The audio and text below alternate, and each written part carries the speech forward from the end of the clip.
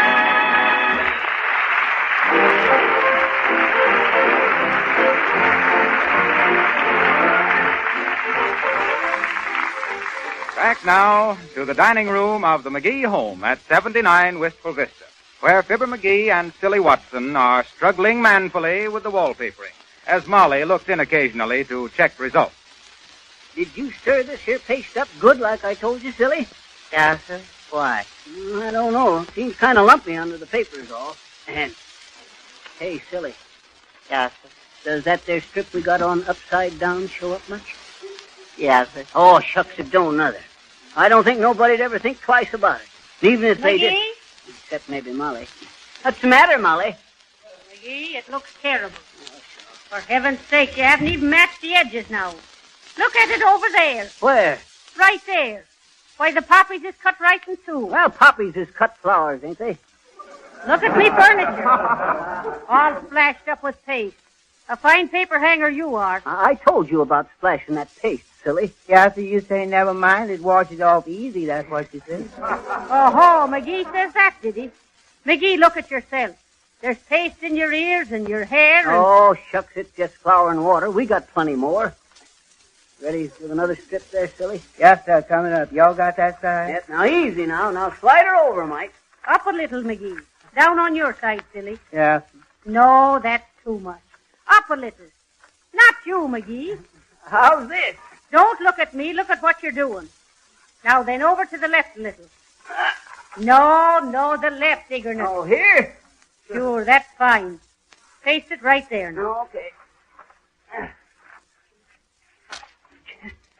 There she be. How's that? Well, now that's one piece you got on right. Old paper coming off the wall, boss. For heaven's sake, can't you even make it stay on the wall? Can you beat that? I forgot to put no paste on it. Give me that paste brush, Silly. Yes, sir, here it is. Okay. How do you like the room so far, Molly? Gonna look pretty snappy in it. I hope you get it done by Thanksgiving, McGee. We've got company coming for dinner, you know. And goodness knows it's not far away. Let's see now. Thanksgiving comes on a Thursday. The last Thursday... What date does Thanksgiving come on, McGee? 25th of December. No, that's Christmas. Let's see, 30 days has September, April, June, and no, that won't help now. Shucks, I don't know this year, Molly. You know, Silly? What? Do you know what day Thanksgiving comes on this year? No, ma'am, they're going to have one this year again. Don't be foolish, Silly, or vice versa. Well, I'll have to look at me calendar. Where is it, McGee? Huh? Where's what? Me calendar. Me calendar. What'd you do with it? Who, me? Shucks, I ain't seen it. Have you, Silly? Uh-huh. Oh, where? Over there on the wall. Over there? Well, so that's what makes the paper so lumpy over there. Dad, drat it, Silly, didn't I tell you especially to take that there calendar down before you put the paper up? No, so all you say is be careful about covering up the calendar, and I was real careful. I just kind of figured y'all didn't want it no more, boss. It had October on it, and October is all gone. Now, McGee, you'll have to tear the paper down and get that calendar out. And be sure your coat isn't hanging on the wall before you go on paper. Oh, shucks, Molly, don't rub it in. Accidents will happen. Sure, but let somebody else have some accidents. You don't have to have them all. Aha! There's me calendar. Thanksgiving's on the 28th. Let's see now, that's less than 4 weeks away. There we are, all nice and neat. McGee. What's the matter, Molly? What are you going to do about that bear plate up there on the wall? Where? Up there? Well, you see, Molly, Silly here must have cut that strip too short and it don't... No, see, you cut that piece yourself, Mr. McGee. Well, anyway, it's about 8 inches too short to hit the molding, Molly. Well? Well, what? Well, what are you going to do about it? Oh, I don't know. We could move the molding down if you'll just fetch the hammer there, Molly. Fibber McGee, sometimes Oh, don't worry about it, Molly. Ready with the next strip there, Silly? Yes. You see, Molly? Now watch how slick this here piece goes on. First, I match up the bottom edge. Then, quick but careful, I run the brush up the port side there. Now then. And the left side. There. How do you like that, Molly? Fine, but was it necessary for you to stick your thumb through the paper? Where? Right there. Oh, there. Shucks, that won't show none. Move the paste pail over closer to me, silly. Yes. Shucks, I think we're coming along okay. You know, I used to have me my own little paper hanging business, son. Is that so? Yeah, down in Paducah, Kentucky. I had me the best paper hanging business in town. Did some real delicate work, too. Pastel McGee, they called me. Oh. Pastel McGee, plastering, painting, and paper hanging for particular Paducah people. McGee, take your elbow out of the paste pail. Oh, yeah. Thanks for the tip. You ready there, silly? Yes, sir. You all want me to get on the ladder or you all? No, you get up there. I'll stay down here and hold her steady for you. Oh, where are you going, Molly? I've got me work to do, McGee. And for goodness sake, try to get the paper on right. It'll look bad enough then. Okay there now, silly. Now watch yourself. Hold it a mite higher. Yes, sir. Better watch out for that little old paste bucket, Mr. McGee. What say, son? I say you better watch out for that little old paste bucket. I'm watching it. Now you get your top edge even with the mold in there, boy. That's it. Up a little more. Now hold it. Hold it whilst I get the bottom of it. Dead rat said that. Now, shucks, look at that there cut. Ain't that a mess, though? For goodness sake, what's happened in there? Tell her, silly. Yeah. Quick, think of something. Tell her. Miss McGee just kicked the bucket, ma'am.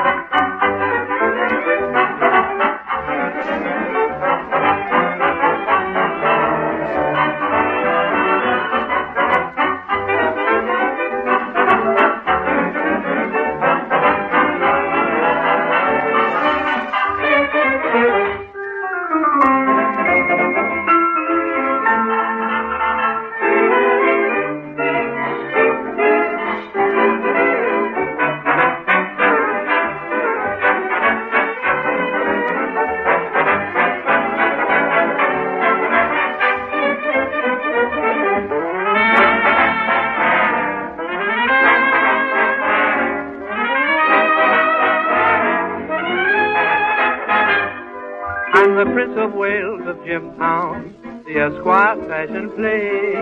I used to be a careless dresser, but not of late. I'm taking a walk in Jimtown, swinging in a Jubilee way. The crowd yells, "Hey, wait, go there, fella!" Well, how do I look today? I got a brand new suit and a brand new tie. Got a brand new twinkle in my eye. Do you know the reason why? Got a brand new girl, and I won't dispute. She's the reason I've got a brand new tie and a brand new suit. When I'm with her, I gotta look my best. Put on my tan shoes, gray spats, double-breasted vest. I'm gonna wear my stick pin. It's a Tekla pearl with a brand new tie and a brand new suit and a brand new girl.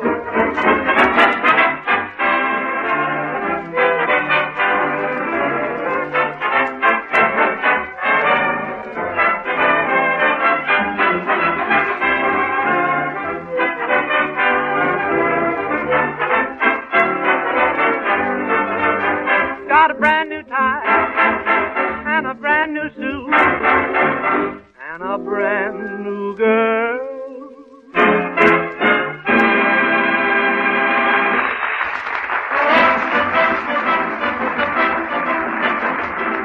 That's Martelli and his men playing Got a Brand New Suit, the extra pair of trousers with the vocal pleats being beautifully fitted to Charles Levere at the piano.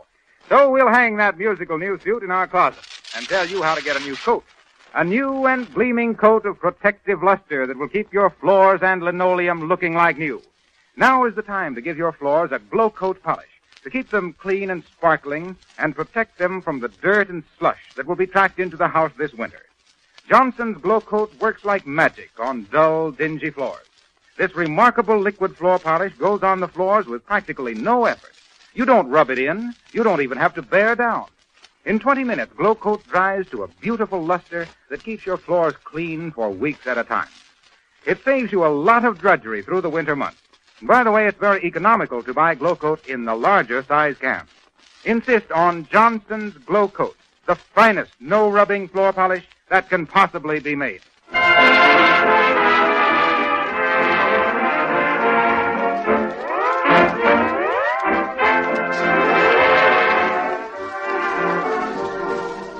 Now, glue those dials right where they are until next Monday night, when we'll be back with another hilarious, harmonious howdy-do. We understand we'll meet Fibber in the guise of Sensational McGee, the celebrated sharp-shooting sergeant of the scrappy 77. And we'll have a bang-up time, I can tell you. And so, until we meet you Monday, remember, just as the best housekeepers use Johnson's Wax and Johnson's Glow Coat to keep their houses clean and shining, so the most particular car owners keep their cars sparkling with Johnson's Auto Wax and Cleaner. This is Harlow Wilcox, the straight man. No ribbing, no bluffing. Good night.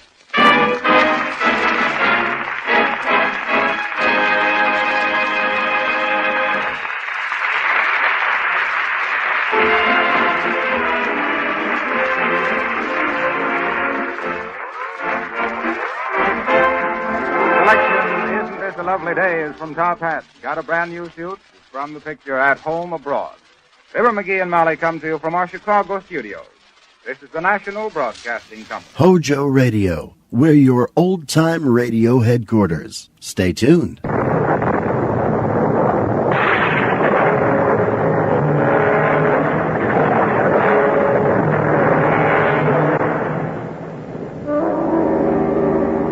Welcome to the magical land of radio, where adventure is yours for the twist of the dial. I'm Tom Bosley, your guide in this wonderful and exciting world. In the weeks before, you've met many heroes, but today you shall meet the young man who was probably the first of all heroes. His name is Jason, and when he went forth on his dangerous quest for the Golden Fleece many thousands of years ago, he set the style for all the adventures that have been told since. Our adventure story, Jason and the Golden Fleece, was written especially for the General Mills Radio Adventure Theater by Paul Tripp. I'll be back shortly with Act One. We're thinking better.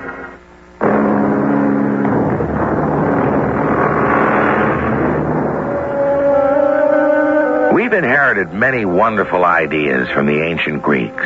Democracy, mathematics, geography, astronomy. The art of storytelling was also invented in Greece. Even the word hero is Greek. It means a man of courage and daring. The stories we tell about these heroes are called myths or fables. Our adventure today is a real believe-it-or-not story. Now, you don't have to believe it, but I'm sure you'll enjoy it. It begins on the top of a mountain in ancient Greece. Jason, my son, let us search the valley below with our eyes. What should I look for, Father? There it is, my son. Behold, Athens, the golden city of Greece. But you've shown it to me before. Why now again? Today you have reached the age of 20, and it is time you heard the truth. Once I ruled in that city, king of all Greece. If that is so, then why do we live on this mountaintop instead of in the palace of Athens? Because another king now rules in my place. My younger brother, Peleus. You gave up your crown to him? Nay, he took it from me. He incited my soldiers against me and seized my kingdom. You were 2 years old then, Jason. Why did you not fight back? Because in a war, many innocent people die. I wish no bloodshed. I took you in my arms and fled to this mountaintop. I wish to hide you from my brother's eyes. Had he found you, he would have killed you. For you are the true heir to his throne. Then I must go to Athens and take it back. Ah, I had hoped you would say that. I have waited long for this day. But, Father, how shall I prove that I am the rightful king? Here, hang my sword from your belt. My brother Peleus will recognize it. The rest is up to you. You must go now. And may the gods who dwell upon Mount Olympus keep watch over you. Well, soothsayer, have you discovered the reason why my nights are so sleepless? I have, mighty King Peleus. For 7 nights I have read the stars. They say, beware of a man who shall come tomorrow wearing but one sandal, for he shall take your kingdom from you and keep it. Do the stars say who this man is? No, your majesty. The stars lie. No man will ever take my kingdom from me.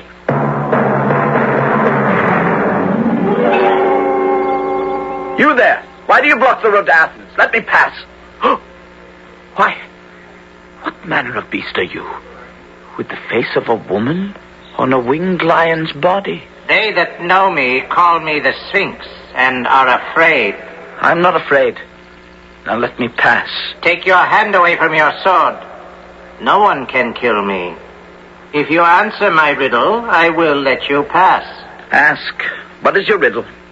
What is it that in the morning goes on 4 feet, at noon on 2, and in the evening on 3? It goes on 4 feet in the morning, on 2 feet at noon, and on 3 feet in the evening. Well, that's very simple. The answer is man. Now let me pass. Not so fast. First, you must give me your reasoning. If you insist, the answer is man. Because in the morning of his life, he crawls on all fours, his 2 hands and his 2 feet. In the noon of his life, when he has become strong, he walks on 2 feet. But when the evening of his life has come and he is old and needs support, he takes a staff for his 3rd foot. Now will you let me pass? At last, my riddle has been answered. There is no longer room for me in Greece. Where shall you go? To the desert in Egypt, where I shall sit in front of the 3 pyramids there and meditate forever, and never again shall man hear me speak. Go, Jason. Your road to Athens is open. One word of warning. In a little while, you will come to a raging stream which will bar your way. No matter. I shall find a bridge. No. You must wade through the stream, for in the stream you shall find your fortune.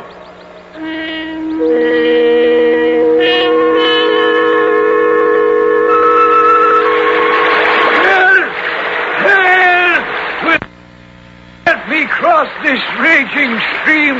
Oh, there! Old man!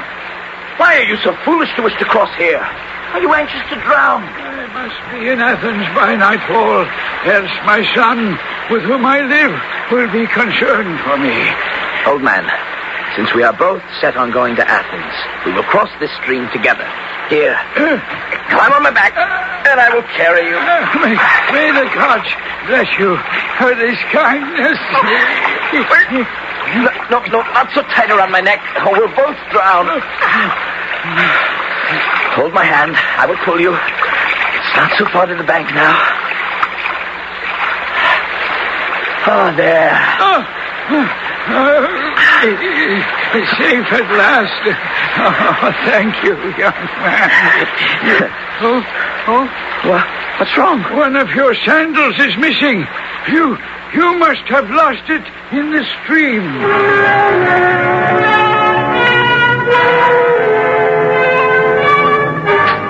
Let me pass! I command you! Where is he? Where is the king who is so frightened of strangers? Let him rise and fight for his kingdom like a man. Put your sword away. How dare you greet your king so rudely? You are not my king, Peleus. I am yours. What madness do you speak? Look closely on my sword. Tell me if you recognize it. Why, it's the sword of my brother. I thought he was dead. No, uncle. He lives, and I, his son, Jason, live as well.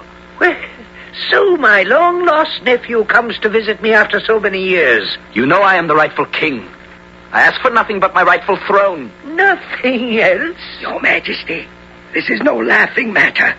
Look, the boy Jason wears but one sandal. What? Remember the warning of the stars. Beware of a stranger who comes wearing but one sandal, for he shall take your kingdom from you and keep it. What is it, uncle? Why have you turned so pale? Or has your soothsayer told you some bad news? No, but suddenly I feel faint.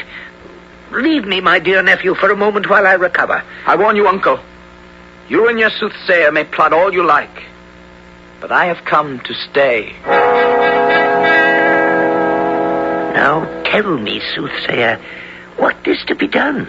Send Jason off on a dangerous journey from which he will not return. Send him to fetch the golden fleece, which hangs from an oak tree at the farthest edge of the world. Others have ventured to find it, but none have returned. An ingenious plan, soothsayer. You will be well rewarded. Oh, there, Jason, come back. And what have you decided, Uncle? Why should we quarrel? I'm getting old, and my crown has grown heavy on my head. Therefore, I shall give my kingdom to you if you prove yourself worthy of my crown. And how would you have me prove my worthiness?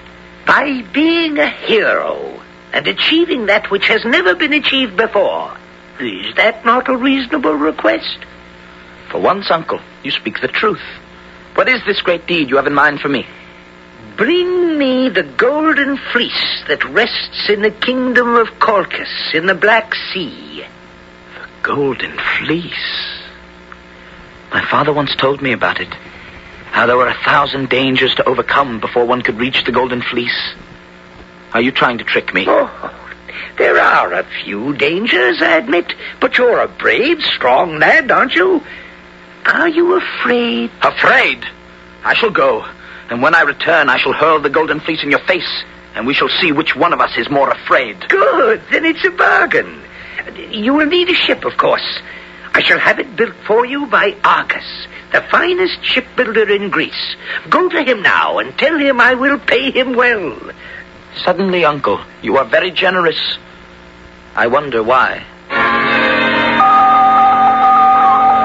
Let's examine your design once more, Argus, before the hammer starts swinging. Yes, the mast and sail are well conceived, and the ship is pierced for 50 oars. Well done, Argus. Now, but remember, the ship must be so light that it can be carried on land by my crew for 12 days. Now, start building while I seek 50 men to sail in it.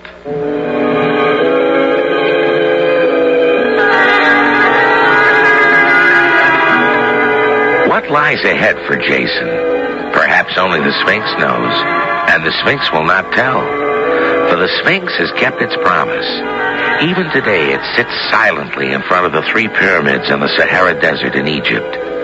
Not one single word has it uttered in all the thousands of years since the riddle was answered. But there is a mysterious smile on its face. What does the Sphinx know that we don't? I'll be back shortly with Act 2. The General Mills Radio Adventure Theater will return shortly. Yeah.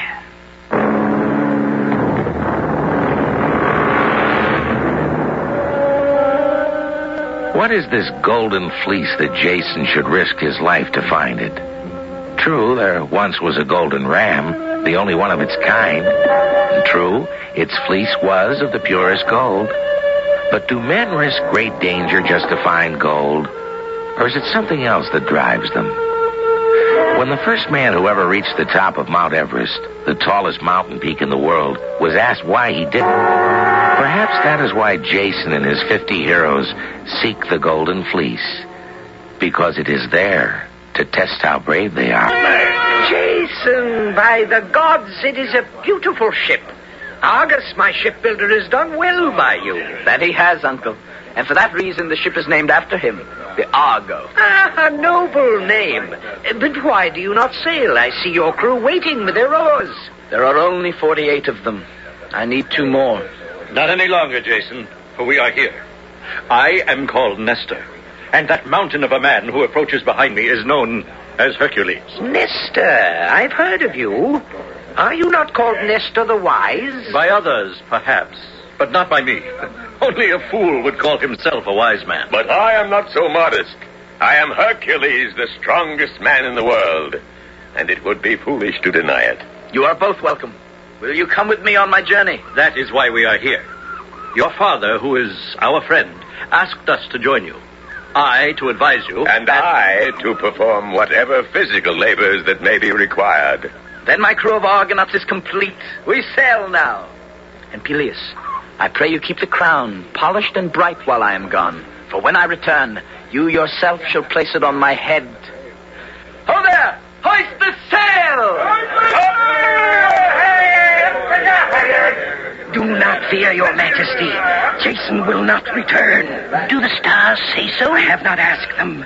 See how like a tiny feather the ship tosses on the water. Aye. Can it survive the dangers that lie ahead? Do you think, my lord, that the fierce king of Colchis would let them leave with the golden fleece alive?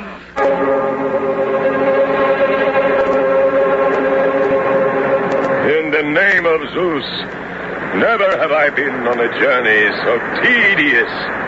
Oh, there, Jason. Where are the dangers you promised me? I am getting bored. Be patient, Hercules. It seems as if the gods have heard you. What say you, Nestor? Aye, Jason. The gods are sending a storm. See, the black, angry clouds racing across the sky, Hercules. This is more like it. Blow, winds! Come to my arms, and I will turn you into gentle breezes. Row for your lives! Sit down, Hercules, and row. The gods are stronger than you. Fight with the sea if you must. Row! Oh, what a marvelous storm this is! Jason, turn your helm and let us head for that mass of land over yonder.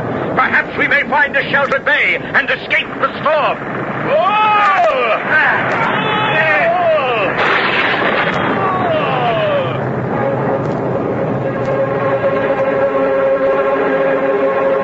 The water is calmer here. Let us rest here for the night. We'll stay here until the storm dies down. And Hercules, the next time you wish to complain about there being no danger, I pray you speak more softly. The gods have sharp ears.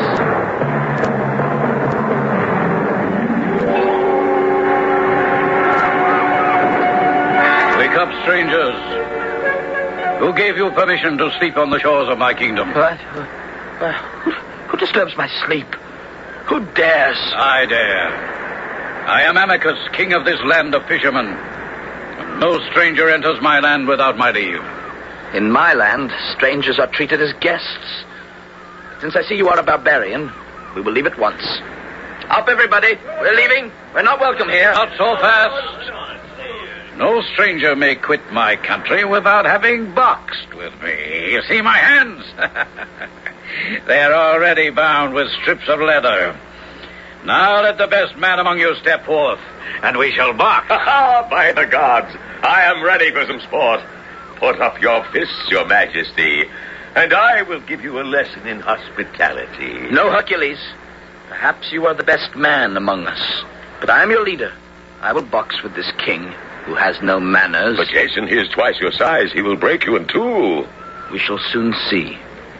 Here, Nestor, tie these leather strips around my fists. You are mad, Jason. He will destroy you. Let me. No, Hercules. Jason is our leader. It is his right. Well, very well. Now remember, Jason, strike his jaw with all your might. He will sleep well, I promise you. No, that is dangerous advice. If Jason comes close enough to strike him, he will also come close enough to be struck. Stay away from him, Jason. You there, King Amycus. I am ready. Here is my jaw. Let me see you strike it, if you can. A good target. How can anybody miss? Here I come! He missed you, Jason. Now you strike at him. No, Jason, no! Are you blind, Your Majesty? I showed you my jaw. Why did you strike the air instead? I shall not miss again. Oh, what a clumsy king you are. Are you a dancer or a fighter? Catch me and find out. All right, then. Here is my jaw. Strike it if you dare. No, Jason, no! Are you man or butterfly? Stand still, I tell you. Oh, cowardly boy. Let me have just one blow. One blow. You may have all the blows you like, but you'll have to catch me first. One blow. Just one blow. By Zeus, the king is on his knees. Yes. I did not see Jason strike him. I can fight no longer. I cannot breathe. You may catch your breath if you like. I can wait. No. I have had enough. But I did not see Jason strike him. Why is the king stretched out on the sand? Because a lion can never catch a butterfly. Wisely spoken. Give me your hand, Jason, huh? That is your name, boy? Come now. Come to my palace, and I will entertain you with a great feast. Thank you. But the Golden Fleece awaits us, and we have lost too much time as it is. The Golden Fleece? Oh, that is a dangerous journey you make. You will never live to see it. How do you know? Have you read the stars? Oh, but I know the Black Sea to which you must sail if you would reach Colchis, where the Golden Fleece is. Tell us what you know, then. In the name of our newly found friendship. I will, boy. Beware as you enter the mouth of the Black Sea. 2 floating islands lie secretly in wait there. When anything or anybody, even a bird, ventures to enter the mouth of the Black Sea, these 2 islands suddenly come together with a great crash and crush whatever comes between them. No one has ever been known to escape them. We shall find a way.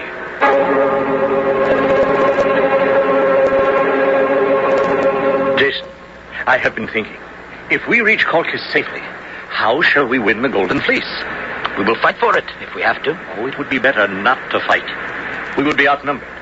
I think we should first try peaceful means, give a precious gift to the king, perhaps, that he may look kindly upon us. That would be wise, but we have nothing precious on board with us. I know of a garden where grow the golden apples of Atlas the giant. Next to the fleece, there is nothing more precious.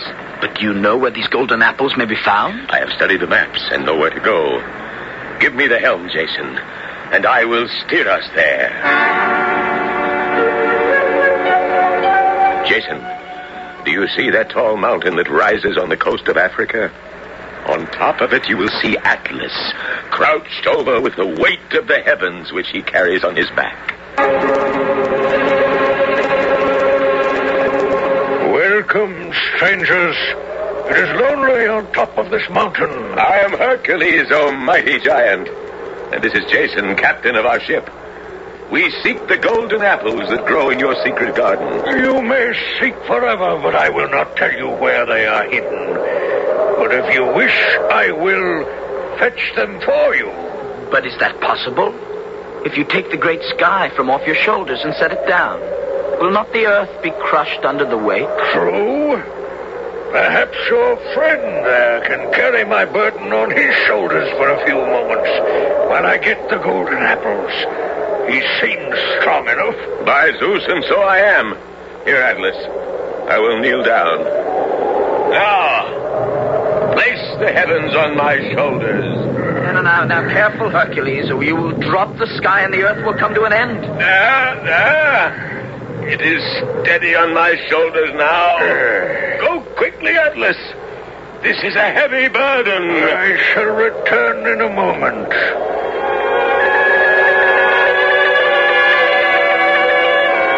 Here, Jason, here are 3 golden apples for you. Use them well. And now I must go. Go? And leave me here forever with the heavens on my back? Why not? I've carried them on my back for too many years. Now I'm weary. Jason, the giant has tricked us. Do something. Be calm, Hercules. Atlas, a moment, please. Well? My friend is willing to carry your burden for you, but he is not used to such labor. Take the sky back on your shoulders, but for a moment, while I place a pad on his back to ease the strain. Oh, very well. Let me have it, Hercules. I will hold the sky for you, but only for a moment, mind you. Hurry, Jason. I would be away from this mountaintop. Hey, where are you two going? To continue our journey, of course. Did you think we would stay here forever? You have tricked me!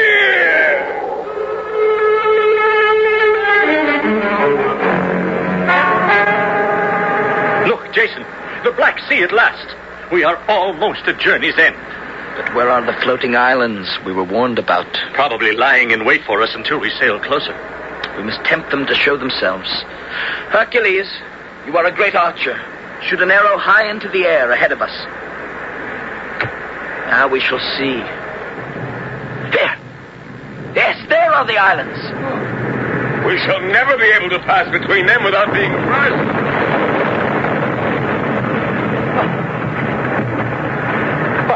See how they withdraw once they have crashed. Should we tempt them again, Jason? There's no other way.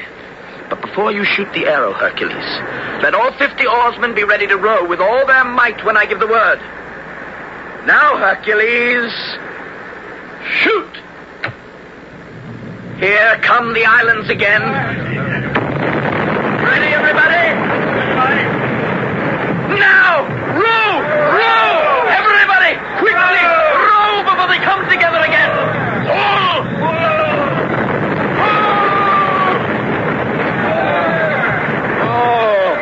That was a close one.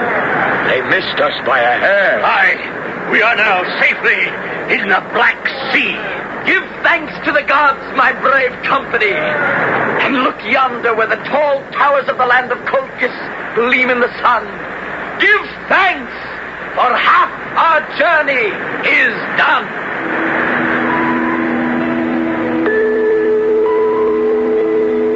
You have just heard unbelievable things.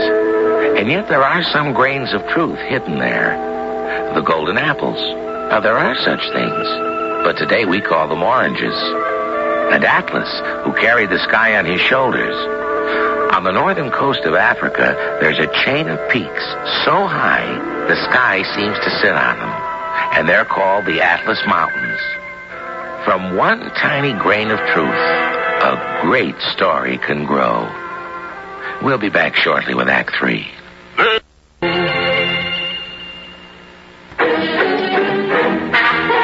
General Mills Radio Adventure Theater will return shortly. Listening to right now.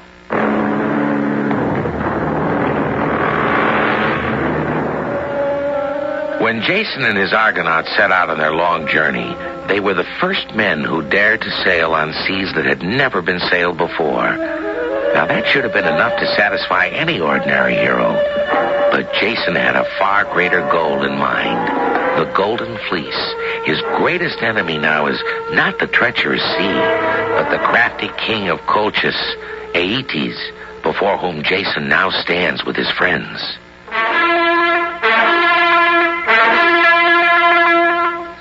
I, Aeetes, lawful king of Colchis, greet the strangers from a faraway land. And to you, young Jason, I offer my thanks for these 3 golden apples. You are most welcome, gracious king. Speak bluntly, Jason. What do you want? The Golden Fleece. As simple as that, eh? And if I do not give it to you, what then? Then we shall fight for it. Bloodshed is not to my taste. I like you, Jason. You shall have the Golden Fleece if you prove you are worthy of it. And what will satisfy you as to my worthiness? You will perform 3 simple tasks. Name them. First, you must plow the earth that lies before me. And out of the kindness of my heart, you may borrow my 2 bulls to help you plow 10 furrows in the field. Careful, Jason. There is a trick hidden in his kindness. There is no choice, Nestor. Very well, Aeetes. Give me your bulls, and I will plow. Bring out my bronze bulls. Jason, I cannot let you do this. See how huge those beasts are. They breathe angry fire through their nostrils. Nestor, will you advise me? Here, take my crimson cloak and go out into the field. The bulls are at opposite ends. Goad them, taunt them with my cloak, and just as they are about to catch you between them, quickly jump out of the way. The rest will be simple. If I am fast enough. Give the signal, Aeetes. Call forth the bulls. This is madness. He will be killed. I cannot bear to look. Oh, my pretty bronze bulls. Come and see my pretty red cloak. There, catch it on your horns and play with it. Now, Jason, jump! What happened? Is Jason still alive? See for yourself. The bulls have collided with their heads and knocked themselves almost senseless. See how tame your bulls are, Aeetes. Now I will yoke them to plow, and you shall have your 10 furrows.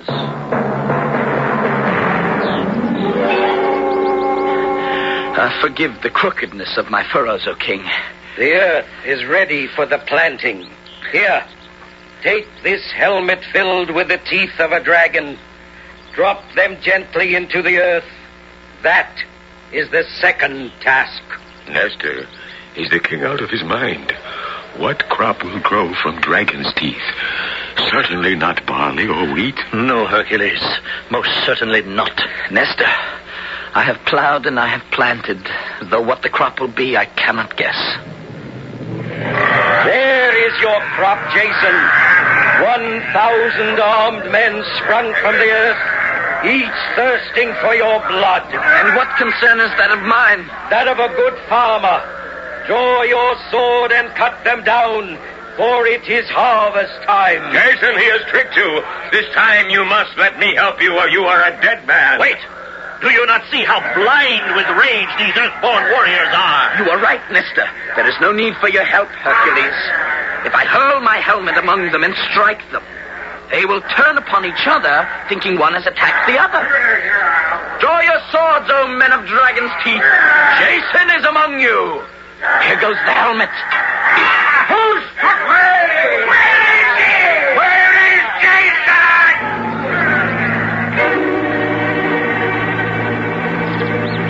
Well done, Jason. There remains but the third task. And that is? To take the golden fleece itself, of course. You will find it in the dark forest that lies yonder, hanging from an oak tree.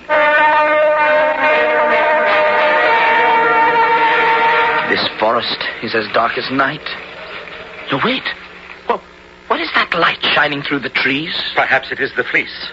What else could shine so brightly? It is the golden fleece hanging from an oak tree. Its brightness blinds my eyes. Shall I take it down from the oak tree for you, Jason? Wait. Look there. 2 eyes gleaming at us from the foot of the tree. It is only a serpent coiled around the tree. This is no ordinary serpent, my friend. I remember once hearing that the woman known as the Medusa had a brother who was a serpent. The Medusa? Whose face turned all who looked upon it to stone? The Medusa's brother who guards the fleece has the same powers. I have a plan. Nestor, loan me your silver shield. It is polished to the brightness of a mirror. If the serpent sees itself in this mirror, perhaps it will turn itself into stone. Now stand back while I advance to the tree. You've done it, Jason. I can now step on this stone serpent and take down the fleece. Here it is, my wise boy. You have earned it. Thank you. Now we must go before the king changes his mind.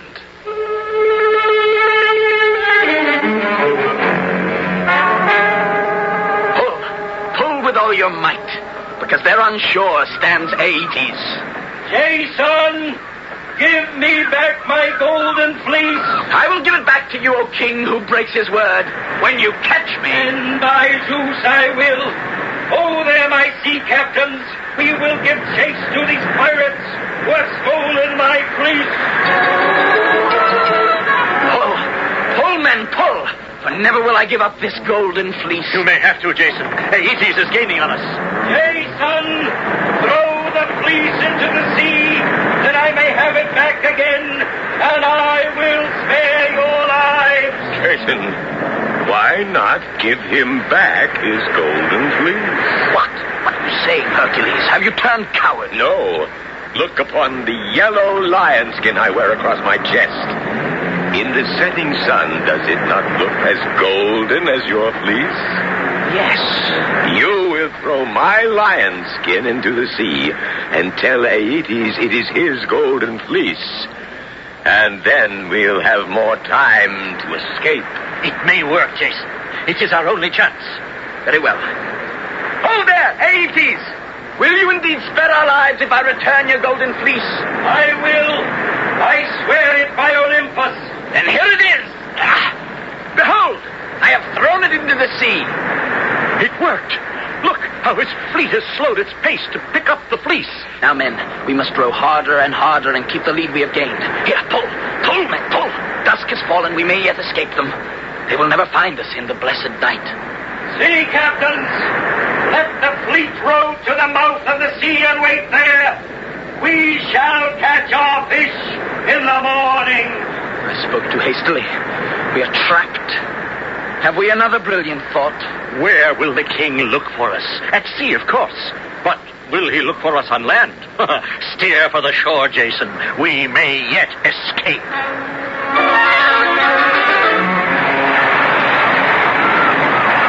Jason, let us leave the Argo here and start climbing. No, I will not leave our faithful ship here.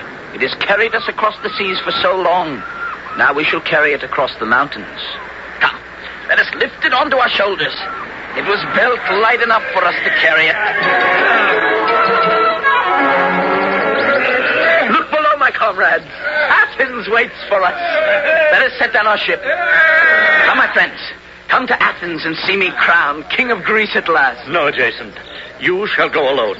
The golden fleece is yours. Let the glory of the homecoming be yours as well. He is right. Besides, we have been gone too long from our own homes. I shall abide your wishes. But before we part, let us burn our ship on this mountain top as a sacrifice of thanksgiving to the gods who watched over us for so long. Hercules, set the torch to the ship.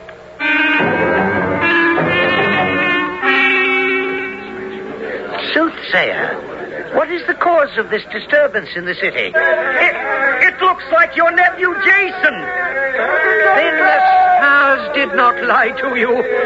I must be resigned to my fate and go forth to meet him.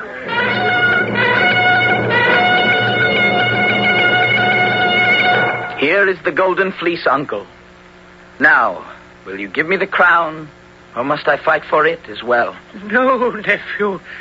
I am too old for fighting, and you have earned the crown.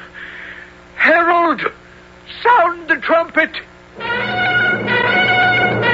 Citizens of Athens, people of Greece, make welcome to your new ruler. Long live Jason, King of Greece!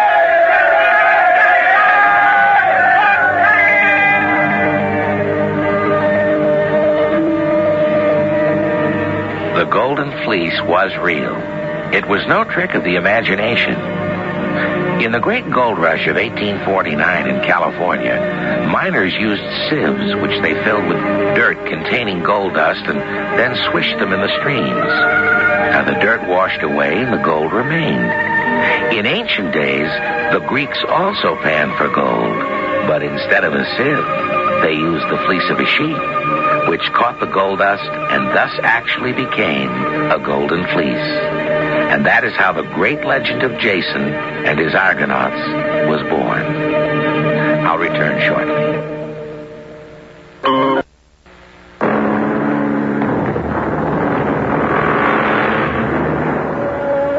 Ancient Greece was known for its real heroes as well as its mythological ones. There were the sports heroes who competed in the Olympic Games, just as we do every 4 years today. There was Leonidas, who with 300 Spartan soldiers held off the great Persian armies and thus saved Greece. And of course, there was Alexander the Great, who conquered the world when he was only in his mid-20s. To seek excellence is the mark of a true hero. To achieve excellence is possible for all of us.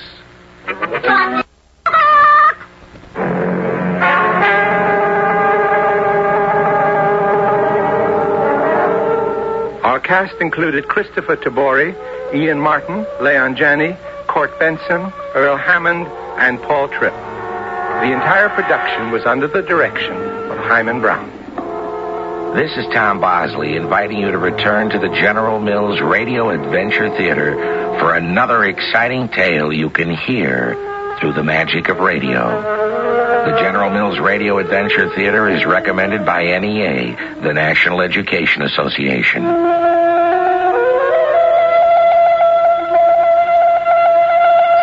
Keep it tuned right here to Hojo Radio for more classic old-time radio.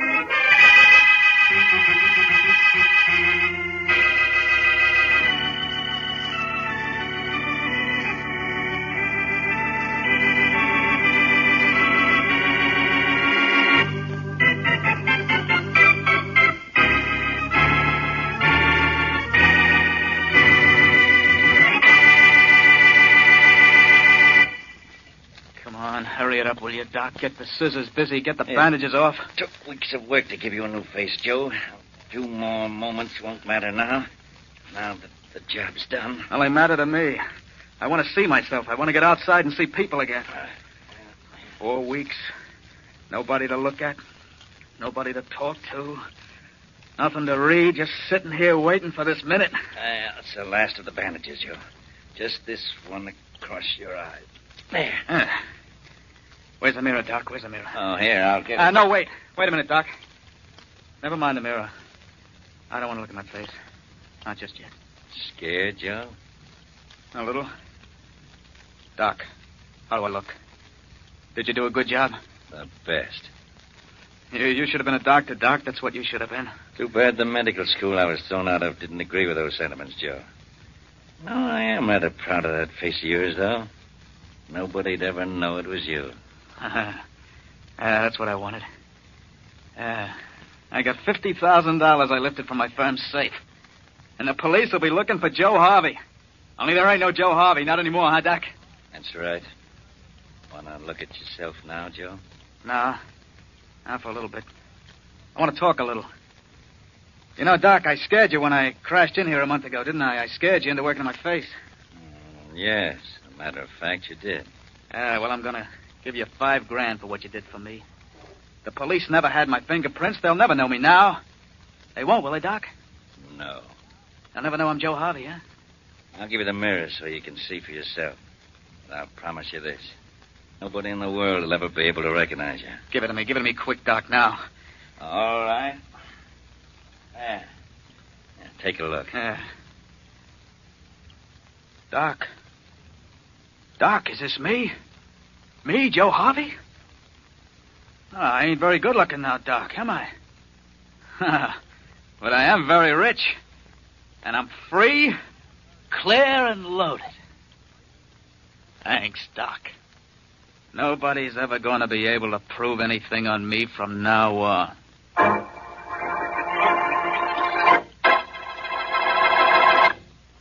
And now to the latest adventure of Boston Blackie. Enemy to those who make him an enemy. Friend to those who have no friend.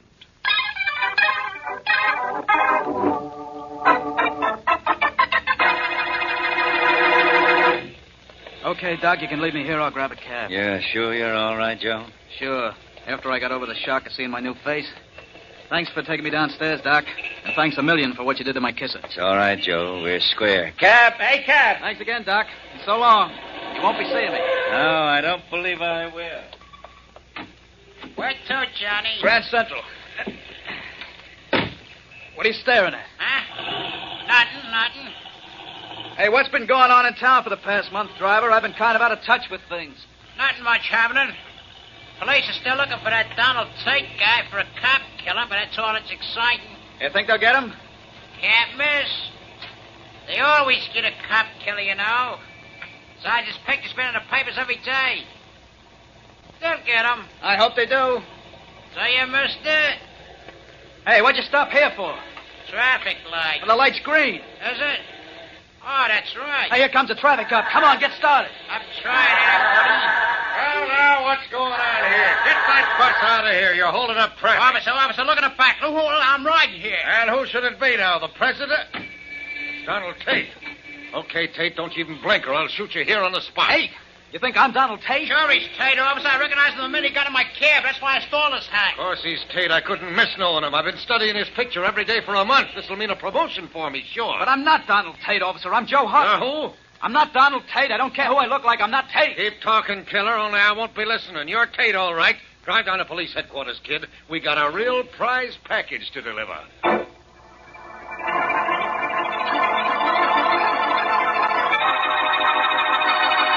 So this guy Tate we got locked up does nothing but scream for Boston Blackie, eh, Rollins? That's right, Inspector Faraday. So let him scream. It'll do him good.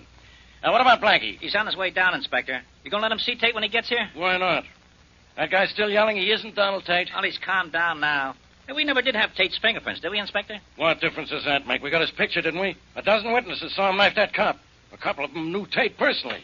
I don't need another thing. Oh, yes, you do, Inspector. You need me. Yeah, sure. Like I need a hole in the head, Blackie. Anything in your head would be an improvement. Hello, Rollins. Hello. Glad you're here, Blackie. What did you say, Rollins? I said, what are you doing here, Blackie? That's better.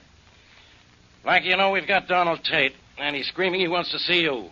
Well, I'm here, but is that all he's screaming about? No. In between times, he's yelling that he isn't Donald Tate, and that you can prove it. I don't see how. I never met Tate.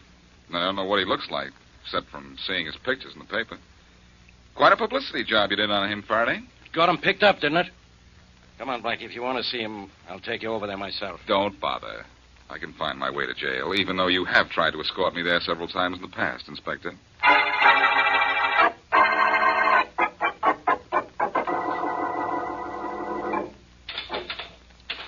You got 5 minutes with him, Blackie. Yell if you want anything. Right. Well, Tate, what's this all about? Oh, Blackie, I made them get you here. You're the only one that can prove I'm not Tate. Don't count on it. You're Tate, as far as I'm concerned. I've never seen you before, and I've never seen Tate before.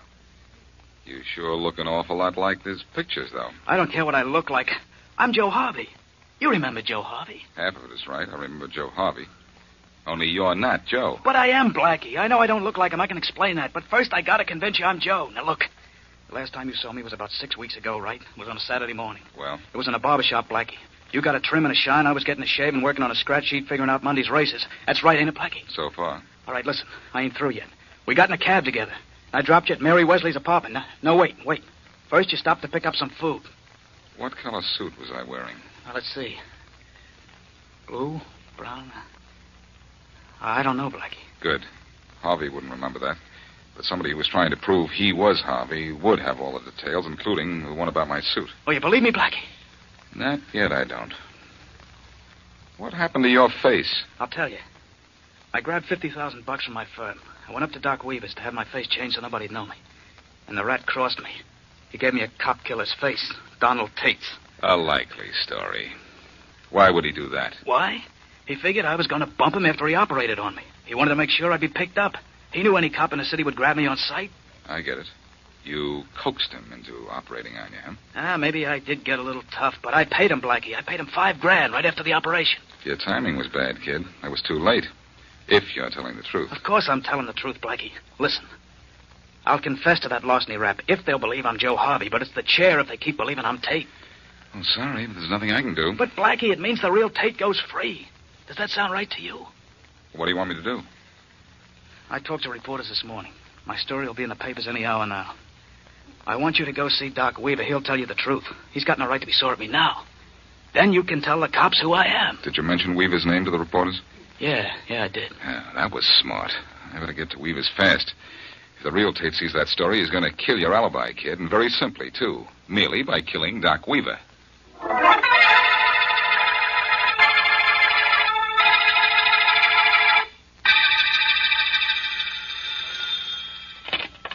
Hello? Mary, this is Blackie. Well, I'd be ashamed to admit it if I were you. Do you know that you've kept me waiting half an hour? Well, it couldn't be helped, honey. I'll explain when I get there. Where have I heard that before, and how is it you never do? All right, where are you, Blackie? I'm in the apartment of a character named Doc Weaver, and you've got some work to do. What's the connection between your being there and my having work to do? When I see you, I'll explain that, too. What you mean is you won't explain that either. However, what do you want? Well, Doc Weaver had a visitor before I arrived here, a visitor who I think was a killer named Donald Tate. I want you to get bandages and iodine and whatever else you'll need to treat a badly shot-up guy and meet me at Shorty's place. Shorty's? Why there? Because I don't want Faraday walking in on me while I'm working out a plan. And he'd be sure to look for me at your apartment or mine. Now, get that stuff for me, Mary, please, and rush it. I know. You'll explain why when I see you. Okay, Blackie, I'll do it. So long.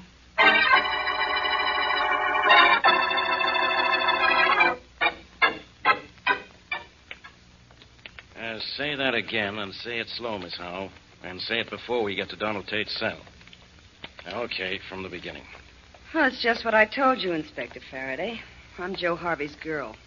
I've been out of town for a month, and I read in the papers this afternoon about this man you're holding who claims to be Joe. I can tell. I don't care what his face looks like.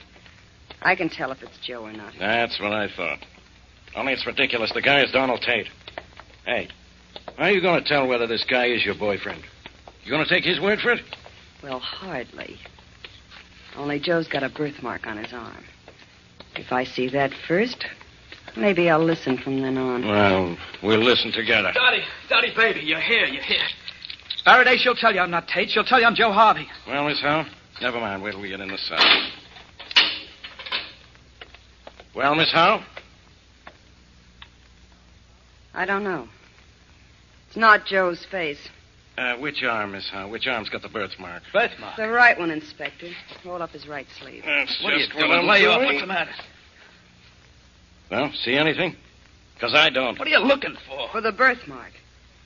If you were Joe, you'd have a birthmark on your right arm.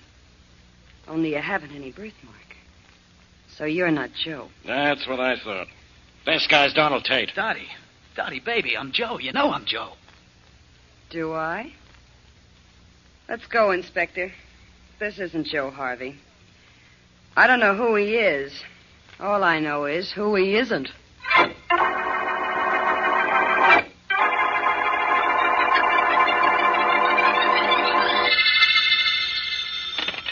Yeah, Faraday. Say it nice and sweet now, Inspector, and maybe I'll have some news for you. Blackie, where are you? What do you want? And who cares? You care, sweetheart, don't you? No. All I know is you came back from seeing that Donald Tate guy and insisted he was Joe Harvey. Only that was 2 hours ago. He is Harvey, and I can prove it. Well, before you go making a complete jerk of yourself, let me tell you this. Joe Harvey's girl was here an hour ago. She talked to the guy we got in jail, and she swears it isn't Harvey at all. And believe me, she ought to know. She certainly should. But maybe she had a reason for not telling the truth. Listen, Faraday, I've got a guy who operated on Joe Harvey's face and made him look like Donald Tate. Huh? He's shot up pretty bad. Blackie, bring that guy down here right away. Oh, no, pal. He's staying where he is, and I'm staying with him. You see, only 2 people actually know that Joe Harvey isn't Donald Tate. One of those 2 people is Doc Weaver, and the other is the real Tate. I'm going to keep the Doc with me and see what happens. I'll tell you what'll happen. You're in the market for trouble, Blackie. Plenty of it. That's what you're going to get out of this. I doubt it. I think I'm going to get something much more tangible, Faraday. You see, the real Joe Harvey has $50,000 stashed away somewhere, and the real Donald Tate would pay a lot of dough if I deliver Doc Weaver to him. I'm going to hang around and wait for the best offer.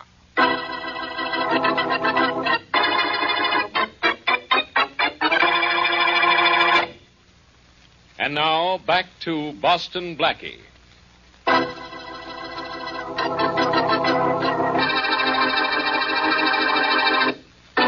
While the police are searching for Donald Tate, cop killer, they pick up Joe Harvey, whose face has been made over by Doc Weaver so that he's Tate's double. Boston Blackie knows that Inspector Faraday does not have the real Tate in jail, and after a visit to Doc Weaver's, calls Faraday, refuses to disclose his whereabouts, but insists that Faraday is holding Harvey and not Tate. As we return to our story, Faraday and Rollins decide to visit Blackie's apartment.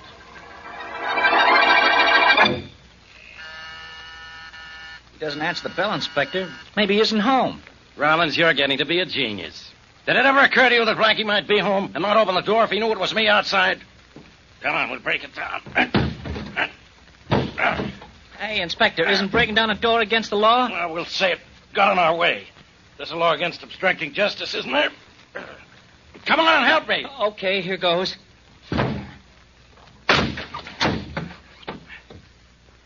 Don't look like there's anybody here, Inspector. No, it doesn't. Check the other rooms. Yes, sir. Blackie's not at Miss Wesley's. Apparently he isn't home. He's not at Doc Weaver's. All we found there was bloodstains. Blackie told you he kidnapped Weaver, didn't he? He didn't say that exactly. Just said he had him. I'm going to fix that guy once and for all. Weaver? Blackie. I'm going to call the papers and tell them the whole story. That Blackie's got Doc Weaver and that he's hiding out somewhere. And that I want him for withholding a vital witness. Well, what good would that do, Inspector? It'll show everybody that Blackie isn't such a big hero. And maybe it'll bring him around. So he'll cooperate with us a little bit.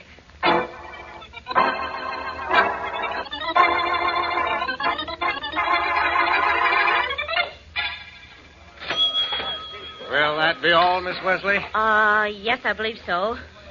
4 boxes of bandages, 2 rolls of adhesive tape, iodine, sulfadiazine, sulfathiazole. Yes, that's all. Thank you very much. You're welcome. You bought the same stuff yesterday. You doing hospital work again, Miss Wesley? Not exactly, but that's pretty close. Well, goodbye. Goodbye, Miss Wesley. I'll see you tomorrow. Yes, I'm afraid you will. I wouldn't be in a hurry to go nowhere, miss. No? No, just get in that car. Don't do no screaming. Don't do no nothing. No, anything. Don't get cute, Miss Wesley. I got a bottle of acid in my hand. Your face won't look so pretty as some of it should kind of spill out. What do you want with me? I've been waiting for you to show up here. Get in that car parked at the curb. Go on, get in. Put that package down the seat, start driving. I'll tell you where. Go on, get in. All right. Only, what are you going to do to me? Nothing if you behave yourself. Start it up and go straight up the street. Not too fast either, sister. I don't know why I should. The acid, sister. Remember the acid. Oh, now I know. I'm Donald Tate's sister, and I'm wanted. Not by me. By the cops, only they think they got Donald Tate locked up. I want them to go on thinking that. Well, that's all right with me. I'll call Inspector Faraday and tell him. As soon as we get away from this traffic, you ain't going to talk so cute. Turn right at this corner. Yes, sir. Now, look, Miss Wesley. One man knows the guy in jail isn't me, and that's Doc Weaver. I tried to get the doc, but maybe I'd bungle the job, and the papers say your boyfriend, Blackie, has him stashed away. He's hurt bad. And that's why you bought them bandages and junk. What about it? This about it. I fixed Joe Harvey's girl so she wouldn't say the guy in jail was Joe. I'm clean if I can take care of the phony doc. Well, I'm really not him, you know. Stop the car, kid. There's nobody around this neighborhood at this hour. Stop the car. Now start listening. I want to know where Blackie's got the doc. Now talk. I'm sorry, I don't remember. Ow! Oh, my arm. Please stop that. This ain't nothing to what I'm going to do. Tell me their address. Tell it to me fast. I won't. I won't. You're practically begging for this acid. Okay, it suits me. One more chance before I spill this over your kissy. Where's Blackie and Doc Weaver? Don't throw that acid at me, please. And don't. Start talking. All right. Blackie at his friend Shorty's hideout on Water Street. He's there alone with Doc Weaver, and he's waiting for me. Now, please let go my arm and let me out of the car. I've told you all I know. Yeah. You're about Boston Blackie's girl. He's just as yellow as any other dame in town. Go on, get out, scram. Got all I want out of you. You know what was in this bottle? Water, sister. Just plain, ordinary water. Boy, did I cross you.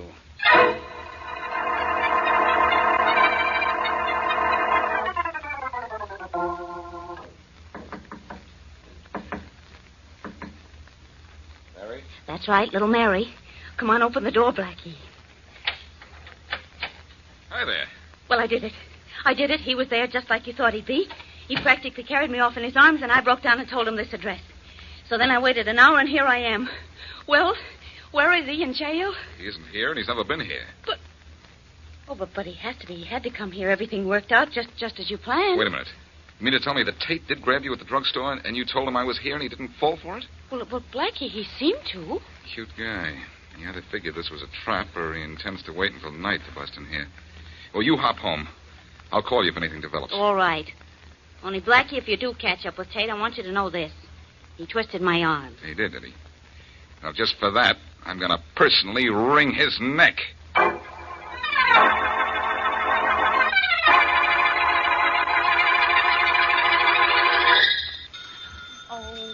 Wait just a minute, can't you? Just hold the phone until I get the door open, please. Oh, everything happens to me. Goodness gracious. Just a minute. Hello? Not you, Miss Wesley. I've been calling you for 2 hours. Oh, hello, Inspector Faraday. I've been busy. What did you want? Well, not you. I want Blackie. Where is he, and where is he hiding that phony Doc Weaver? Well, gosh, Inspector Faraday, I really don't know. Oh. What's the matter? I crossed my fingers a little too hard. Goodbye, Inspector Faraday, and don't call back, please, ever, at least until tomorrow. Miss Wesley, And that is that. Not quite, Mary. Oh, not you again. Why not? You didn't want me to walk into a trap, did you, kid? Well, yes, as a matter of fact, I did. Yeah, I figured that. I figured you gave in too easy in the car, so I came here. I came up the fire escape and got in that way. Now, get on that telephone, sister. Hurry up. Oh, that's a fine way to treat a sister. All right, what do I do now? Pick up the phone. Okay. And call Blackie. Oh, no. Pick it up, kid. I'm not fooling. I wouldn't mind killing you if I had to. You don't have to. What do I tell him? Nothing. I'll talk to him. Don't tell him who it is. I want to surprise him. Hello? Blackie, this is Mary. I'll Somebody take here it. wants to... Blackie, it's Tate. Tate, you're at Miss Wesley's? For a while. And I'm going to meet you and make a swap with you. What kind of a swap? Your girl for Doc Weaver. And if you deliver him, I deliver her. Alive. Catch on? Vaguely. Where will I bring Doc Weaver? Get in your car with a Doc, park it way out on North Woods Drive. I'll come past. You two are alone in the car, I stop, and we switch cars. You get funny, I don't stop, and you don't never see your girl again. I don't have very much choice, a chance to get cute, do I? That's right. You better leave now, Blackie. We ought to both be in there close to the same time. You're a little nearer than me, so, don't get too lonesome waiting. Just make sure you'll be there, Tate. I've never been so anxious in my life to see another guy with my girl.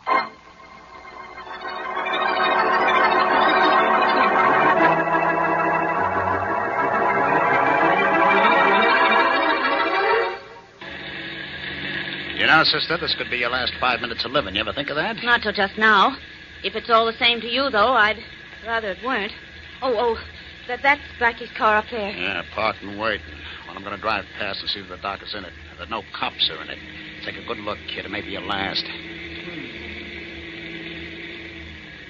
Well? All right. It's Blackie and the Doc and no cops. Okay, you stay in here. And what are you going to do? Get out and head for that car while Blackie walks up to this one. And if any cops do try to stop me once I'm in that car, they'll have to shoot it out with me. And if they do, they might hit the Doc, so they won't. Cops are so nice that way.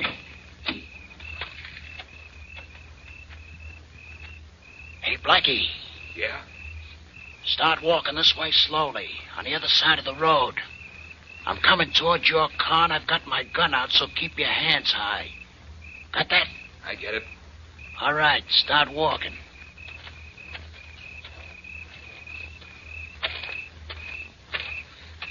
Nice weather we're having, Tate. Shut up. Well, it was nice weather, I know, because I read it in the papers. Wow. So you're here waiting for me, huh, Doc? Well, I gotta take you somewhere and finish a job I started. Move over. Okay, Rollins, the Tommy gun. Dirty double.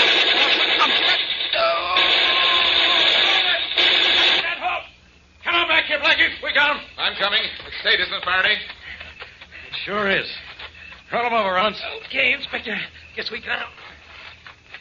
So the other guy in jail is really Joe Harvey. Well, what do you know? Who's this guy in the car here? Who's he? He was Doc Weaver, Faraday. And he's been dead for quite a while. What's his body doing in your car, then? Good old Faraday. Much mouth, little listen. Try and get this, Inspector. Tate killed Weaver right after he found out that Weaver had fixed up Harvey's face. Only Tate wasn't sure he was dead. So? So, when the story got in the newspapers that I was holding Weaver, Tate figured he'd have to find the Doc and knock him off. I get it now. Well, Blackie, I'm glad you called me and told me about this little trap. We got Joe Harvey on a larceny rap, and Tate's dead. So everybody's happy. I guess that's right. Say, I've heard of people getting into trouble because they had a change of heart. But Joe Harvey wound up in jail because he had a change of face.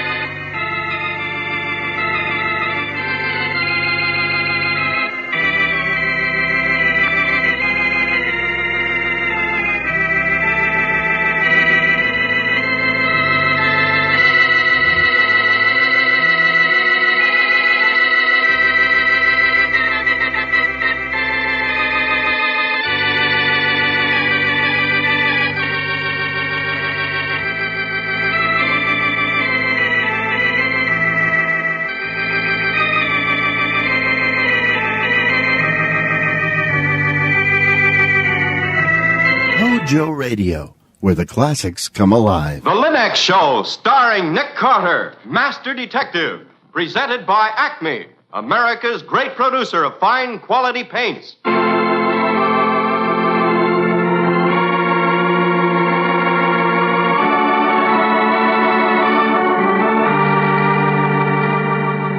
This is the story of a man known the world over as one of the most daring and resourceful characters in the history of detective fiction. A man whose name has become a symbol of the triumph of right and justice over the sinister forces of crime and lawlessness. A man recognized as one of the great masters of deduction. Nick Carter, Master Detective.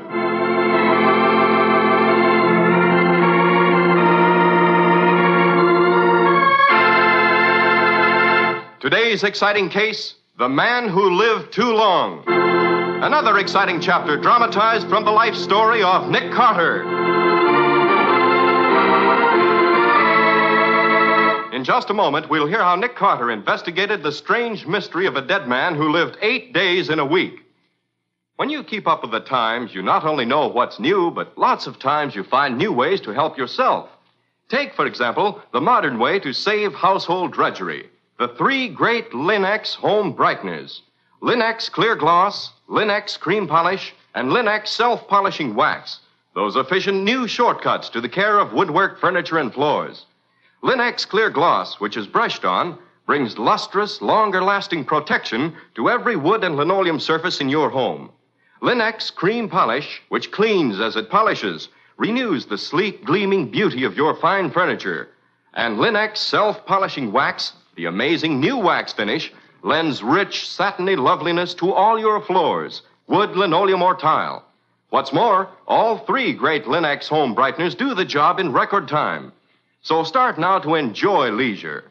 Ask your hardware, paint, or department store for the 3 great Linux home brighteners, the modern shortcuts to new home beauty.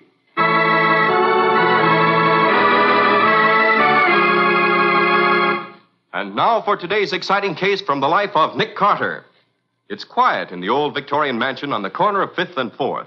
Nick Carter is working on some intricate aniline dye tests. Patsy is transcribing notes. A long, calm afternoon of intensive work is ahead. Suddenly, the telephone rings. Nick Carter's office. Patsy, is Nick there? Oh, hello, Lieutenant Riley. Say, you sound excited. Anything wrong? Plenty's wrong. Let me talk to Nick. Hold it a second. What's bothering Riley today, Patsy? He won't tell me. Here. Thanks. Hello, Riley. What's on your mind? Nick, you've got to hustle down to my office at once. Why? I got a case that'll blow the top off the city if it breaks. It's got to be checked. Well, what's behind it? Ever hear of World Research? Well, who hasn't, Riley? They're the biggest industrial chemists and research labs in the country. Well, there's a guy down here named Baker. He's accusing them of murder. Whose murder? You'll find out when you get here. Come on. Whose murder, Riley? His own murder. This guy Baker here is claiming he's dead already.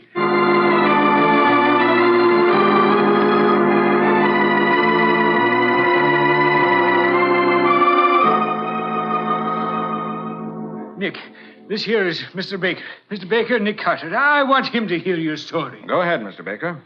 How has World Research murdered you already? As I stand before you now, Mr. Carter, I'm a dead man. Shall be buried in a very few days. Go on. I'm an inventor, Mr. Carter. Not by profession, but by hobby. During the day, I'm a broker. Evenings, I work in my laboratory. I've been doing research with a friend of mine named John Dray. You can check that. Get on with your story, man. I want you to check it to prove I'm not crazy. Well, Dre and I have perfected a new radio development that'll revolutionize the industry. It's been patented. You can check that, too. We'll decide what to check, Mr. Baker. Go ahead. World Research has been after us for weeks to sell out to them. We refused. Apparently, they were desperate. Today, I found this piece of apparatus connected inside one of my experimental machines. Look at it. What a mess of wires and tubes that is. It was brought into my laboratory by World Research. It's a gamma-ray projector of tremendous power. All the while my experimental radio has been operating, this little horror has been projecting gamma rays until my body is saturated with them. I can't live, gentlemen. World Research has murdered me. What do you want us to do? Check my story from beginning to end. Then let me come down here and begin action against World Research. If I'm going to die, Mr. Carter, I want my revenge before I'm in the grave. Look, Mr. Baker, you're talking like an idiot now. Easy, Riley, easy. Mr. Baker, Lieutenant Riley and I'll give this case our most careful attention. You ask for vengeance. I promise you this. You'll get it. if you deserve it.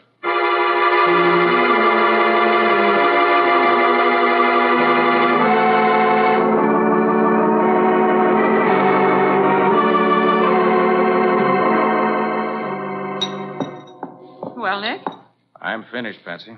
is this apparatus Baker brought in really deadly? No, You mean he lied?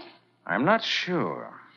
All I do know is that this so-called gamma ray projector is just a mess of tubes and wires. It doesn't make sense. Then the whole case doesn't make sense. And why did Baker come in with that toll story? Yes. It's possible World Research may be trying to buy him out. But why claim murder? It's such an odd, impossible murder. Maybe he's wacky, Nick. I hear most inventors are. Maybe. Well, there's one way to find out. Get the car, Patsy. We're going to visit Mr. Baker in his laboratory.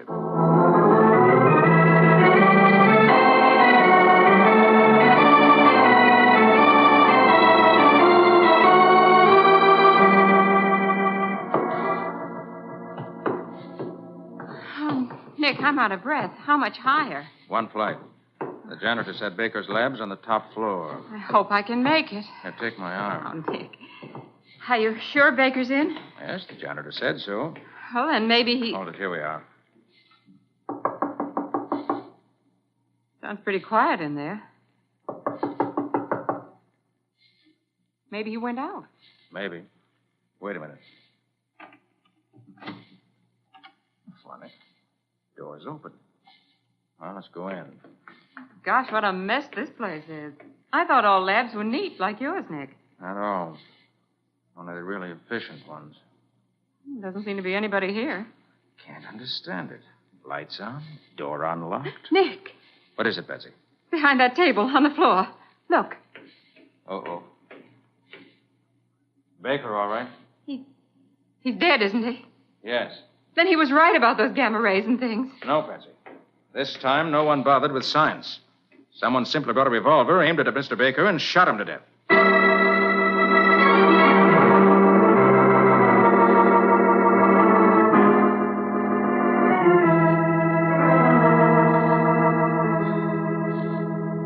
I got over here as fast as I could, Nick.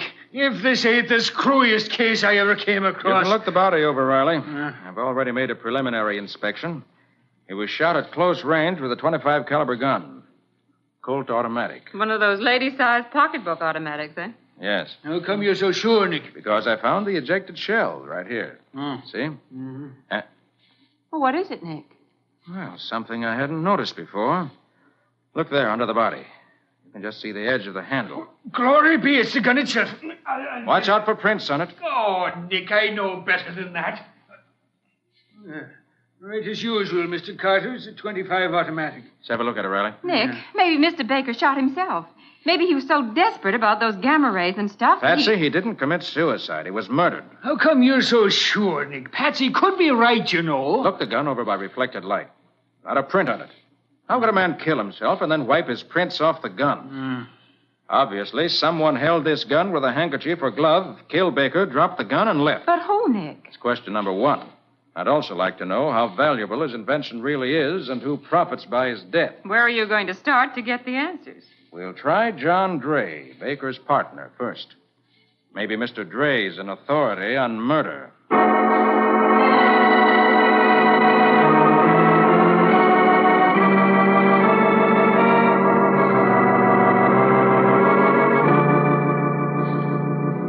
It's true, Mr. Carter. Our radio development is potentially worth a fortune.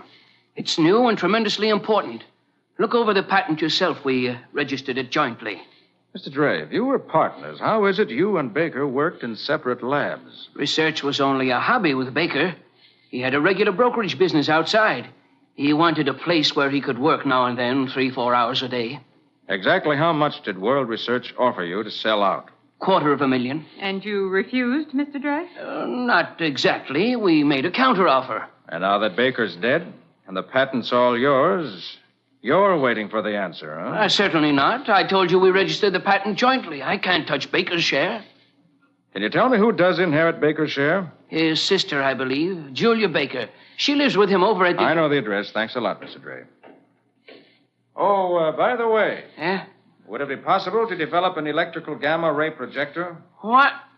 Nonsense. I thought you were a scientist, Mr. Carter. You know gamma rays can only be produced by radioactive elements. Yes, I know it. I'm just wondering if Baker knew I'd know it. Come on, Patsy. Let's pay a visit to Baker's heir.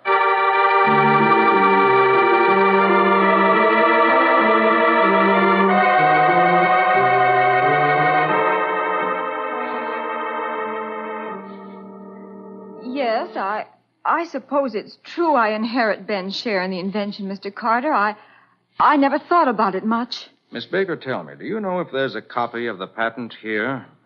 I don't know. I think it's with Ben's attorney. That's Roland York at Maiden Lane. Was your brother working on it very long? For years, it seems. I don't know where he found the time. I hardly ever saw him outside of Sundays. He spent Sunday with me. He worked very hard at the brokerage, 10 hours a day. What did he do? He was the statistical expert. No time off? Hardly any. Must have been pretty lonesome here for you. It was. Even at night when he came home from work, he couldn't spend much time with me. He was so tired. He'd just have dinner and then go to bed. What were his hours at the brokerage office, Miss Bauer? He worked from 9 in the morning until 9 at night, usually. Pretty stiff hours. And what time did you have dinner at home? Around 9:30. And then your brother went to bed? Yes, around 11. I see. I can't understand who'd want to murder my brother, Mr. Carter. He was a good man, was friendly, was interested in everybody. Oh, for heaven's sakes, Mr. Carter, who killed him? I don't know yet, Miss Baker. Frankly, at the moment, I'm much more interested in another problem. Oh, I don't understand, Mr. Carter. Come along, Patsy. I want to have a talk with the janitor of the building where Baker's lab is located.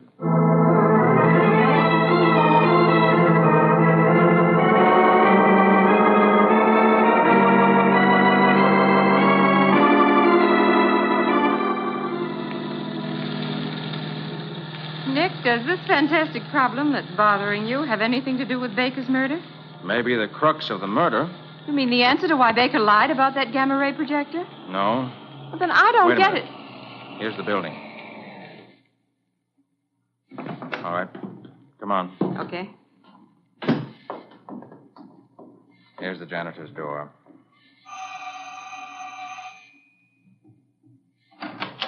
Yes? You remember me? Nick Carter, working on the Baker case. Oh, sure. Come on in, Mr. Carter.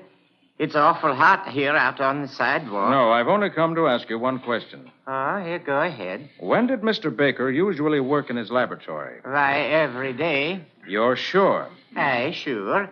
He work here every day, Monday through Saturday. He come morning sometimes, sometime afternoon, sometimes evenings. But I see him come in here every day except Sunday. He always make it a point to say hello to me when he comes in or goes out. How long did he usually work? In 4-hour stretches. That's what I was afraid of. 4 hours a day, 6 days a week. It makes 24 hours, one whole day. Where in blazes did he get that extra day? Nick, what on earth are you talking about? Don't you see, Patsy? Ben Baker... Duck, Patsy. Somebody shot at us from across the street. I saw the flashes. Oh, Nick, the janitor. He's been shot. Help me get him inside, Patsy. Quick. All right. Is he hurt badly? Patsy, this man is dead.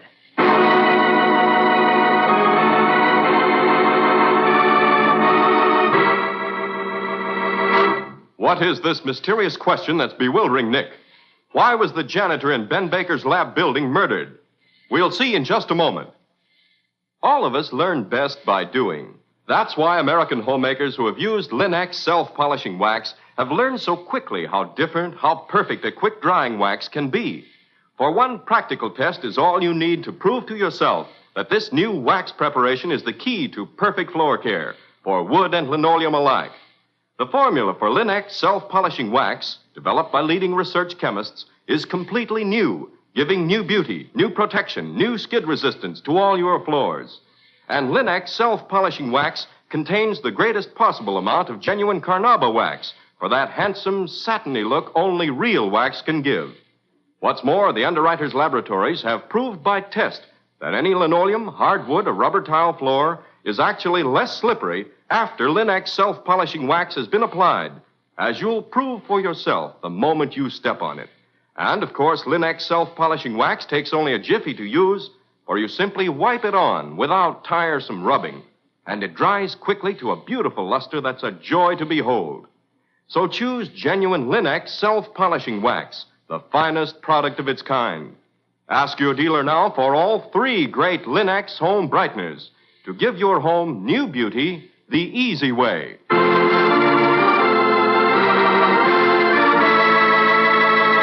And now, back to our story. The strange murder of Ben Baker, broker and amateur inventor, has faced Nick Carter with many peculiar problems. Why did Baker lie about his impending death? How important was his invention? Who would profit by his death? As Nick uncovers an even more fantastic problem, Baker's janitor is shot to death. Now we find Nick, Patsy, and Lieutenant Riley at the scene of the second murder. Nick, I'm really lost. I can't make head or tail of this mess. Can't you give us any idea of what's going on, Nick? Why was Baker's janitor killed? Probably because he knew some vital clue to the identity of the murderer. Nick, what's this big question you say is bothering you? Riley, how can a man live 8 days in 1 week? Oh, that's silly, Nick. There's only 7 days in anybody's week. Nevertheless, Ben Baker lived 8 days in a week. I don't understand, Nick. Well, listen. He worked 12 hours a day in the brokerage house, including an hour off for lunch. Uh-huh. He left his house at 8 in the morning for work. He returned at 9:45 or so for dinner. After dinner, he went to bed. I've checked all those times, and they're all verified. Which accounts for 24 hours. But according to the janitor's testimony, he worked at least 4 hours a day, 6 days a week in his lab. That's an extra 24 hours, an extra day. Now, where did Baker get that 8th day in his week? Gosh, it don't make sense. You're telling me. Nick, what in the jumping blue blazes is going on around here? A guy comes around and says he's been murdered, and he ain't. When you check his story, you find all of a sudden he is. Then the killer knocks off a janitor after he's already given his evidence. And then we find the only one who profits by Baker's death is his sister, who's a frightened girl who looks as though she wouldn't hurt a fly. Wait a minute. Baker was knocked off with a .25 automatic. It's a woman's gun. But Baker accused World Research. What have we got to do about it? Get a search warrant, Riley. Huh? Meet us down at the office of Baker's attorney, Roland York. I want to get a look at that patent.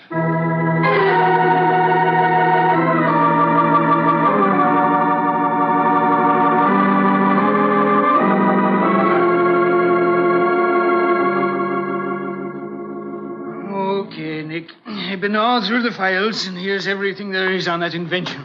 Oh, gosh, what a mess of documents. Looks as though it's as much trouble patenting an invention as it is making one. Yes. Well, Nick, anything phony about this stuff? Strangely enough, no. Apparently, Baker and Dre have worked out quite a brilliant improvement on radio-television transmission. It's not epoch-making, but it's the sort of thing that can cut costs of transmission 50%. Patent seems to be legitimate. Made out by Baker and Dre jointly. That's what Dre said. Here's something. Baker's share goes to his sister when he dies. That's what she said. But here's something no one mentioned. What's that? If Baker and Dre both die before commercial exploitation of the idea begins, Roland York, the attorney, acquires all commercial rights subject to the obligation to pay both heirs their fair share. Nick. Are you thinking what I'm thinking, Patsy? I know what you're both thinking. That maybe John Dre's the next man scheduled to die. That may be true, so let's get busy. All right. What do we do? We're up against a shrewd killer, and we don't know exactly what he's after. Although I have a hunch, if we knew where Ben Baker got his extra day, we'd be a lot closer to the solution. Riley, get hold of Roland York. Yeah? Hold him for questioning, as tactfully as you can. Right, Nick. Patsy, you and I are going places. Where, Nick? To John Dre's laboratory. To protect him? Maybe. Also, maybe to find Ben Baker's extra day.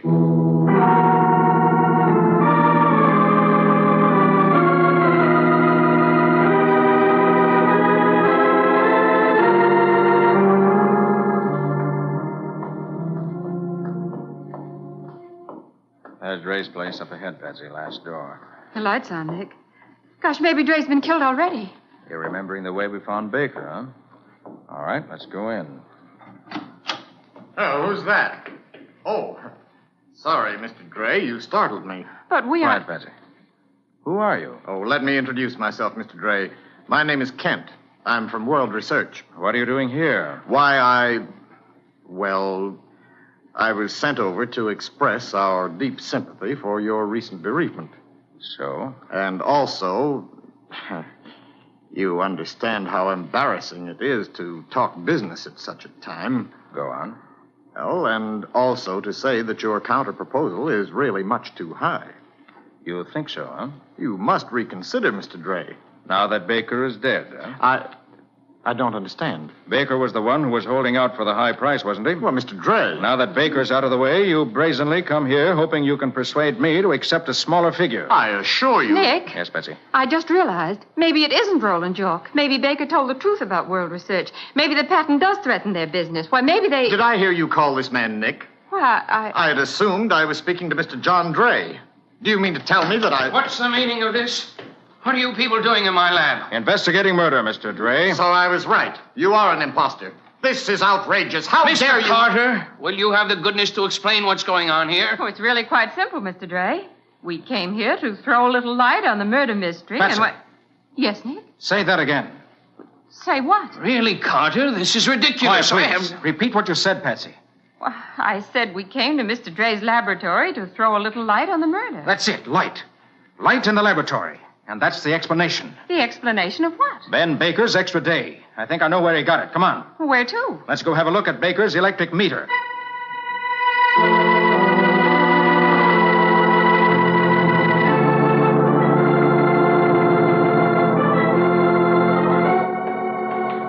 What's an electric meter got to do with an extra day? It'll show where it went.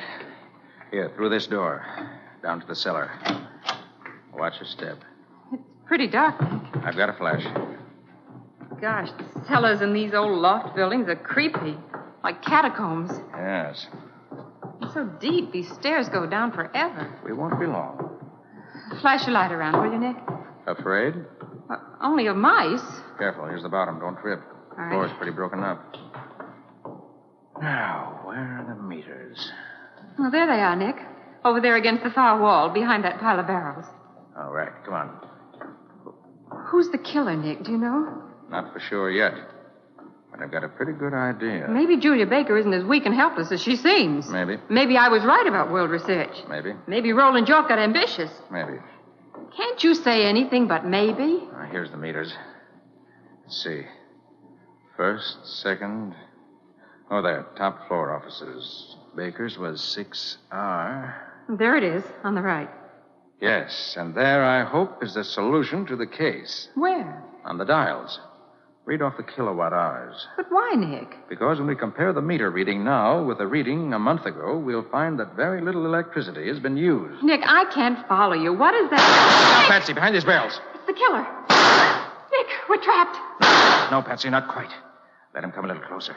When I give the word, help me push these barrels over. All right, now, Patsy.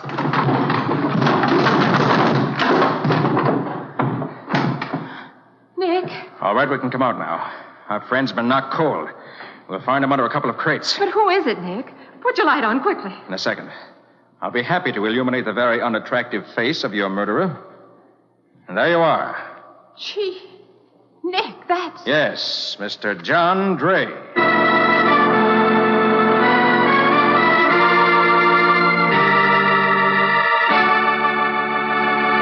In just a moment, Nick will return to give you the final details of today's story and explain why John Dre killed the man who lived too long.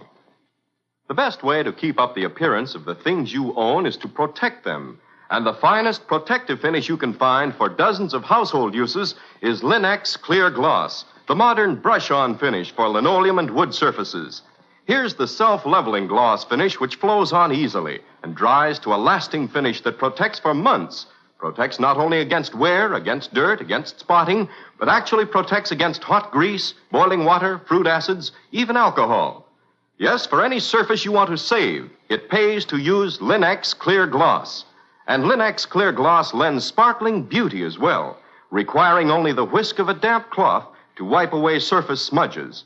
Give your floors and woodwork the gleaming luster, the sturdy protection of Linex Clear Gloss, the finest in household finishes.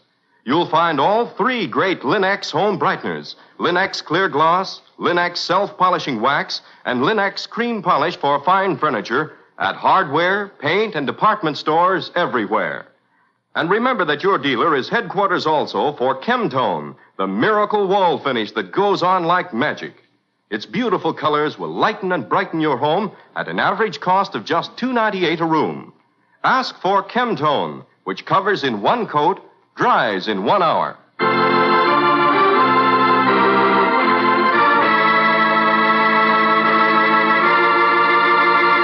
And now let's hear from Nick Carter himself. Nick, where did Baker get that extra day? He didn't, Ken. That's the point of the whole case. Baker never spent any time at all in that lab. If he had worked there experimenting, his meter would have registered many hours of electricity. But as it was, the meter showed almost no electricity used at all. But, Nick, the janitor said he was there. Which is why the janitor was killed. John Dray rented the lab in Baker's name. Then he killed the janitor to keep him from telling me that the man found dead in the lab, Baker, wasn't the man who said hello to him as he went in and out. But why was that necessary, Nick? Baker and Dray made the mistake of patenting their invention jointly. Now, the patent law is very strict on one point. It provides that only the actual inventor is permitted to take out the patent. If any other name appears on the patent, it's thereby automatically void. Oh, I see. So World Research could have broken the patent if they found out that Baker was not an inventor, but merely Dray's financial backer. Right, Patsy. And rather than take that chance, Dray tried to set up a false identity for Baker. He told Baker to go to the police with his story about being murdered, hoping that when the police checked up on him, they'd believe that Baker actually was a practicing scientist. Well, then why did he kill Baker after all? Dray was afraid someone might cross-examine Baker and get the truth. We killed Baker to keep the secret secure. Well, Nick, how about a little preview of next week's story? Well, next week, Ken, Patsy and I are called to the home of the foremost amateur art collector in the country to find out why one of his portraits has suddenly started squinting.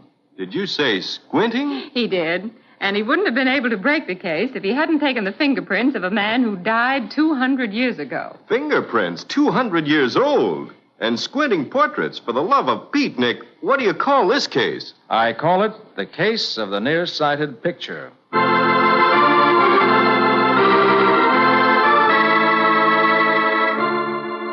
Friends, today is the second anniversary of the United States Cadet Nurse Corps. And today, America has urgent need of 60,000 cadet nurses. Every cadet nurse is a girl with a future. The United States Cadet Nurse Corps offers all-expense scholarships, plus monthly allowances and uniforms to high school graduates under 35 who are in good health. And candidates joining 90 days prior to the war's end will be allowed to finish their training. Don't overlook this opportunity to serve. Inquire at your local hospital now. Join the United States Cadet Nurse Corps and do your part.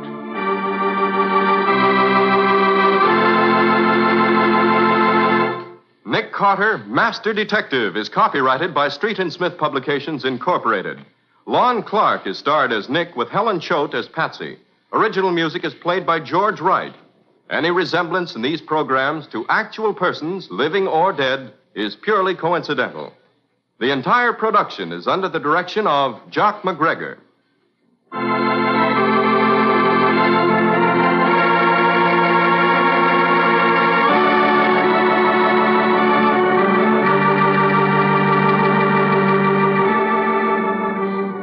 Nick Carter, Master Detective, is presented at this time and over these same stations each week by the three great Linex home brighteners: Linex self-polishing wax, Linex cream polish, and Linex clear gloss, created by Acme, America's great producer of Acme fine quality paints. This is Ken Powell speaking for the thousands of Linex dealers all over America and saying so long until next week.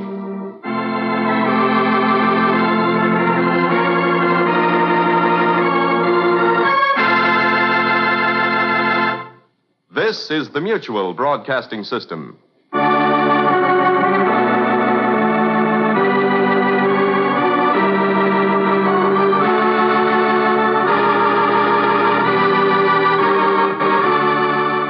Thanks for listening to Hojo Radio. More classic old-time radio coming your way next. Time now for Edmund O'Brien as Johnny Dollar. Why in the world are you down here, Dollar? Your train leaves in 45 minutes. Well, I'm taking a quick refresher course in ancient history. You're sending me out to find a missing archaeologist, aren't you? Well, I want to be able to talk his language in case I find him alive.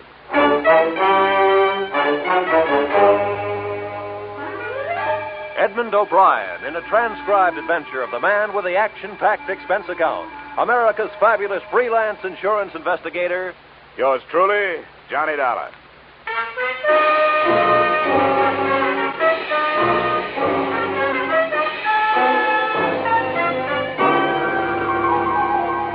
Expense account submitted by Special Investigator Johnny Dollar to Great Corinthian Life and Liability Company, Hartford, Connecticut. The following is an accounting of my expenditures during my investigation of the disappearance of Bruce Lambert, the archaeologist who never should have left his tomb. Expense account item 1, $7.50, railway and taxi fare from my Hartford apartment to room 317, Brighton Arms, New York City, a hotel whose front rooms had a depressing view of an 81st Street mortuary.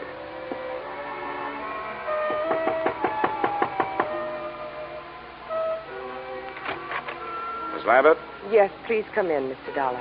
She was tall without awkwardness, had the physique of an athlete, but still with softness, and a golden tan made her seem out of place, set against the snow heaped on the sill outside the windows. Thank you for coming, Mr. Dollar. I realize that mine was a rather unusual request to make of an insurance company. Not at all, Miss Lambert.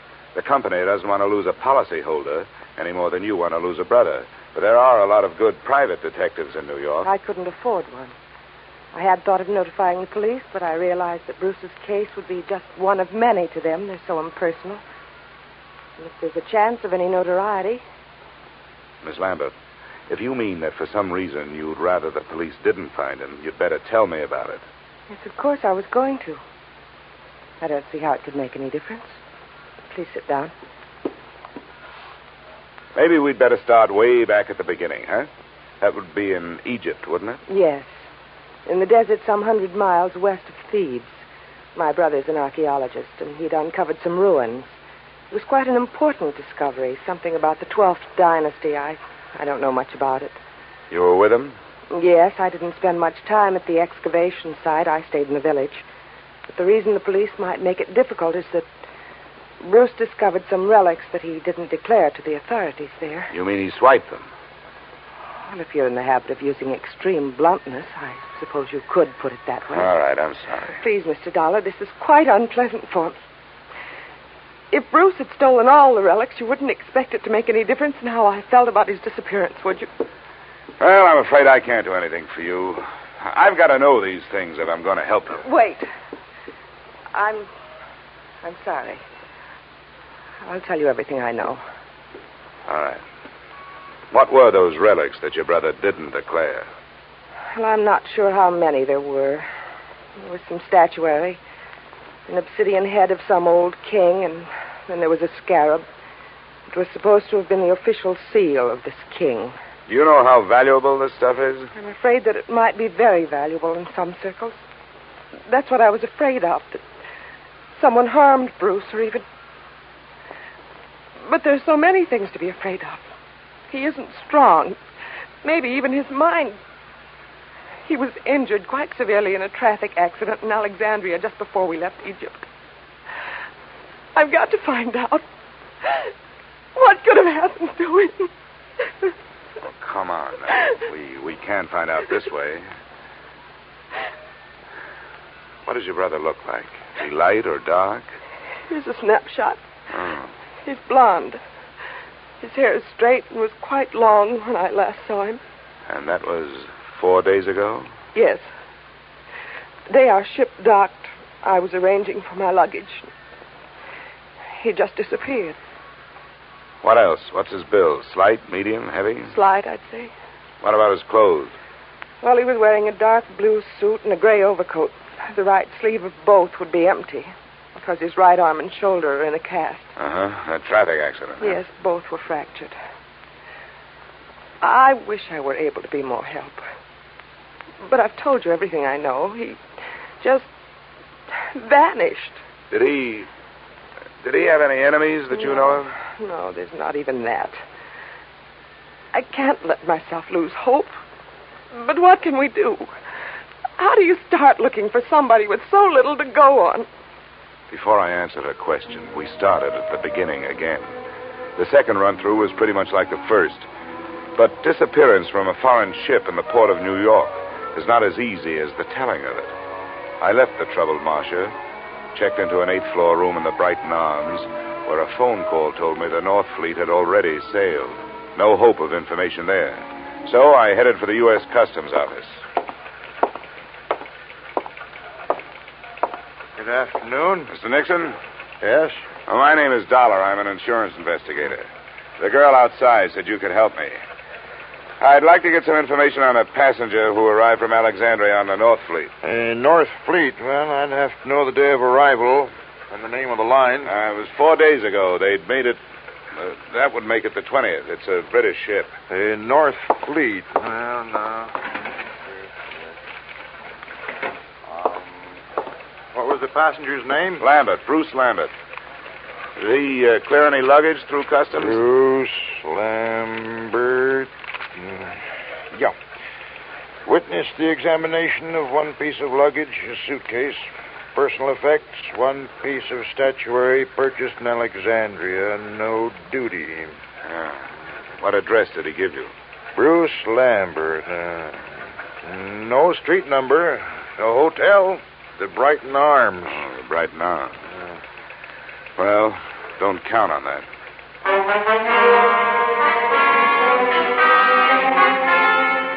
Expense account item 2, $30, which, with my ID card, helped impress the cab drivers who worked the entrance to the pier where the North Fleet had docked. Checking these cabs took the whole afternoon, and midway through it, I realized I wasn't the only one interested in that particular hack stand. I wasn't sure at what moment I'd actually noticed him. He was doing a very bad job of hiding behind a Journal American on the other side of the street. All I could see was the lower half of an overcoat, the seam of some razor-sharp trousers, and some pointed shoes. But I began to feel his eyes looking at me as I went on with my questioning. That finally paid off through the mouth of driver number 782. You know, you meet all kinds in this business. Some you forget, and some others you remember. Yeah, well, do you remember a guy with his arm and shoulder in a cast? And something you learn in this business. That's to read people's faces. You get to know a deadbeat before he gets a chance to deadbeat you. And you catch on if a guy is scared of something. Well, if he was afraid of something, it's not me. He's been reported missing by his sister. I've been hired to find him. How much does $10 buy? You know, maybe he don't want to be found. Is that what you think? Sure. He paid me more to climb up than you offered. Well, I've got more. What are you going to do with him? I want to talk to him. I want to find out if he's all right. If he wants to stay lost, that's his business, not mine. How's 25? Get in, my boy. It's not very far from here.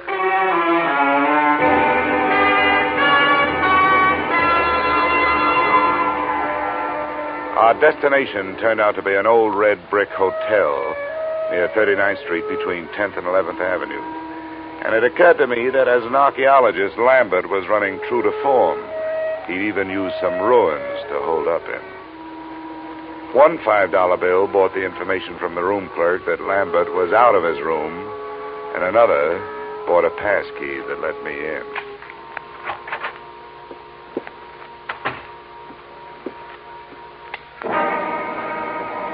The first thing to catch my eye when I switched on the light was a black piece of statuary shining dully on a chipped bureau, a crowned head with exaggerated features sculptured in obsidian. I posed myself this riddle. If it was so valuable, why didn't Lambert take better care of it? But before I had a chance to try for the answer, a foot nudged the door open behind me. As might be expected, it was wearing a pointed shoe and was followed into the room by a slight yellow ivory-skinned man who rather resembled the black statue. I must thank you for leading us to the hiding place. Where is he? Well, that depends on who he's hiding from. It looks like it's you. Perhaps it is that you do not know where he is. Yeah, perhaps. I followed your taxi after you talked with those drivers. That was very smart. Where did you think I expected you to go? What's your interest in Lambert? You were employed by the girl to find him. How much does she pay you? I never talk money with a stranger. Perhaps we will not be strangers for long. The point of importance is that you have not yet found him. Mr. Drummond will pay you $2,000 to do so. Mr. Drummond is generous, but what makes you so sure I haven't found Lambert? Because he is not here. But that only means he's someplace else. Please, I have no wish for violence. Well, then put that thing away. In the first place, gunfire, even in this neighborhood, is going to bring the law. In the second place, that's a lady's gun. One of those handbag jobs. You know, you ought to be ashamed of yourself for carrying it. Please, I have no wish to use it. Then get rid of it.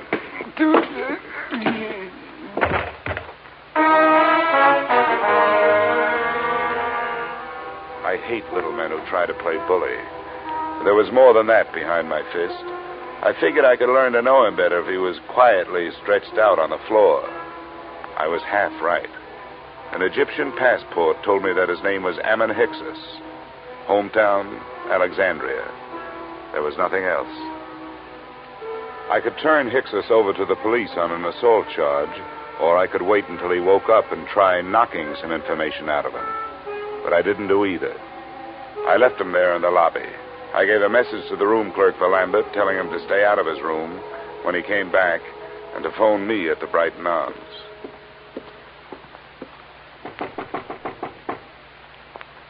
Who is it? Dollar. Oh, just a second. Is there any news? Did you learn anything, Mr. Dollar? Yeah, I made some progress. I met Ammon Hyksos.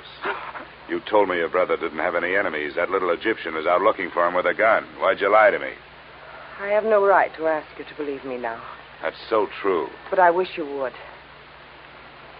Please come here and sit down.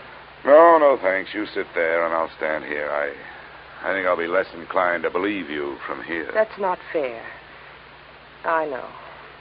I wasn't fair with you either. I want to be.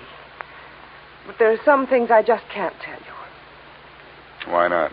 Well, I can't tell you that either. No, nuts. Women like you make everything tougher than it should be. You demand all, but you give nothing. You ask to be trusted, and you won't trust.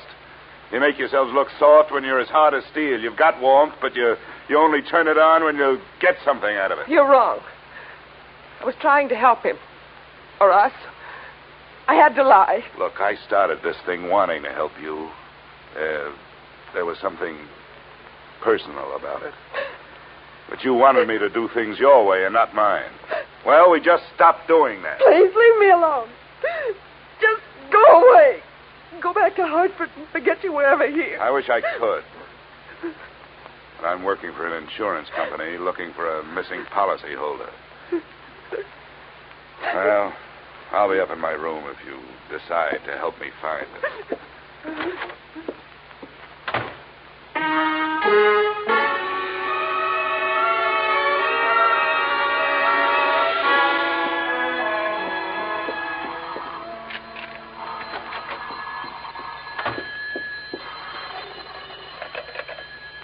Yep. Is this Mr. Dollar? That's right. This is Bruce Lambert. I got your message to call. Where are you now? Not so fast. There were 2 attempts on my life while I was on my way here from Alexandria. I'm not anxious to tell anybody where I am. How did you get into this? Marcia called your insurance company when you took the run out. They hired me. Good for Marcia. Is she all right? Well, that depends on your point of view. I suppose she's being the helpful sister to you, but for me, she's done nothing but act mysterious. I don't get it. She won't tell the truth about you. I hope you do better. She told you she was my sister? Well, sure she did. Why shouldn't she? Well, I can't see why she'd do that. She isn't your sister? No, I don't understand it. She's my fiancée. I don't understand it at all. Where is she? I better talk to her. That's a good idea. Room 317, Brighton Arms. I'll be there with her, waiting for you.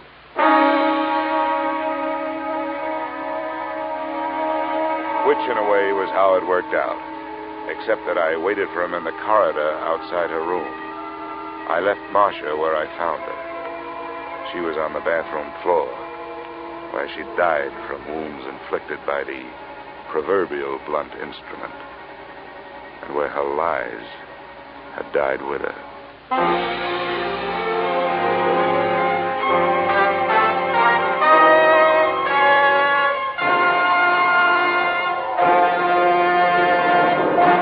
In just a moment, we will return to the second act of yours truly, Johnny Dollar. But first...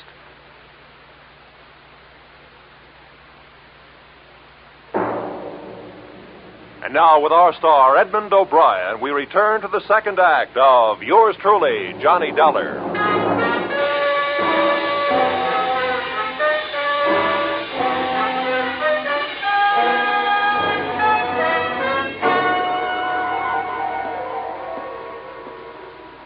Bruce Lambert? Yes? It's all right, I'm Dollar.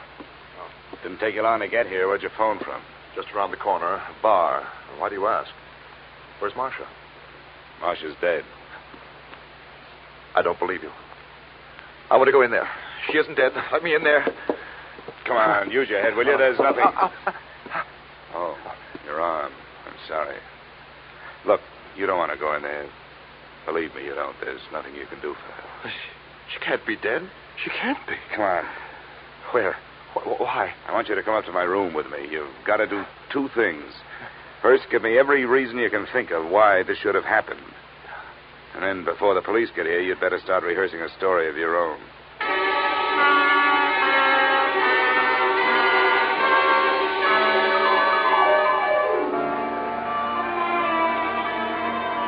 Now, Abbott, the first hole in Marcia's story is that she wasn't in Thieves while you were working on your ruins. That's right. I didn't even know her then. I met her in the hospital in Alexandria after my accident. I was there for 2 months, you see. She was my nurse. But she did know about the relics. That statue and the scarab that I haven't seen. Oh, yes. Here it is. This is the scarab. Oh, yes, she knew. We talked about my little deceit. Well, how little is it really? You talk about 2 attempts on your life. Now we have actual murder. You'd better let me have that scarab. Oh, yes, of course. But surely you don't think the relics are at the bottom of this? They're rare, but not valuable enough for this. Unless someone knows more about them than I do. I doubt that. I have made a thorough study of the 12th dynasty and King Amenemhet III. It's a carving of his head. What do you know about a man named Ammon Hyksos? And another whose last name is Drummond? Hyksos? Ammon Hyksos? Do you know him? Does it ring any kind of a bell?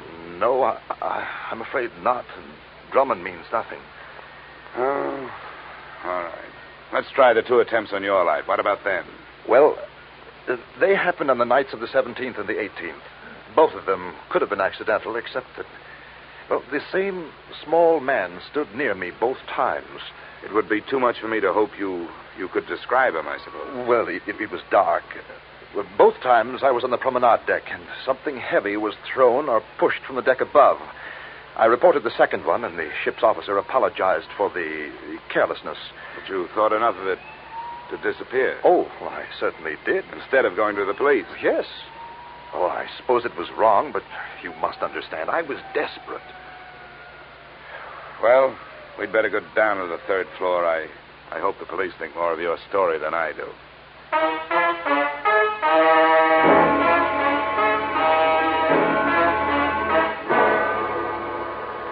In 20 minutes, room 317 really looked like a murder scene. The place was swarming with New York's finest, white with fingerprint powder and blinding with flash bulbs. The lieutenant to whom I made my statement looked as if he thought I was as crazy as I thought everybody else in the mess was. But then he changed his mind. Dollar? Hey, where is that insurance stick? Here I am. Him in the bathroom. Oh, there you are, Dollar. Yeah, find a suicide note or something? What'd you say that name was? Ammon, Hyksos. Yeah. Well, I guess there aren't too many ways to spell that one, so this must be it. Pillbox. Let me see that. Prescription from Alexandria. Dr. Ammon Hyksos. We'll put a tracer on that phone number you took off him first thing in the morning. Yeah. Hey, you going to take Lambert in for questioning? I guess we'd better. Routine. He's clear as far as I can see. Well, do something for me, will you? Have your doctors run a test of that plaster cast of his. And call me in my room, huh? A test for what? Well, just look it over. It would make a handy blunt instrument if nothing else.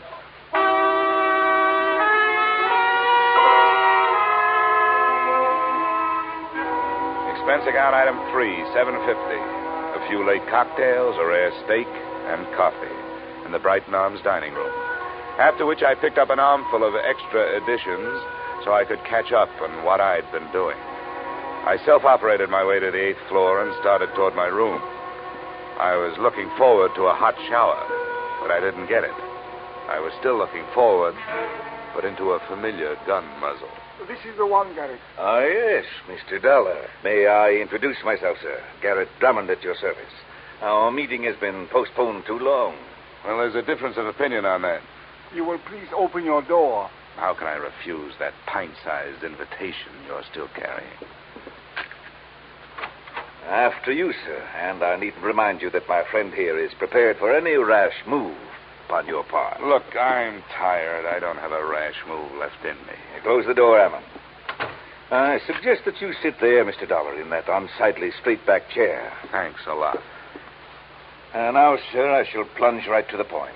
Where is that scoundrel, Bruce Lambert? Well? I think I just decided that I don't know. Please, we have no wish for violence. You always say that with a gun in your hand. Well, let's get started. You make your pitch, I'll make my refusal, and we'll see where we go from there. I have already made what I consider to be a generous offer for so unimportant a bit of information as merely the whereabouts of Lambert. $2,000. But if it will expedite matters, I am prepared to expand my offer by another 1,000 on the spot, sir. The higher you bid, the greedier I get. What makes Lambert so important to you? A problem which is entirely out of your province, my boy. How much do you know of Egyptian legends, sir? Oh, no more than $1 worth. Ah, pity. A fascinating subject. Well, sir, Bruce Lambert has in his possession a certain object of great importance, both culturally and economically. Certain landowners in Egypt hold it in such high esteem, sir, that as a reward for its return to them, they would throw open to exploitation untapped oil fields, the richness of which would shake the very foundations of world economy. Are they shaky enough as it is?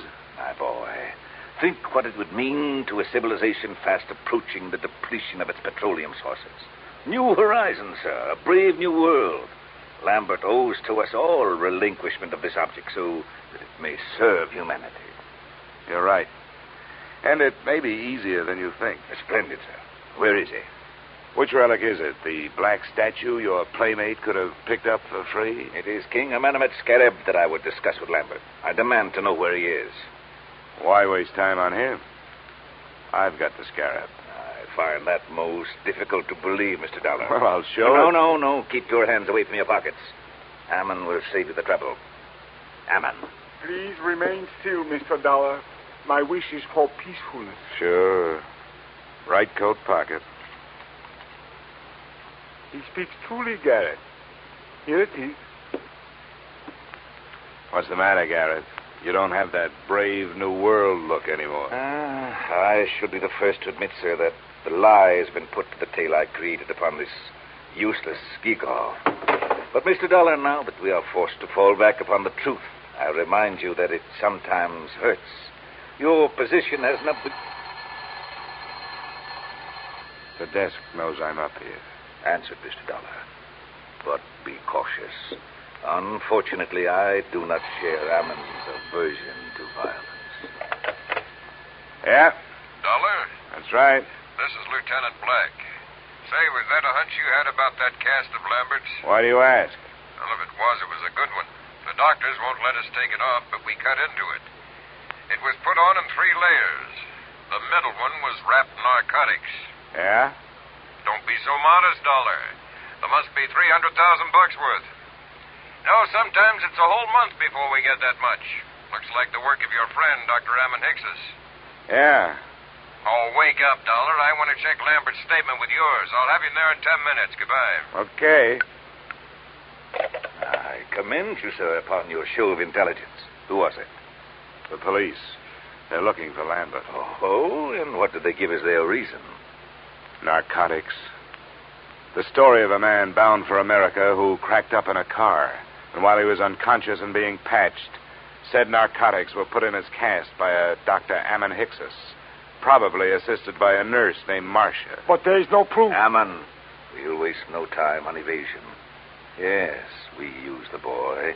A courageous scheme, but for that silly goose of a girl. She was the true conspirator and the traitor as well. She happened to fall in love with the guy. Ah, the romantic Atlantic crossing. An empty proposal of marriage suddenly becomes more important than actual coin of the realm. But enough of that. The police are looking for him, and odds teeth, so am I. Where is he? I don't know. Ammon, call his hotel in 39th Street. No, wait, my friend. The police must be watching that. Are they, Mr. Dollar? Well, that's where his personal things are. If I were the police, I'd be watching. Yes, we seem to find ourselves in such a position that we must at least pretend to see eye to eye, sir. Very well. We shall wait here. The chips are down, so to speak. Ammon. Yes, Garrett. Take the pistol. Into the bathroom with you. With the door slightly ajar, you shall have a splendid command of the arena, as it were. Yes, Garrett. And remember, the stakes are high. Yes, Garrett, I will remember. And now, Mr. Dollar, it would seem that little remains but the waiting.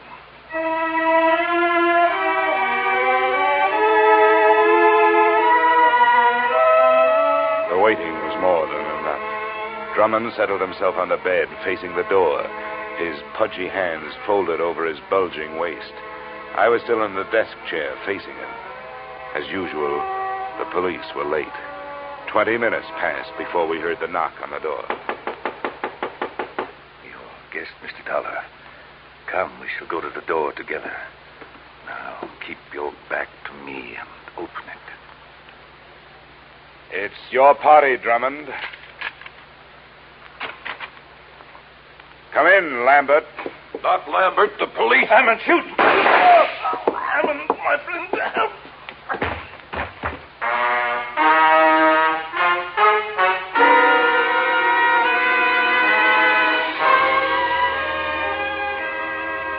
Drummond's wound wasn't half as excruciating as his call for help. The doctors report that his shoulder will be in a cast, that as soon as the state of New York can gather a jury, he will stand trial on the charge of first-degree murder. The body of Ammon Hickses was taken to the morgue. As an insurance company, you are probably less interested in that than in the fate of your policyholder, Bruce Lambert. That's explained in expense account item 4, $280 hospital bill paid in advance. In view of the possibility that there may be others interested in that $300,000 cache of narcotics he has to carry around with him until his arm is okay, I thought it would be safer to keep him under wraps. Oh, by the way, while he was lying there, helpless, I sold him a policy for you covering the scarab and that carved head. Expense account total, $456.90. Yours truly, Johnny Dollar.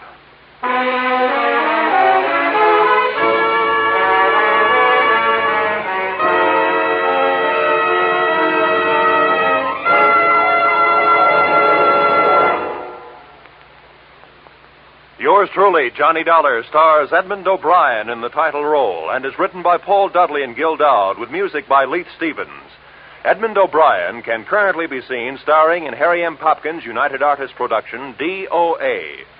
Featured in our cast were Virginia Gregg, Jay Novello, Ed Begley, John Daner, and Pat McGeehan. Yours truly, Johnny Dollar, is produced and directed by Jaime Del Valle.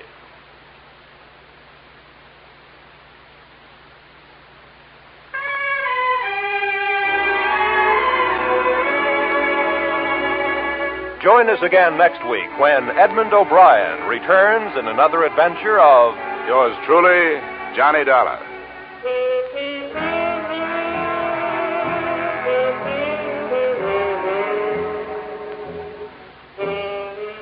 $54,000 is burning a little old hole in that little old jackpot of Sing It Again this week, just waiting for somebody to light up the right answer and drop the cash and prizes in his lap or her lap.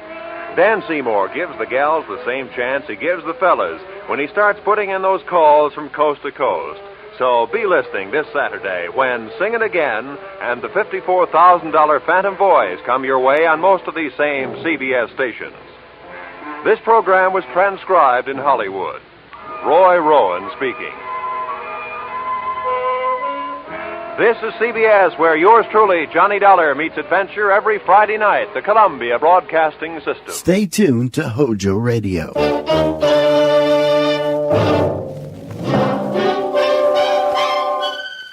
Box 13, with the star of Paramount Pictures, Alan Ladd, as Dan Holliday.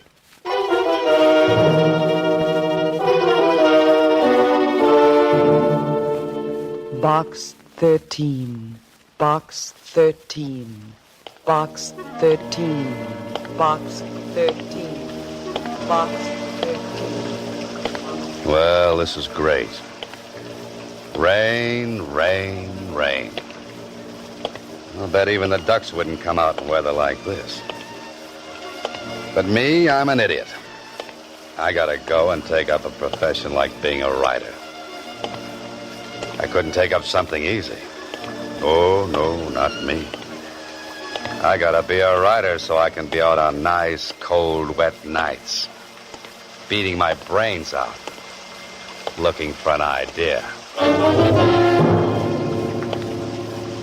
Idea.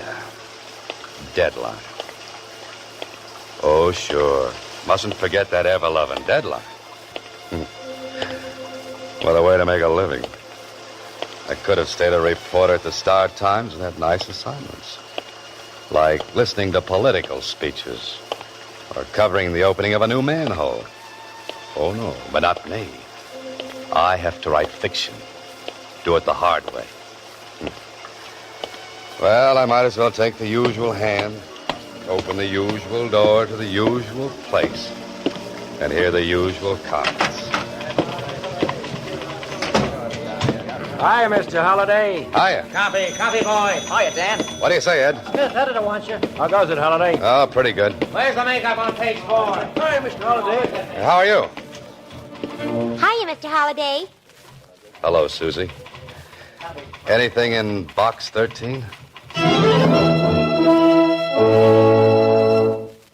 Box 13, starring Alan Ladd as Dan Holliday.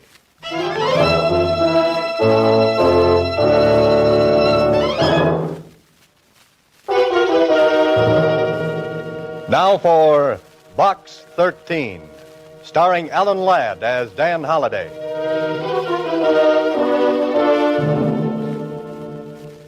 What a character I am. Standing here in front of the want-ad counter in a newspaper office while the rain runs down off my coat collar into my shoes. Mr. Holliday. I gotta ruin my last pair of... Huh? What's that, Susie? I said there's a message in box 13 for you. Here. Oh. Thanks, Susie. Don't mention it. Say, aren't you going to open it? Sorry. Not here, Susie. You know, you got all of us down here at the Star-Times awful curious, Mr. Holliday, running that ad. Have I? You've been running it for months. Why don't you change it? Well, I haven't read it for so long I've forgotten the words. How's it go? Don't you remember? Adventure wanted. We'll go any place, do anything. How about that? I still like it. You'd do a lot better with adventure if you ran your picture with the ad. Oh, no, thanks. Just keep on running it the way it is. But, gee, aren't you ever going to tell us what you do for a living? Why you keep running that ad? Susie, same old question, same old answer. No.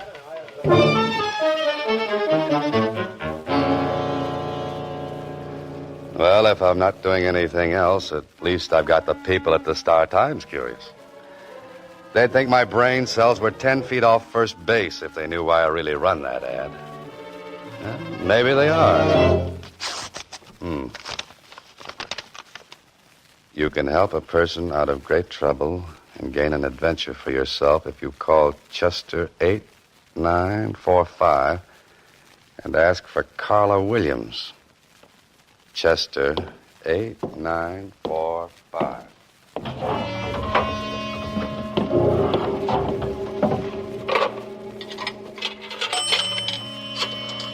Carla Williams.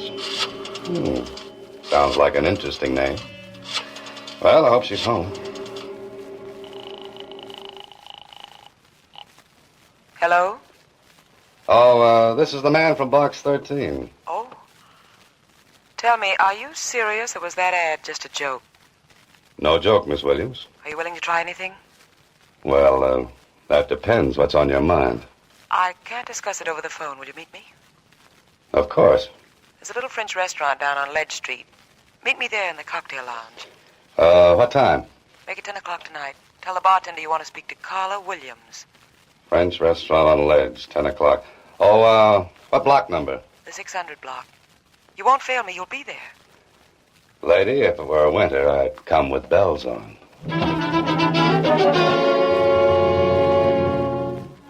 This sounds like the beginning of a very interesting story. Beautiful woman in distress calls on struggling writer for help. Only she doesn't know I'm a writer, and I don't know she's beautiful.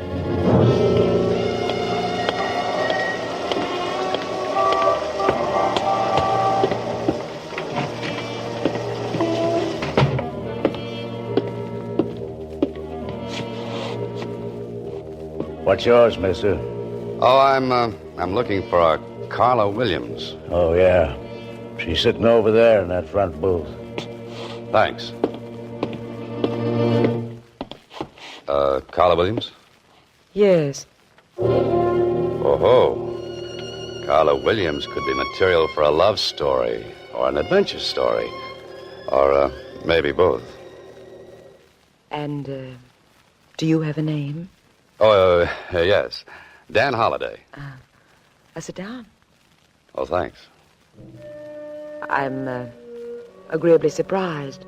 I didn't think a person would get such a satisfactory reply from a want ad. And I didn't think I'd get such a nice replier. You're wondering about me, aren't you? You're wondering why you're here. Naturally. Well, I'm being blackmailed. That's a very nasty business. I've been paying blackmail for 5 years, but tonight's the end. I'm to meet him in 15 minutes and make the final payment and get the letters. Well, that sounds like the end of your troubles. But is it? I can't be sure. That's why I need your help. But what can I do? Well, you can be there as a witness. You can make sure this is the end. You can see that I get the letters and get away safely. Lady, you need the police. Why? To make sure everything I've kept hidden for 5 years comes out in the open? Maybe a friend could do it. My friends would be the last ones on earth I'd want to know. Are you afraid? No. You advertised for adventure? Blackmail isn't my idea of adventure. I'm sorry if my trouble doesn't measure up to your expectations. It's the best I could do on such short notice. Uh-oh. Well, I guess I had that coming. Maybe this isn't your idea of adventure, but I do need help. I need help badly. Let's leave it at that. Now, that might appeal to my early Boy Scout training. Then you will? I always help ladies across blackmail raps. What happens if your friend makes trouble? We can't make any trouble. He seems to have done all right for the past 5 years. There won't be any trouble if you're along.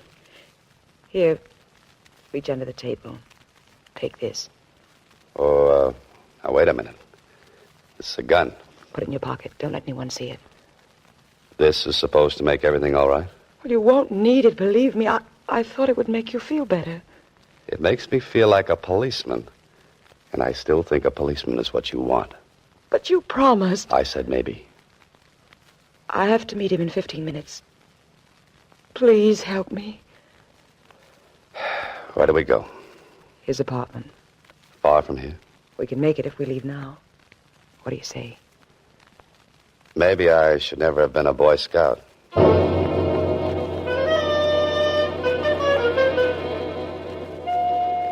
I watch Carla Williams closely as we ride over to the apartment where she's to meet this man she's been talking about.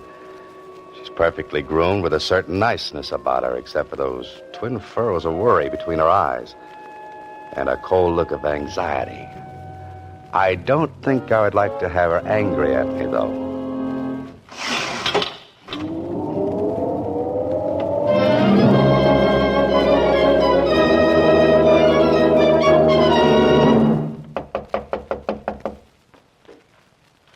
That's funny. You should have been here 20 minutes ago. Huh. Why don't you try the door? It was unlocked. Might as well wait inside. Unless you have any objections. Not at all. There's a light switch on your right. The living room is straight ahead. Say, you sound like you're familiar with the place. Why not? I've been here many times before. There's a light on in there. Suppose he might have fallen asleep? Waiting for his money? Hardly. Well, this is more like it. This spot is nicely furnished. With my money. But at least we can sit down and make us... Oh, no. Miss Williams, what's the matter? What happened? On the floor by the desk, look. You stay here.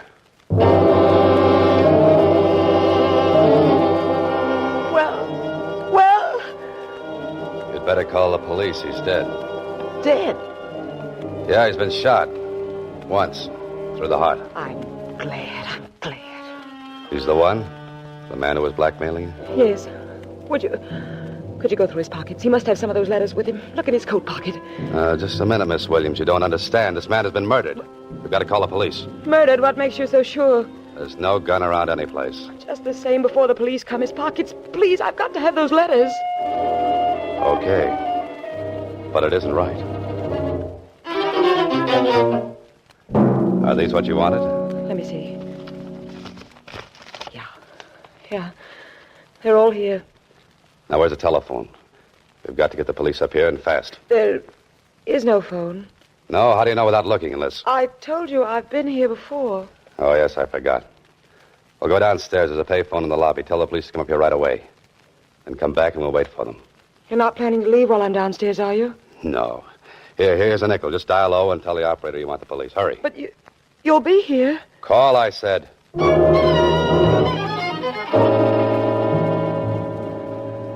I wanted adventure, so I put an ad in a newspaper. And I certainly found what I wanted. Only this isn't good. The man is lying dead on the floor of this apartment. And Carla Williams and I will have to get down to the police headquarters and answer 1,000,000 questions. All of them embarrassing. I hope she's made the calls. Say, that's funny. Why would there be a telephone directory in a place where there's no phone? Or maybe there is one. Of course, right here in the hallway. I wonder why she said there was no phone here. Maybe it's been disconnected.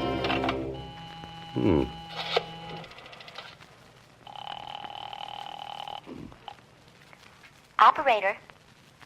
This is the operator. Oh, fine. I've written a dozen stories like this. And whenever I've reached this point, the hero always finds that he's been framed. Framed? The gun. Yeah, I gotta look at that gun. Gotta find out if it's been fired. One shot has been fired. And the police surgeon will probably find the bullet from this gun in that dead man's body. The police. Seems like little Carla took care of that. Me, I'm going to take care of something else. I'm leaving.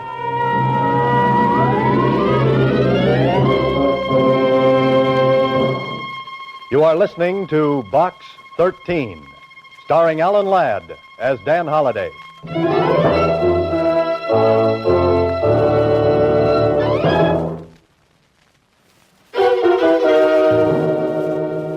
Once again, Box 13, starring Alan Ladd as Dan Holliday.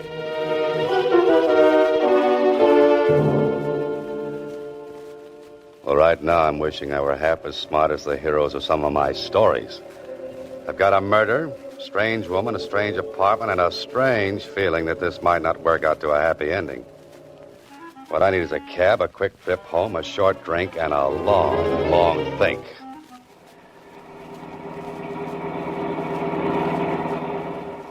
Sure is a rotten night to be out. Yeah, it sure is. I never seen such rain. Not so good. Cops are sure busy tonight. Sounds like it. Wonder who they're after. I wouldn't have any idea. Could be a murderer, you know. Yeah, just could be. Just a night for a murder. Perfect. How come you got so wet? It's raining. I know, but how come? My umbrella needs recovering. You want the Normandy arms? Yeah, that's right. Yeah, that's your building up ahead, but it looks like you got lots of company. What do you mean? Them's prowl cars, mister. All over the place. Oh, this is very nice. Carla Williams called the police and must have mentioned my name in passing. I'm the type of interesting young fellow that any cop would like to meet, especially with a murder weapon in my pocket. Tonight, Mr. Holliday, I think you will sleep elsewhere.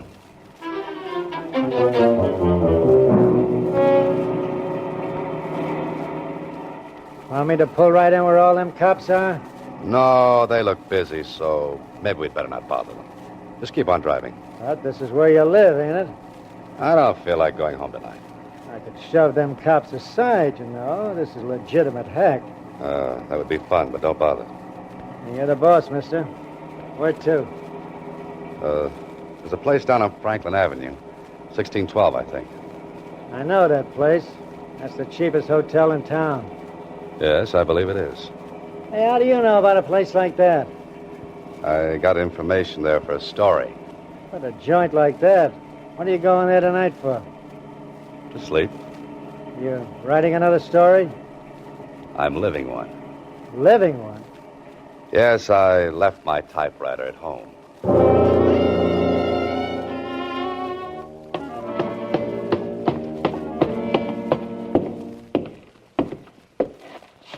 Well, Mr. Holliday, to what do we owe this great pleasure?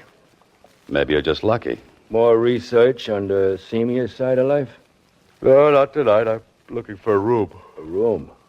Might I remind you, Mr. Holliday, this ain't the Roney Plaza. Have you got a room? Any particular exposure you might like? The less, the better. I'm sure we can fix you up. That is, if you're willing to pay in advance. Buck and a half? How much? $25, Mr. Holliday. $25. And if you committed the murder, it'll be $50, Mr. Holliday. Come on, talk straight. I don't want any trouble with the police. What makes you think I'll cause you trouble with the police? Little box called the radio, police calls. They're a lot of fun to listen to, Mr. Holliday. Yeah, I'll bet they are. You'll be comfortable here and safe. I'm beginning to wonder if I could afford it. With your money? Don't make me laugh. I wasn't trying to. Where's your phone? The one on the wall costs a nickel. Thanks. You're staying tonight, Mr. Holliday?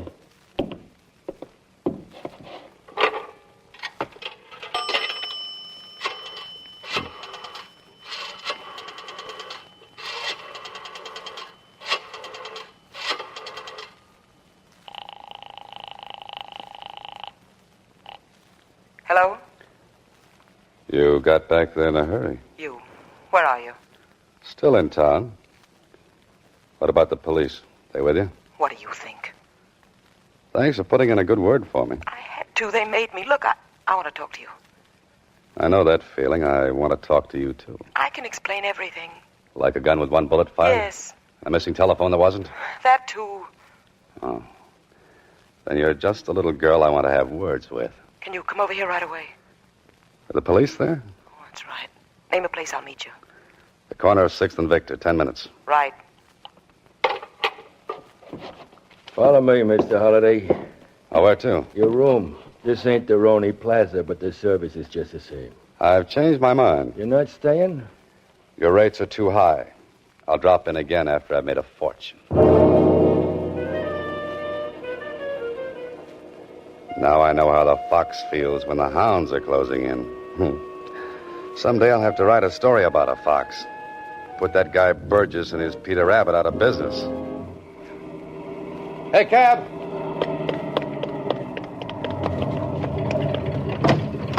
Oh, it's you again. Yeah, I get around, don't I? I thought you were set for the night. No running ice water. 6th and Victor. Where did you say you wanted to go? 6th and Victor. But there ain't no place to sleep there. Oh, I'm not sleepy. I just want to examine a fire hydrant. Okay, mister. I'm glad it's your money and not mine. If we keep on, it will be your money. Yeah, that's pretty good. Yeah. Say, is that tonight's extra lying up there? Sure. Want to take a look at it? Oh, yeah, thanks. That picture they got of you on the front page is lousy. What picture? You look like you was facing the camera through a screen door. Yeah, let me see that.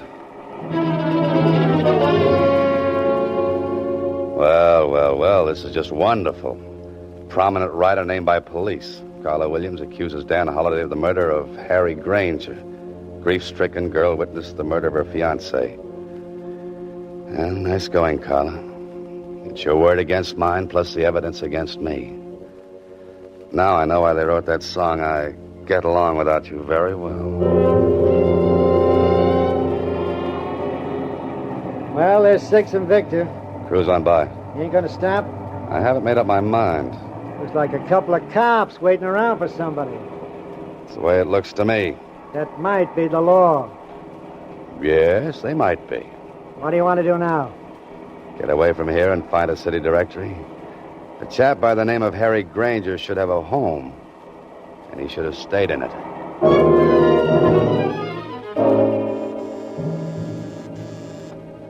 I'm either just ahead of the police or right behind them. And if this game keeps up much longer, I'll be right with them. Yeah? Oh, Harry Granger live here? He did. You the police? Well, no, not exactly. A reporter? I used to be. Come here, you. I wonder if you're one of them blackmailers. Just a minute, friend. My coat rips easy. No, I guess not. If you were, you wouldn't be here. Mind if I step in? Come in, come in.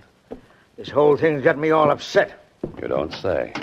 Oh, you said something about a blackmailer. That's what I'm here for. I came to help Harry get rid of those rats. You mean he was being blackmailed? For 5 years. I lent him most of the money to pay off with. I told him he was a sucker, but it looks like I got here too late. You heard what happened? Saw it in the papers on my way from the station. Have you told the police? Not yet, but I'm going to. Who did you say you were? I didn't say. You know something about this? I think I do now. I began to see the light when the city directory listed this place as Granger's apartment. Can I help? You might get into trouble. Well, how? Breaking into a woman's apartment.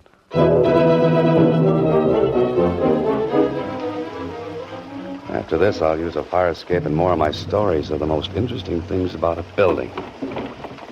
The men from homicide will be out in the hall seeing that no one comes in here. You'll have to work fast, Holloway. You'll have to find something that the police weren't looking for. There must be something. Bills, letters, cards, that's no good. Look for the obvious. That's what I always have my hero doing. Let's see, what's the obvious? Oh, the living room. Now, let's see. That's where the body was. Nothing obvious there. On the desk. No. The table. No. The fireplace. Hello. A small frame snapshot. And I think it might be just what I'm looking for. My old friend, the bartender, and Carla Williams. And with your arms around each other. You know, you two make a nice couple, a wonderful couple. I wonder if they'll let you have your arms around each other in the electric chair.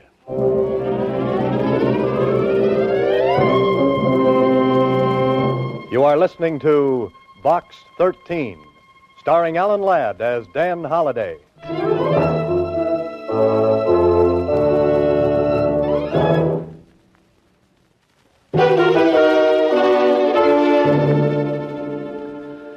Well, I finally made it.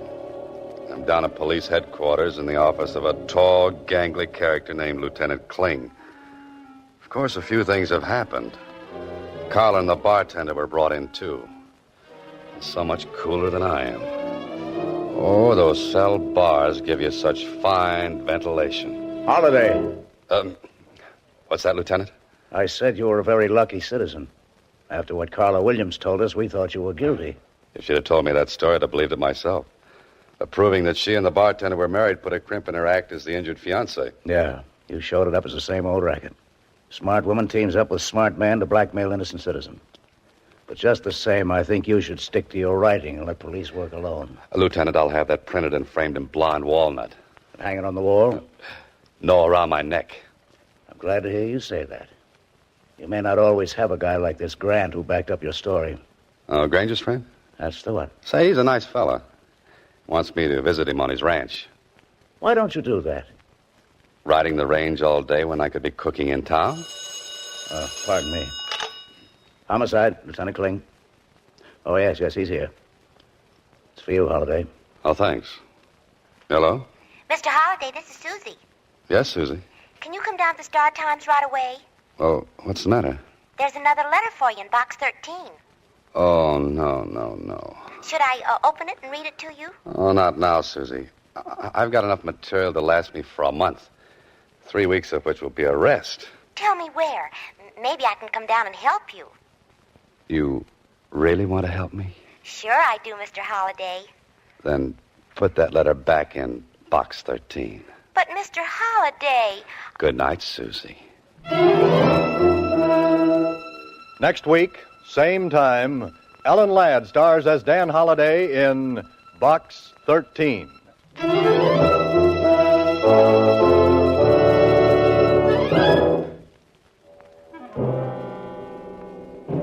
Alan Ladd appears through the courtesy of Paramount Pictures and may currently be seen in Wild Harvest. Box 13 is written and directed by Ted Hediger. Original music composed and conducted by Rudy Schrager. This is a Mayfair production.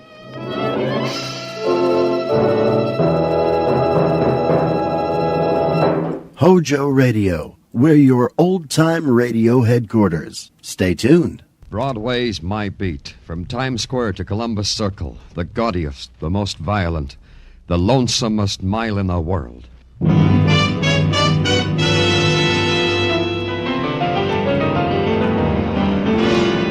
Broadway's My Beat, with Larry Thor as Detective Danny Clover.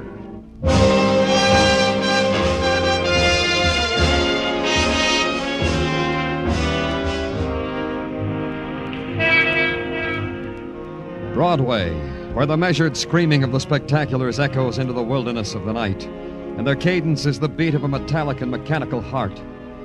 This is the rhythm of the life you're assigned to on Broadway. There's nothing you can do about it.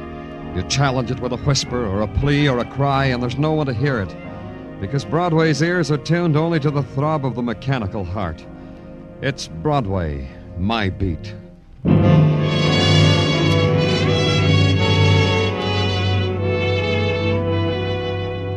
It came at noon, a transcript of a phone conversation requesting the extraordinary pleasure of my presence at the apartment of one Dion Hartley, but urgently, but immediately.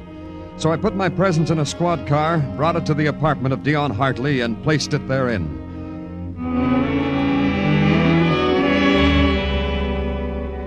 It was an experience. The apartment seemed to contain everything exquisite that had been fashioned or dreamed by men, all in crystal glass cases, all tagged with little golden medallions, and all ruled over by Dion Hartley, but exquisitely. This excruciatingly lovely Grecian statuette, Mr. Clover. You want to know what it cost? No, not particularly. Of course you do. It cost me my most precious emotions, even a few pennies of my soul, if I had one. A devastating price to pay, Mr. Clover, for a lousy statue. If you say so. You're delightful, Mr. Clover. You want to know why I sent for you? Fatally, inevitably, you. Now I'm here, I might as well know. For a very simple reason. I am going to be murdered. Don't look at me that way, Mr. Clover. I'm quite serious. Tell me about it. Look about you, Mr. Clover. My apartment, my possessions. All these reveal a man. Me. Dion Hartley. Satirist for the magazine Satire. Revealing, no? Up to a point. Exactly. Only to a point. You would not know, for example, that I am abysmally weary of all this, that all these are only toys, that I have played with them, caressed them, and quite had my fill of them. Up to here. So? So I have gone on to playing with other things, more variable, more thrilling, more impassioned. You're out of my depth, Mr. Hartley. Like what things? Like human emotions, to be exact. An exquisite hobby, Mr. Clover. humans and their emotions. I get my kicks that way. That's the kind of man Dion Hartley is, huh? That he has become. Mr. Clover, I have tuned a certain group of people up to such an emotional pitch that they have no recourse but to murder me, either individually or collectively. These lucky people, who are they? That's for you to discover, Mr. Clover. Wait a minute. You tell me you're going to be murdered. You know the people who might murder you. Still, you won't tell me who they are. I'm suddenly part of the hobby, huh, Mr. Hartley? Exactly. How discerning of you. But you'd better explain it to me anyway. It gives me profound pleasure. This is an exquisite game I have created, Mr. Clover. You are now a part of it. I have made these certain people want desperately to kill me. I shall now make you want to stop them from killing me. And what do you do during all this? Nothing. Precisely nothing. I have set marvelous passions in motion. It's like a play. And I'm dying to know what happens at the final curtain. Does it interest you, policeman? No. I shall make it more interesting. A proposal, my policeman. If I am not murdered and lying in the blood of my death at the end of this week, say, I shall pay off with $50,000 to your favorite charity. Will you save my life, Mr. Clover? His fingers reached out and lingered on my lapel long enough to capture a piece of lint. Then they fell away. From him it was a gesture, a smirk. But it was something else. It was his way of making terror and pride a single emotion. Dion Hartley wasn't kidding. So it began, the inquiry as to why a man had to die violently, a man who dared me to stop his dying. Dion Hartley. Broadway knew him as a brittle sophisticate who wrote brittle bits for a 6-bit magazine called Satire. I went there to the magazine's offices. They opened doors for me and supplied long cigarettes and short coffees until the editor could see me. Then the editor could see me. Sit down, please. Thanks. I'm Danny Clover. Shake, Danny Clover. I'm Sybil Raynard. I was just wondering that suit you're wearing. I like the way that fits across the shoulders. Who's your tailor? I bought it off the rack. Well, that's a twist I never thought of. Now tell me why we're chatting. Because of Dion Hartley. You're his friend, I suppose. Then we shouldn't be chatting at all. We should be screaming at each other. You hate him, huh? How pulpy. I love him. It's just extraordinary what Dion can do to a person. Now tell me why I'm answering you. I got an interest in Hartley. He's afraid he might die. That would make you a doctor who I wouldn't talk to. An insurance agent who I'd have thrown out of here. A policeman who I wouldn't talk to, or... A friend of Dion's. A good friend. Oh. You too? Well, you never know. Welcome, Danny Clover. People want to kill him. What people? Me. I'd want to kill him. I said I loved him. On odd days of the week, starting with Tuesday, I hate him. You can follow me around and see if I'd kill him. I could do that. However, there's Camden. Yes, there is. The one in New Jersey, you mean? How pulpy can you get? I mean Camden Drake. Camden the writer. The Greenwich Village Camden. Camden Drake will kill Dion someday. You want to make a wager? I could make you a fine, interesting wager, Danny Clover.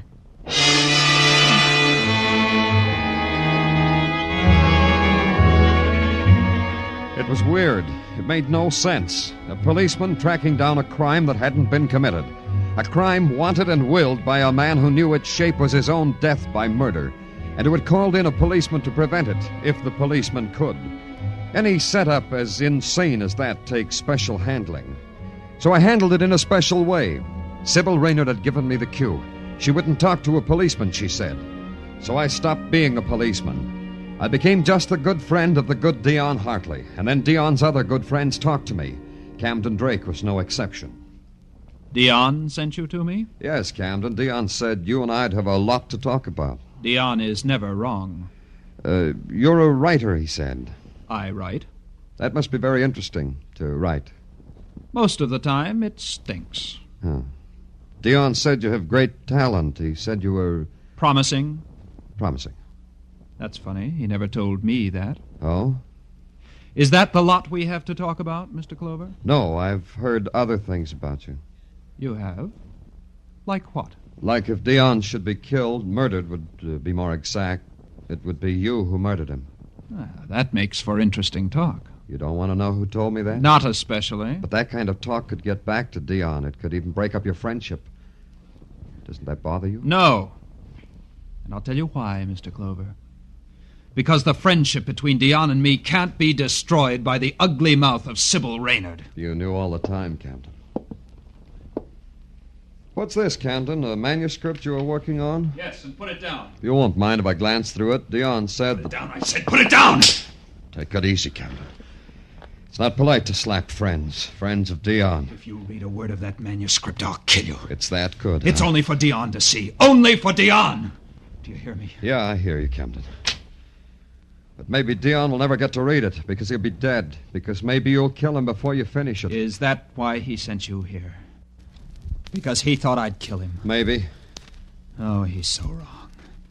So wrong. He's got it mixed up, that's all. He should know it's Joan. It can only be Joan. Joan? He didn't tell you about her?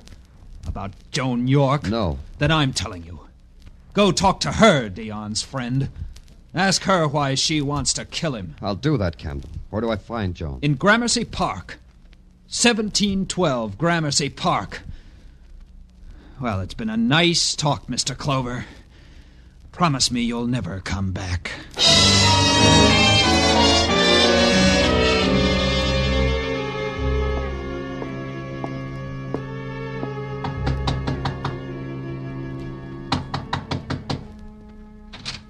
Yes, who is it?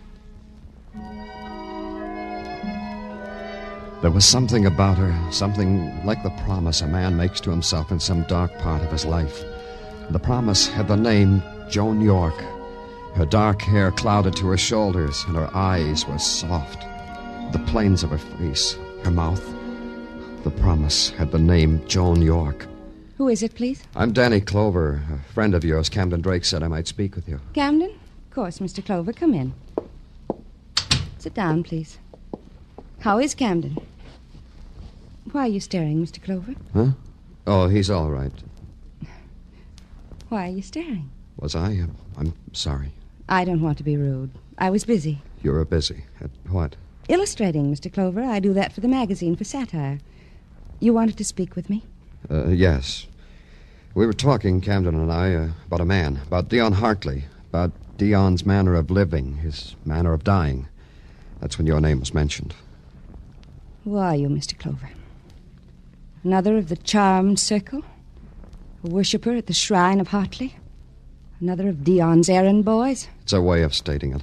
Go back to the great Dion, Mr. Clover. Go back and tell him you had your fingertips on my brain and you beguiled me with your charm. Miss York. Tell him you did all that and you finally learned that I wished that Dion Hartley were dead. I wished him dead, Mr. Clover. Tell him that. Why do you hate him so much? That's a searching question. I hate him because of what he does to people. To Camden Drake? To him. To others. But to him. I don't want Camden to disintegrate. To be a friend to Dion Hartley is to sow the seed of your own destruction. But you know that already. I know. Then you know the disenchantment that Hartley causes. Hartley sneers at the world and passes it on to all who touch him. That's death to a talent like Camden's. And you'd wish Hartley dead for that? I've already told you that, Mr. Clover. Take it back to your Mr. Hartley. Sit by his feet and look up at him, adoring, and tell him I said so. You'd better go now, Mr. Clover.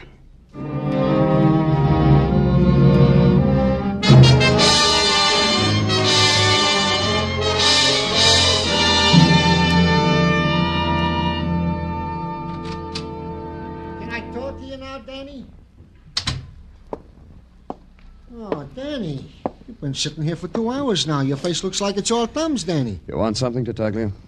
Oh, you got a problem? Well, I am ready to receive it, Danny, and give you my utmost opinion on it. Try this. A man says he's going to be murdered and makes a game out of it. And 3 people in their own way have a motive for killing him. An editor, a writer, What, Danny? You never saw such a girl, Tartaglia.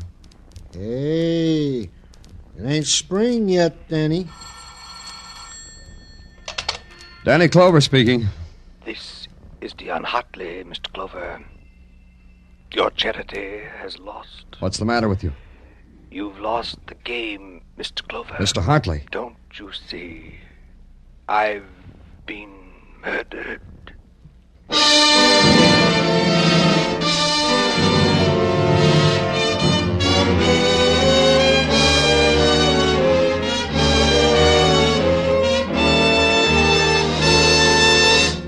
You are listening to Broadway's My Beat, written by Morton Fine and David Friedkin, and starring Larry Thor as Detective Danny Clover.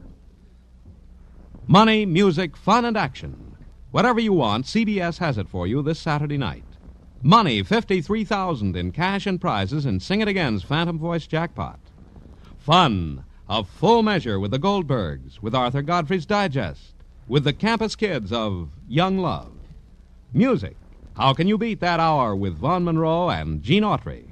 And action, you'll get it with Gangbusters. They're all heard every Saturday on most of these same CBS stations. So be listening.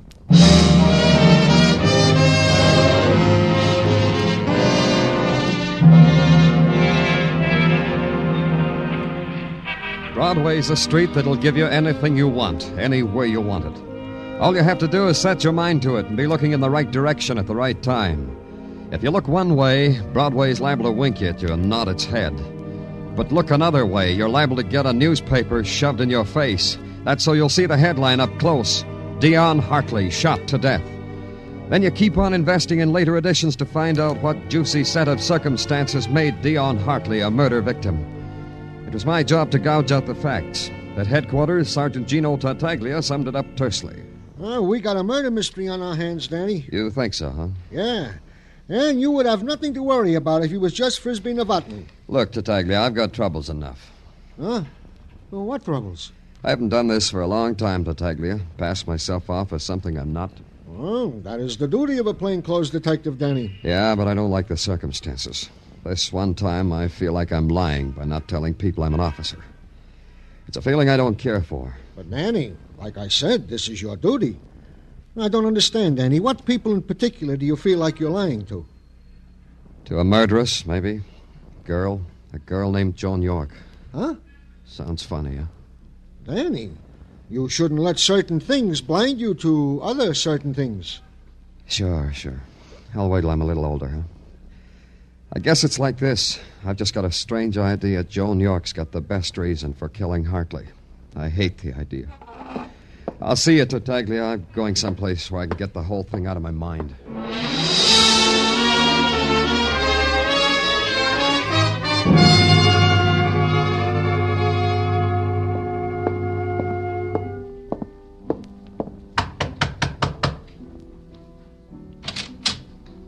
Joan. What is it? What do you want, Mr. Clover? I wanted to talk to someone whose wish came true. Mine came true. Dion is dead. Is that what you mean? That's part of it. And the rest? Tell me the rest, Mr. Clover. May I come in, Joan? I want you to. That music, it's... Lovely. Haunting. For you. Is it like that for you, Mr. Clover? Like that. But more like... Where's it coming from? Man in the apartment across the air shaft. He's a student. He plays like that 4 hours a day. 4 hours? To the minute. But we can't let it stop us, can we? We have to talk about Dion's murder, you and I. Why do you say that? Because that's why you came here to me. Because you were Dion's friend. Because you were Dion's friend, you want to know if I killed him. There could be another reason. Joan, listen to me. Why do you do that, Mr. Clover? Was I doing something? You're different today. The way you say my name, it's gentle. Makes me want to run to you like a child. I didn't mean... No. Please don't be embarrassed. It's me. It's the way I talk. Words have no meaning unless they say what you mean.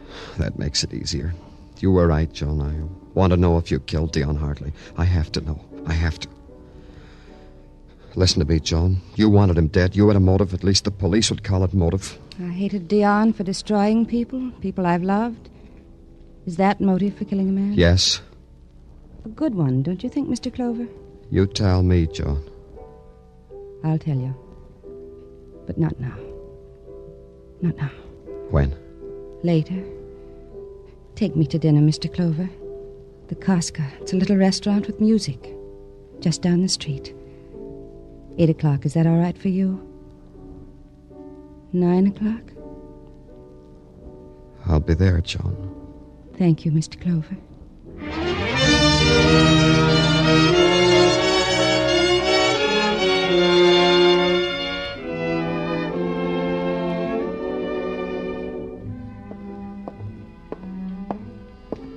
You're late, Mr. Clover. I was beginning to be afraid you wouldn't come. I'm sorry. I had some things to take Well, care it of. doesn't matter. You're here. Hungry? Only to talk to someone. You. Are you hungry? No. Then we can just sit and talk. I've been thinking, Danny, What? What were you thinking? that we're very much alike, you and I. How, Joan? There's a kind of terrible loneliness in you. I know it. No, don't stop me. I know it's a loneliness. Because you couldn't understand so well all that's empty and lost and frightened in other people. I know nothing about you, Danny. How did you get so far along so fast? You're frightened, aren't you, Joan? No, not that. It's not the right word. Released. Free. Lonely. Are those the words? It depends. On what I may have done with my life? Or someone else's life? On that, Will you dance with me, Danny? I want to.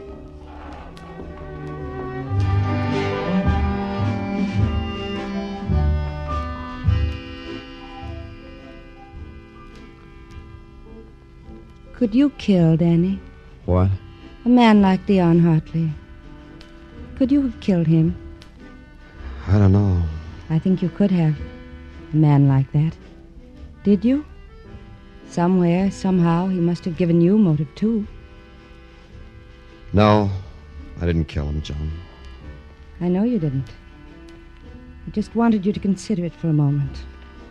The thought of killing Dion. It didn't revolt you, did it? Did it, Danny? Dance with me, Danny. Dance with me. Well, if it isn't Joan Girl, complete with nothing. Hello, Camden. Goodbye, Camden. Camden, please. Please. I like that when you say please to me, Joan. It's like the old golden days before Dion Hartley. Whatever it is, take it somewhere else, Camden. That cut it, didn't it, Joan? That shining thing we had, you and I. Dion loused it, didn't he? Didn't he, Joan? Yes, he made it rotten. He made it filthy. He made me want no part of you or of him. So you killed him, huh? You killed him! You killed the best thing that ever happened to me! You killed him! Take it easy, Camden. Take it easy. The people are... Take your hands off me! Take them off! Easy, kid, easy. I told you! Maybe now you'll believe me. Yeah, that's twice now, Camden. I owe you something. Here, you two, break it up, break it up. What do you two bums want, all right? Hey, What's the matter, officer? You want something, officer? Keep away from me. But I said keep away. Okay, but it shall be as you wish. Are you coming quiet, or do I use this stick on you? All right, that's better. Come on.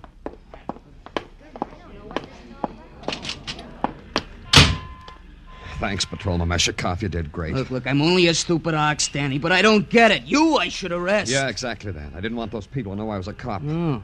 I want this to look legitimate. Call me a paddy wagon officer. I want to go to jail.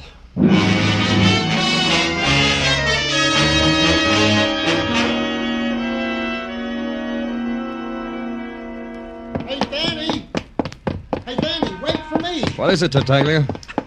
Well, word has it you got tangled up last night, Danny. Barroom brawl with a guy named Camden Drake. So? Well, I was just talking to Demchuk, the ambulance driver. He just brought in Camden Drake. Oh, no. Yeah, Danny. Shot. They found him in an alley off Bank Street in the village.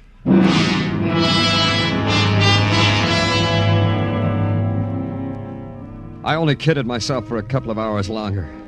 I told myself maybe Sybil Raynard, the editor of Satire. I told myself that and had her checked and found out she'd flown to Florida immediately after my interview with her and had been confined to her room with the flu since she got off the plane. Airtight. Then I stopped kidding myself. I set everything up with headquarters and walked to where I had to go. And all the way there, the streets were gutters. And where I walked, people looked away.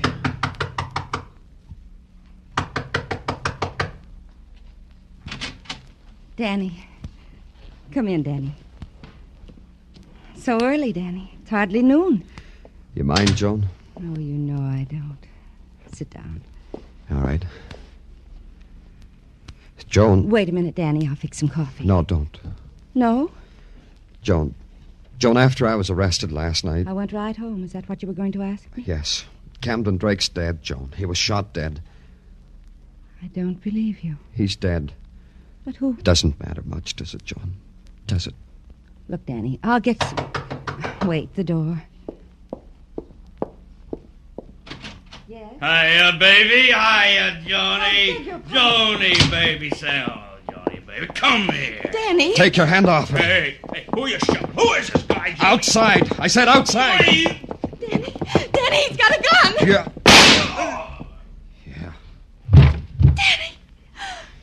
Danny, what did you do? Don't worry about it, Joan. I'll get him out of here. But you've just... He's dead, isn't he? Get away from him, Joan. You don't have to look at him. Look, listen to me. I'll get him out of here. This doesn't have to concern you at all. You understand that, don't you? Where will you go, Danny? I've got some money. Europe, maybe. I don't know. Take me with you. What? Take me, Danny. I just killed a man, Joan. You don't deserve to share that. Danny. You just stay here. I'll get rid of him. Danny, I killed Dion Hartley. Don't stare at me, Danny. Yes, I killed him. I think you knew that, didn't you, Danny?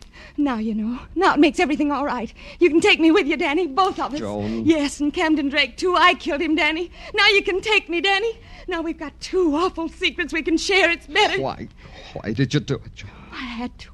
I thought I was in love. In love with Camden. Dion was squeezing Camden's soul. I killed him. And the boy? It was easy. You heard Camden. He didn't want me. Camden knew what I'd done and said he was going to the police. It didn't matter after that. After you... Didn't you know, Joan? No. No what? I'm a policeman, Joan. Danny. Get up, McGovern. You can get up now. Yeah. Okay, Danny. Danny! Danny, no! No! Danny, you! No!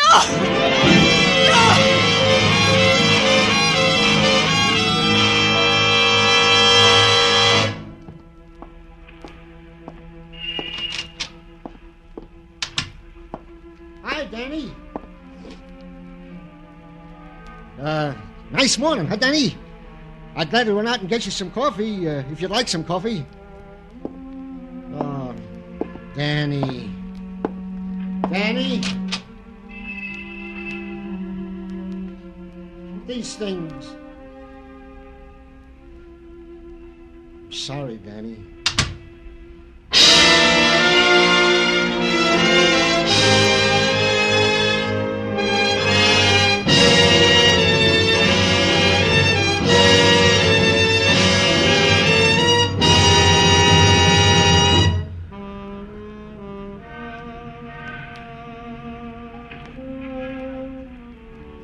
It stretches out in front of you, this mirage called Broadway. This street that offers you dreams, then laughs in your face. It's crowd and cruelty. It's sound and sorrow. It's fury and a teardrop.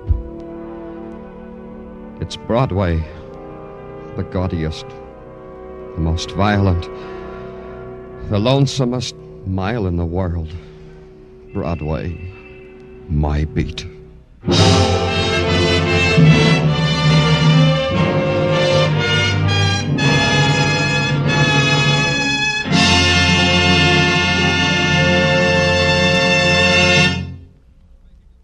Broadway's My Beat stars Larry Thor as Detective Danny Clover with Charles Calvert as Tartaglia. The program was produced and directed by Elliott Lewis.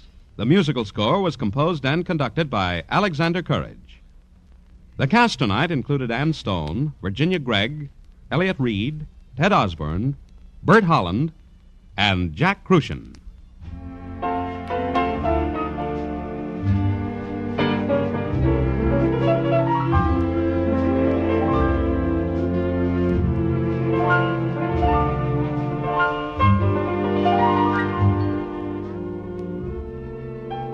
America has always been known as the melting pot of the world. All peoples of all races and color and religions living together within the boundaries of a free democracy. The melting process has been long and difficult, but as each year passes, it becomes much easier because part of the mixture now is tolerance, and tolerance can bind a nation together. Help America to always retain her democratic reputation through your tolerance. Accept or reject people on their individual worth and for no other reason than that. Joe Walters speaking.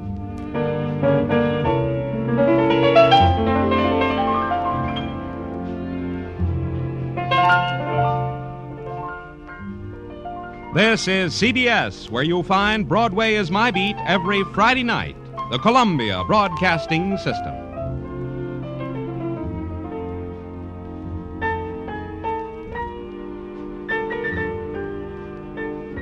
Keep it tuned right here to Hojo Radio for more classic old-time radio.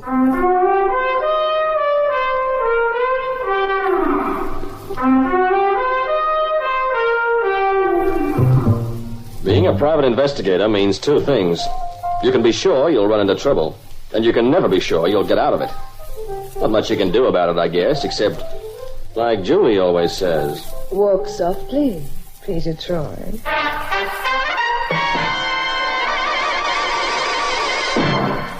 And now Peter Troy investigates A Question of Propriety.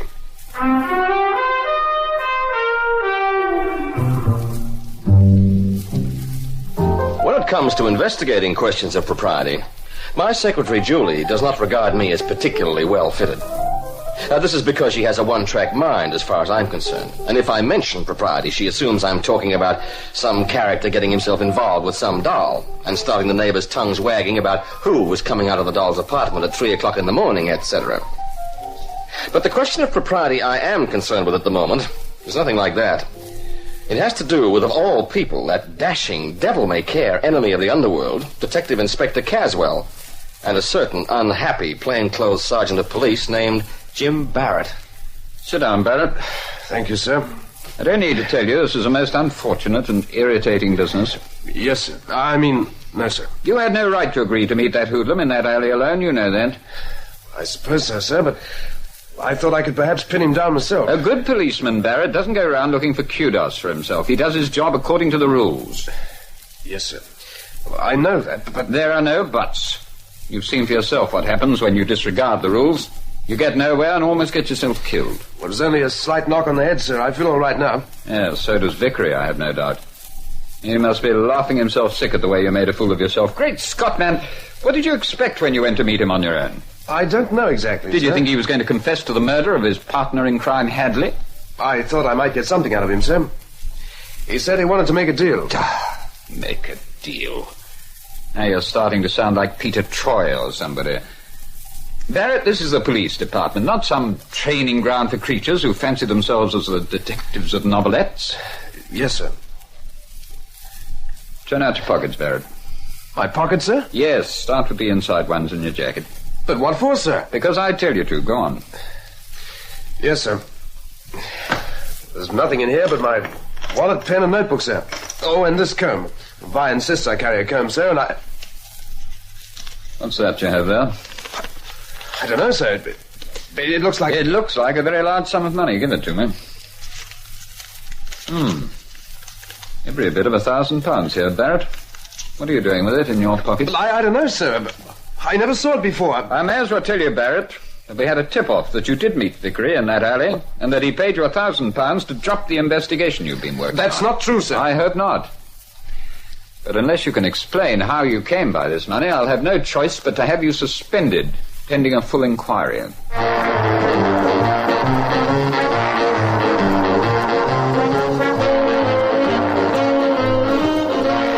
the particular morning that the good inspector was chewing out his subordinate, I was having troubles of my own. Oh, no, not the ordinary, comfortable private investigator's trouble, like being shot at or beaten up or jazz like that, but trouble with Julie. Yeah, come to think of it, it wasn't the kind of trouble I usually had with her either, because we had no clients, male or female, in the office, and we were just settling down to a pleasant cup of coffee. Here you are, Pete. Drink it while it's hot. Oh, thanks, honey, I can use this. Oh, hey, what are you doing to me? What's the matter? You forgot the sugar. I didn't forget it at all. I just didn't put it in. Oh, well, for crying into the sink, you know I always have 3 spoons of sugar in my coffee. Not anymore, you don't. Why? It's not good for you. Too fattening. Fattening, schmattening. Now, come on, honey, pass the sugar. You're putting on weight lately, Pete. You're developing quite a middle-aged spread. Middle age? Oh, now, have a heart. Well, you may not be middle-aged, but you're getting to look like it. Oh, now, look here, Julie. Anybody home, yeah? Oh, Inspector Caswell. This is a surprise. Oh, come right in, Inspector. Thank you. You're just in time to go on my diet with me. Diet? Since when have you taken to dieting? Since a few seconds ago, it seems. Oh, well, sit down. Pull up a beer crate or something. Thanks. Julie, some icky, unsweetened coffee for the inspector. Oh, he's allowed to have sugar. How many, Inspector? 3, thank you, Miss Summers. 3? Disgusting. Troy, I'm in a spot. Oh, I'm glad to hear that. Now, no jokes, Troy. I need your help. Or rather, one of my men does. Your coffee, Inspector. I've stirred it. Oh, thank you, Miss Summers. Certain Sergeant Jim Barrett, Troy. Good type of fellow, but a fool. A nice, ordinary policeman, in other words. Look, will you stop making silly jokes for a minute? This chap's in serious trouble. Matter of taking a bribe from a hoodlum named Vickery. Vickery? Oh, I know that creep. He's made a lot of money out of the racket. That's right. He even killed his partner for some of it, so we think. Trouble is, we haven't been able to pin it on him yet. Well, how does Barrett figure? Well, Vickery sent word he wanted to meet Barrett, who's been doing some useful work on the case. Barrett, thinking he might force Vickery into a confession or something, went to meet him in a dark alley last night. Very improper. Oh, that's it. It's a question of propriety as far as that goes. Well, Barrett was knocked unconscious by someone he didn't see. Oh, that figures. Now, we were tipped off as to where he'd gone, and when he was picked up, I had him brought to headquarters. And in the meantime, I had another tip-off that he'd been bribed by Vickery. Inspector, you have some very busy stool pigeons, it seems. We found £1,000 in Barrett's pocket. And he can't or won't say I got that. Yeah, well, if I were in his place, I'd be screaming frame up at the top of my voice. Exactly, and I shouldn't be surprised if that was the truth of the matter. But he doesn't seem to be able to help us very much, and I have no choice but to have him suspended. And so, because the police have to use strictly orthodox methods, you want me to use some of my unorthodox methods to help this boy of yours, right? Well, you can do things I can't possibly do in the circumstances. Look, I hoped I might call on you, unofficially, of course. Officially, Inspector, I am shocked that a policeman of your standing should make such an improper approach to me. Oh. Unofficially, I'm flattered. So flattered that although nobody's going to pay me a red cent for this caper, I shall, in the words of the sage, see what I can do.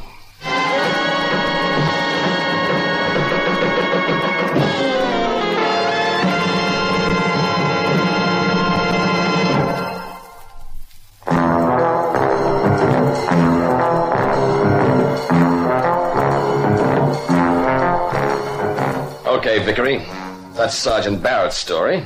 I just thought I'd like to hear your version. Troy, you bother me, you know that? I mean, I wouldn't exactly call you a friend of mine. Thanks. But I thought I knew you for a pretty smart private eye. You got the message right. No, I ain't. That's just it. You ain't smart at all. I mean, coming to me with this cock and bull story about me ringing up this Barrett and asking to meet him and all that. You didn't ring him, or have any of your gorillas here do it? Troy, if I was you, I wouldn't use names like that about my boys, especially when they're listening right here.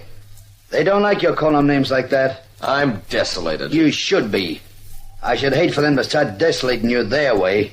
They're kind of rough, you know. Yeah, they sure look rough.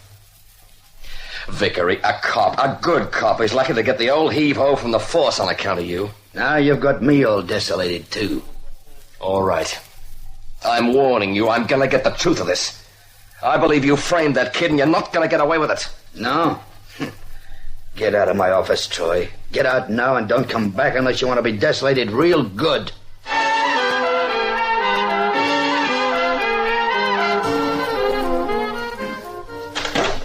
Well, hi, Julie.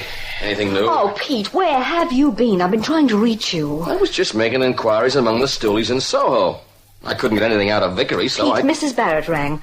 She's worried about her husband. Well, that figures. He's in trouble, there's no doubt about You that. don't understand. He's been sitting about brooding over the suspension he's under and blaming Vickery for it. Well, he's on the right track. Yes, but now he's rushed off to front Vickery and demand that he tell the police the truth. What? That's why his wife phoned here. Inspector Caswell had told the Barretts unofficially that he'd come to see you, and she thought... You mean that silly chump was barged off saying he's going to see Vickery in his office? Uh-huh, that's right. Oh, brother. Well, that's what I thought. You told me that Vickery is pretty tough. Jim Barrett might get hurt. Julie, that's the understatement of the week. And of last week as well.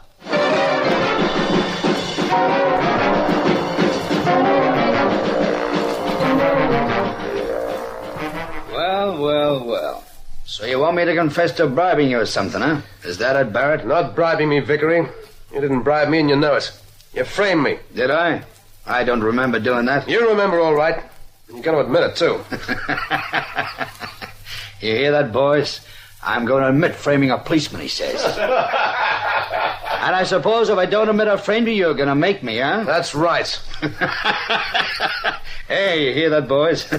He's going to make me admit it. Now listen to me, Vickery. No! You listen to me, you stupid copper. You get out of my office now, quick, smart, before I have you thrown out. You dirty crook. I'll make you talk. All right, grab him, boys. That's better. Much better. Why, you stupid oaf. Do you really think I'd let you come in here and start pushing me around? I'll get you, Vickery. Somehow I'll make you pay for what you've done to me. You know, you've got too much cheek, didn't you, Barrett? You need something knocked out of you. That's what. You wouldn't talk like that if you didn't have all these hoodlums to help you. Don't talk to me like that. It ain't polite. Hurts, doesn't it, Barrett, eh? Well, I got plenty left where it came from. And I think maybe you should have a bit more. You filthy slobber! You won't do nothing, Barrett, by the time I've finished you. Am I in time for this party? Troy! You okay, Jimmy? You fit enough to help me out? I think so. Okay, let's take him! I'll fix you, Troy. I'll fix you good. Give it all, Barrett.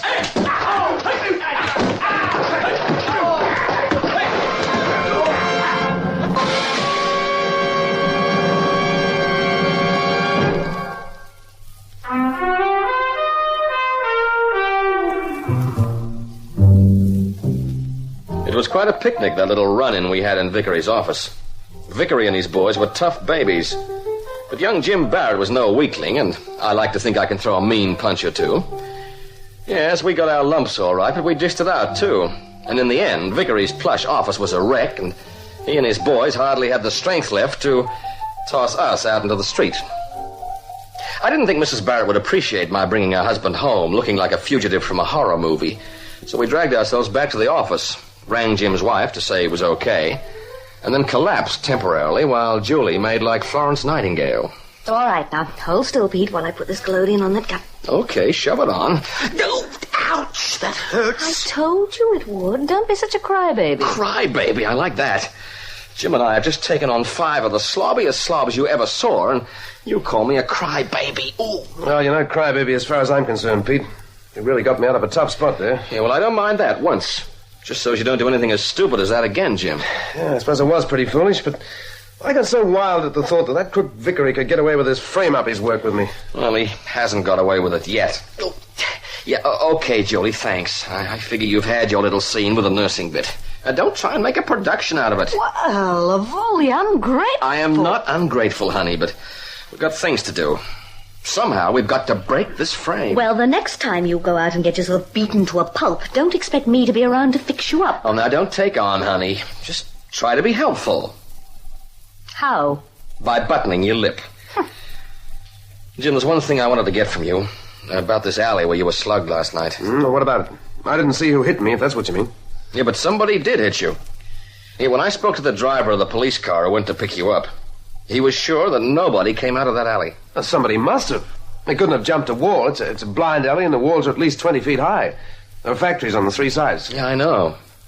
But working on the time factor, we figured that whoever slugged you must have done it only a minute or two before the other officers found you in the alley. I was just coming round when they came into the alley. Yeah. And they'd been outside the alley for about 5 minutes before then, waiting for you or someone to appear. Now, your assailant did not come out during that time. But he must have. He wasn't still in the alley. Yeah, that's what I mean. It's screwy. Could the man have hit you with a rock or something, thrown it from the roof of one of the factories, perhaps? Smart girl, Julie. That's an interesting thought. Only trying to help. Unfortunately, I thought of that first. And the police found nothing in that alley that could have been used as such a weapon. The place was empty, clean. Oh. It seems to me that we're looking for something just a little unorthodox, as Inspector Caswell would undoubtedly say. Jim, you've been working on this murder of Vickery's partner for quite some time, huh? That's right. I guess you've got a pretty fat file on him, background and stuff, his associates, employees and all that. Well, yes, I have, but I don't see how that'll help us. Nor do I. But suppose we take a look at it.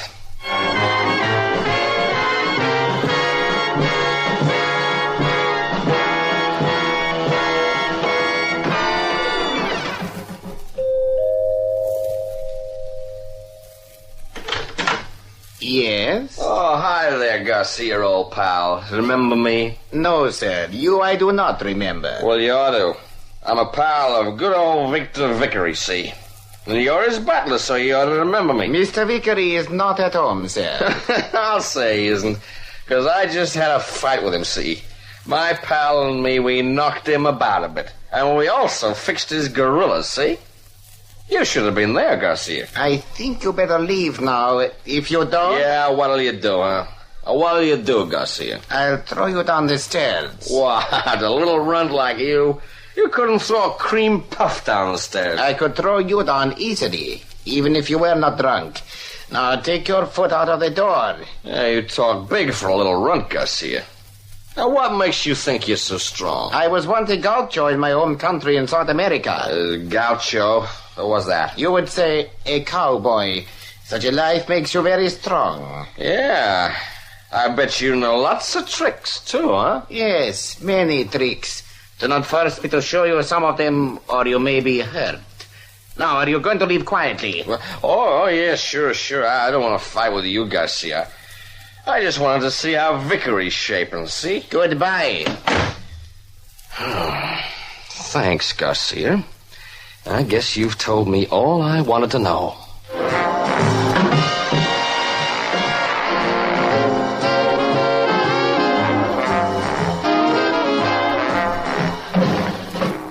Juan Garcia, Vickery's butler. That's right. But as Jim just said, he's not one of Vickery's hoodlums, Pete. What could he have had to do with anything? We ruled out all of Vickery's known hoods when we went through that file of Jim's. Garcia was the only one left. Did you say you just went to see him? Yeah. I wanted to find out something that's not in your file. Oh? What? What he did before he came here. Now, he was a gaucho. A what? Well, it's a kind of South American cowboy. Oh. And my bet is that boy's tough. Every bit as tough as the jerks we fought today. But he's only a little fellow. Yeah, that's what had me puzzled. But I've been thinking about that bash on the head you got, Jim. And about the way Vickery's partner Hadley was murdered. Oh, Hadley's head was bashed in. Apparently, he was hit twice on each side of the head. Yeah. So, what does that mean, Pete? It means I got a little job for you, Julie. For me? I hope it doesn't involve getting beaten up. I don't like the sound of this case at all. Now, stop making like a woman and try to be intelligent for a minute. Now, listen. Here's what I want you to do.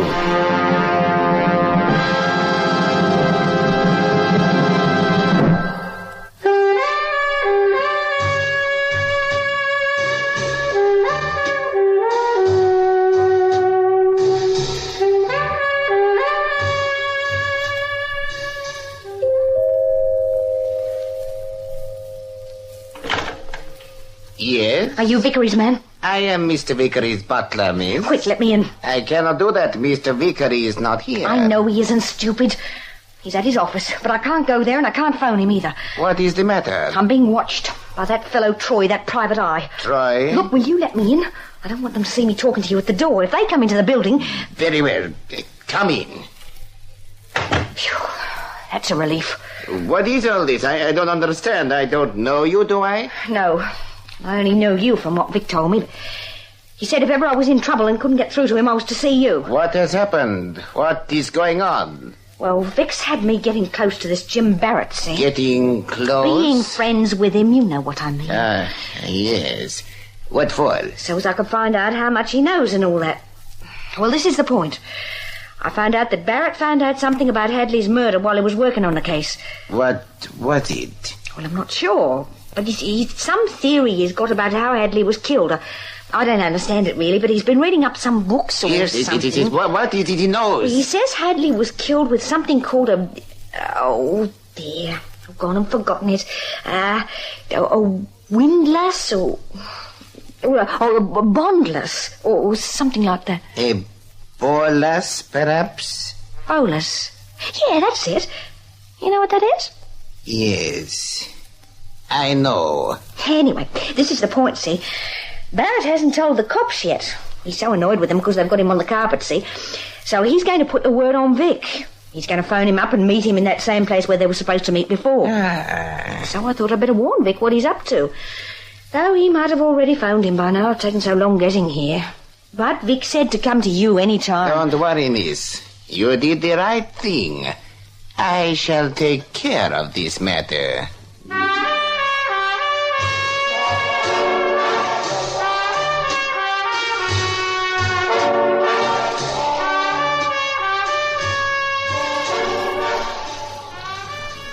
Pete, I'm cold.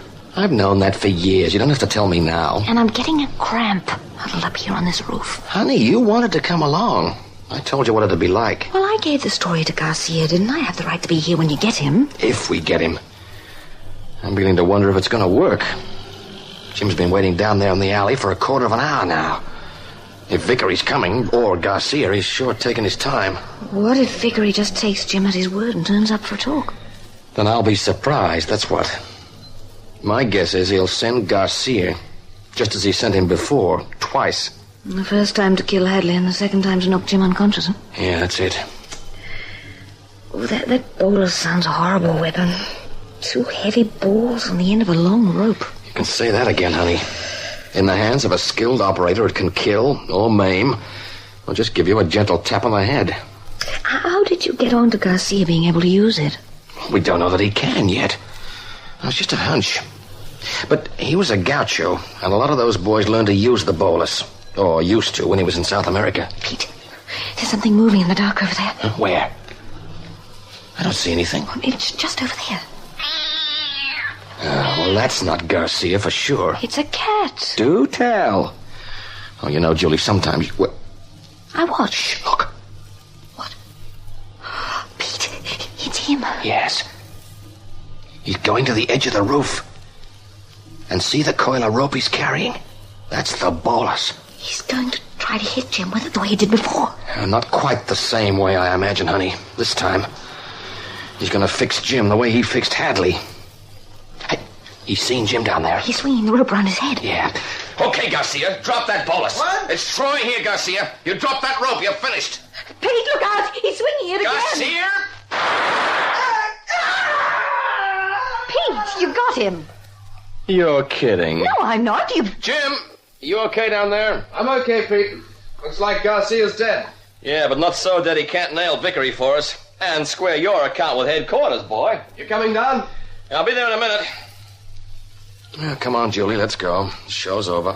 What did you mean when you said I was kidding about... Oh, Julie, try not to be dumb, huh? Dumb? And who was it got Garcia to come here tonight in the first place? Oh, you think you're so darn smart. And I'm not? I'll tell you one thing. If you think you're smart enough to get down off this roof without being pushed off, you'd better walk softly, Peter Troy.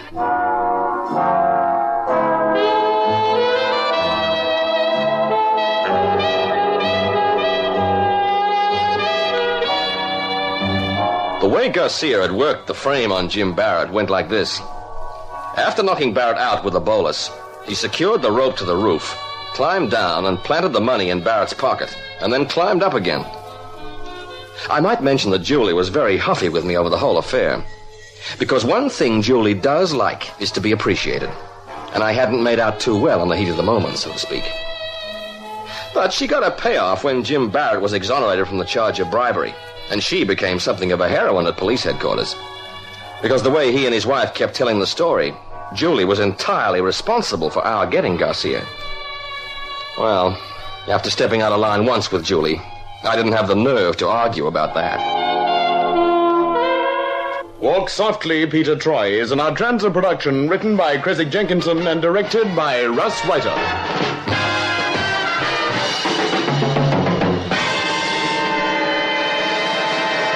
Stay tuned to Hojo Radio. Stories of escape.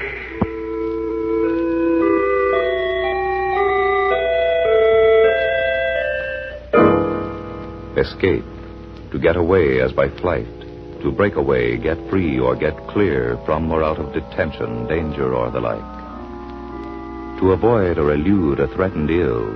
To miss imminent pain, punishment, or misfortune. To issue from confinement or enclosure. Escape. Each week at this time, the National Broadcasting Company presents Escape. Stories of deliverance from evil. Drama of both fiction and real life. Stories of men and women who, by their own actions, thoughts, and deeds, win their fight to escape. Tonight, Escape from Autumn.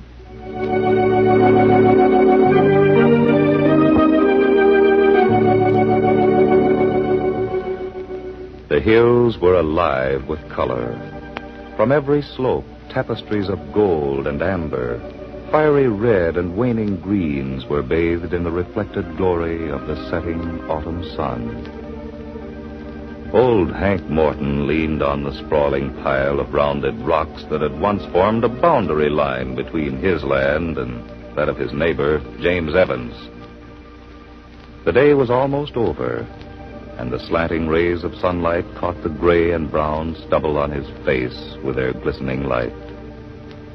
Old Hank was thinking, and anyone could have told that he didn't much relish his late afternoon thoughts. Hank's face was a barometer for his mind. Today, he was worried. Worried as he sensed the end of summer, thinking, it ain't right, that's all. Just don't seem to be right. Of course, I suppose I'm being selfish and all that. But when a man's done all he could, and done pretty well according to most standards, I figure he ought to be able to have some say in a matter as important as this is. It's like a man's own flesh and blood was being taken from him, and it doesn't... Uncle Hank, guess what? Just guess. Here, now, hold on there, young'un. Now, hold on. Dick Mason's daddy is back home from war. He's come back for good. Well, now, that must make Dick feel pretty good, huh? Yeah. He was at school today. Dick's father, I mean. And he talked to us in assembly. Was awfully exciting. All about... Well, was he all right? Or not hurt, I mean? Well, he had a cane. Limped a little. But he said he'd manage all right. He's a real hero. Gee, Dick's a lucky fella. Well, how do you mean, Penny? I'm having his father back home again. Gosh, I wish... Uncle Hank. Yes? When do you think... I know what you're going to ask me, Penny. Will it be for much longer? Well, I hope not, youngster. You've been a brave boy for a long, long time. I've missed him, Uncle Hank. Well, of course you have. Me, too. But nothing we can do about it, is there? Nope. Uncle Hank, what's the trouble? Trouble? Oh, what do you mean, Penny? I don't know. You seem so funny. Not like you were all summer, but sort of solemn. Are you mad at me? Oh, heavens, no. Whatever gave you that idea, boy? Now, you get along with you now before I decide to exercise a little discipline now. I'm going. Hurry up with your chores, Uncle Hank. I'm hungry.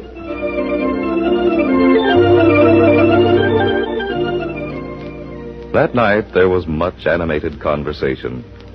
Penny's first day at school provided more than enough after-supper talk until bedtime came along, and Hank was careful to listen with more than his usual attentiveness, careful to laugh and be gay when the occasion demanded. For Penny was aptly named, bright, alert, and the very echo of Hank's own moods. He had sensed the older man's preoccupation that afternoon, in spite of his own excited gaiety. Later, after Penny had said his prayers and then tucked in bed, old Hank had sat up far past his bedtime, rocking gently in the old cherry-wood rocker, drawing on a never more than half-lit pipe, thinking, always thinking. My duty towards God and towards my neighbor.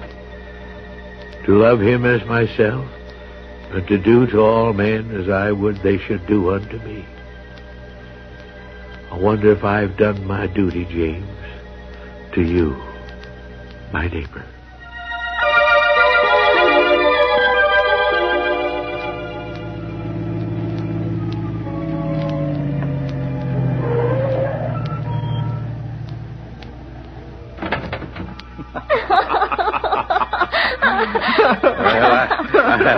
I guess you're James and Ellen Evans, huh? Well, I'm your neighbor, Hank Morton. Oh, we're glad to meet you, sir. Yes. Here, now. None of that church stuff.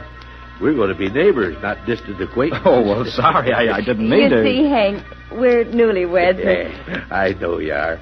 And I don't aim to butt in, neither. But I just had to say hello and welcome you to our hills. I'm a bachelor myself, but if there's anything you need or want, just ask me. I've lived all my life here, and I love it.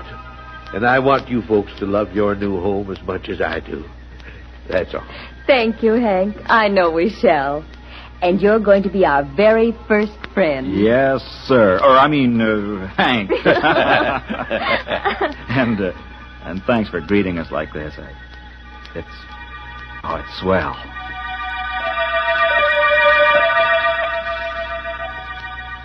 But, Hank, darling, you shouldn't have done that. Why not? You've been keeping me in butter and eggs for weeks. What's a few logs of wood? A back-breaking chore. Oh, not for me. That's how I keep limber these days. When the time comes that I can't split a cord of wood, well, I'll know that I'm done for. Oh, you're a dear. Tell you what, first fire we make, you're going to share it with us. I hoped you'd say that, Ellen. I was aiming for an invitation, and I'm going to accept. Oh, well, that is if you're sure James won't be too jealous. Oh, Hank, you're wonderful.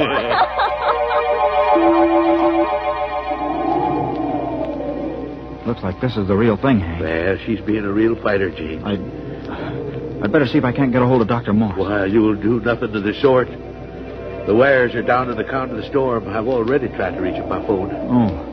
Well, then I'll have to go on. No, you'll stay here with Ellen. She needs you. I'll go into town and bring him out with me. But the roads are icy, Hank, and there may be drifts, what with all this wind. I know my way into town and out backwards, James. Now, you keep Ellen warm. Get some water on to boil, and I'll be back with Doc just as soon as possible. I don't know what to say, Hank, or how to thank you. Don't thank me yet. Just hope I get back in time. And James. Yeah? Tell Ellen I love her, too. Tell her to keep her chin up.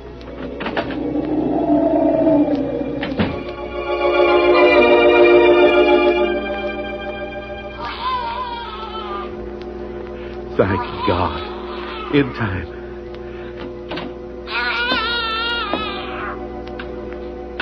James, is it a boy or... It's all over.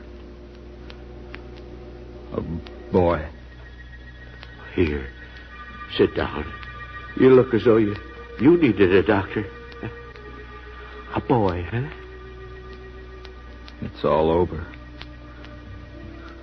A boy. And Ellen. James, is she all right? Is Ellen all right? It's all over. For Ellen. She's dead. Why, God? Tell me why. Slowly, Hank Morton tapped out his pipe, rose from the rocker, turned out the light, and carefully made his way to bed. He shivered as he quickly undressed in the chill autumn night. He was getting old, he reflected. If only he could stop thinking about James and Ellen, gone so soon, long before her time, and Penny, but mostly about James, his neighbor. Oh, sure, I could appeal it, of course, Hank, but I couldn't do that, not and stay honest with myself. Well, I know how you feel, yes. I wish I was a little younger, that's all. Oh, you did your share in the last scrap. Now, it's my turn now, and I don't mean to skip it. Well, you have to be true to yourself, James. If you believe in what you're going to do, go ahead and do it. But what about Penny? Well, if he were any older, I'd fight to stay home and bring him up right, but, well, he's just a kid, and maybe this won't mean too much heartache now. Penny's got a lot of spring and bounce. Don't you worry about him, James. Besides, I wanted to talk to you about that, Hank. It doesn't seem right that you should be burdening yourself with bringing up a youngster while I'm in service. Oh, don't seem right, eh? And who could do it any better? Oh, whoa, now I didn't mean Well, to... who's been teaching them to fish and hoist a sail in the Sound? Who's been giving them little odds and ends of chores so that he can make himself useful around the place, huh? Well, I'm sorry, Hank. I'm not ungrateful. I only wanted you to know You send that boy to any relatives, and I'll... heck.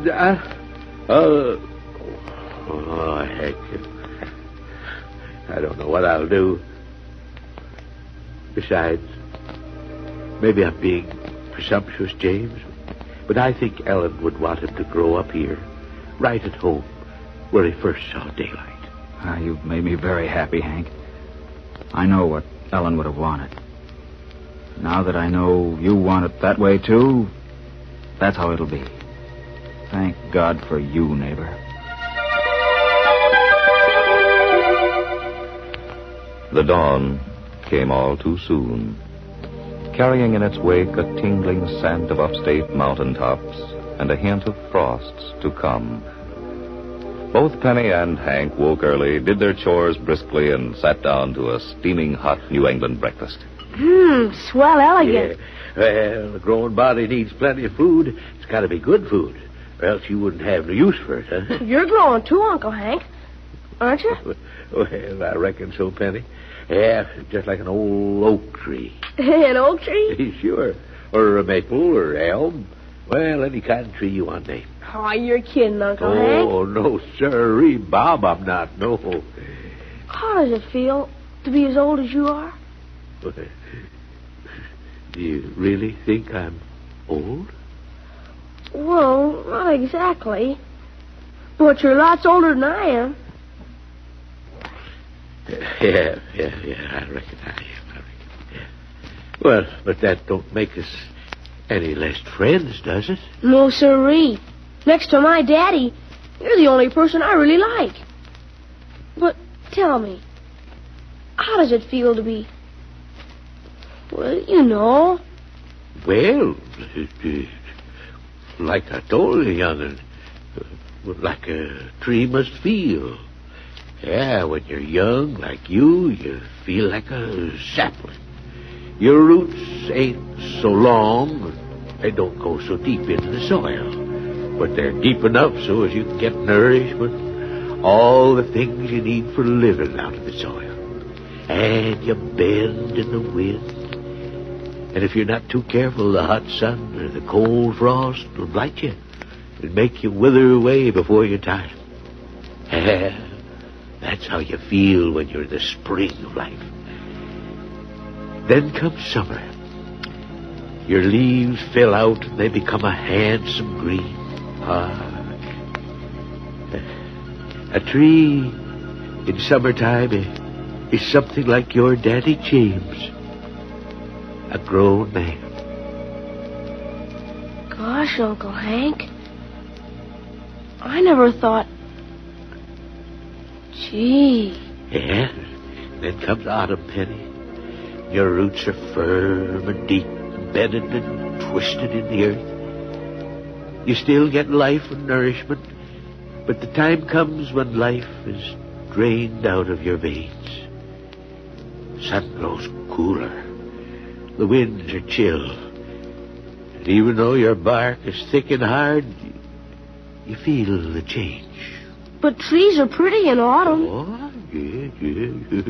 You're right, Penny, yes. There is a beauty that comes with age. Sort of a last-ditch fight that you put up before you know that old winter will get you. Makes a swell show for a while. And then... Yes, Uncle Hank? Then comes winter.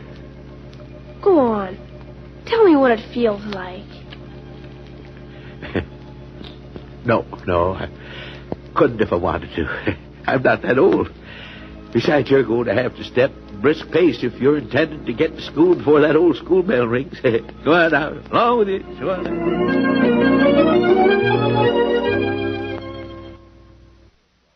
The sun was rising higher in the heavens. Outside was peace, contentment, and rich fulfillment in harvest. But inside the house it was much darker. Penny had gone to school. Old Hank sat quietly at the breakfast table, thinking again. His gnarled fingers reached into one of the pockets of the tattered old vest which he seldom went without. They clutched a crumpled piece of paper, well read, only a few days old, but so well memorized he could almost hear the words coming from James' lips.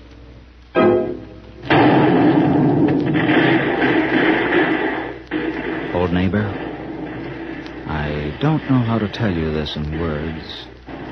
All the gratitude I've stored up for years just won't seem to flow into sentences and grammatical construction.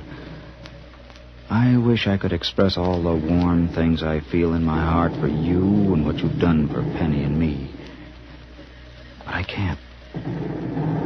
And that brings me to a rather painful subject, Hank. The story of me.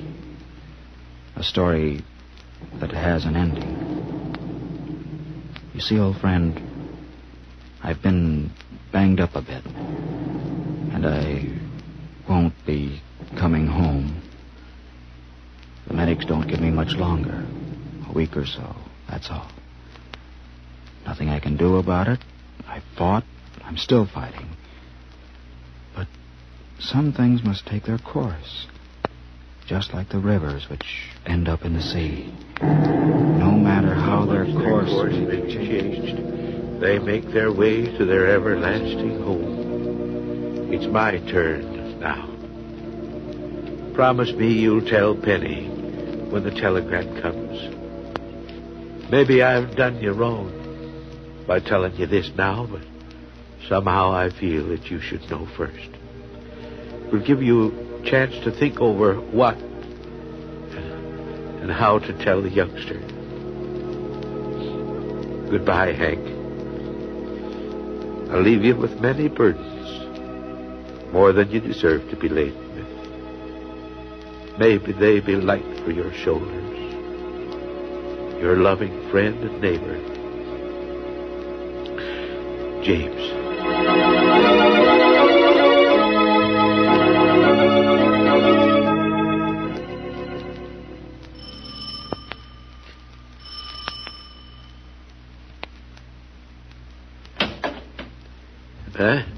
Oh.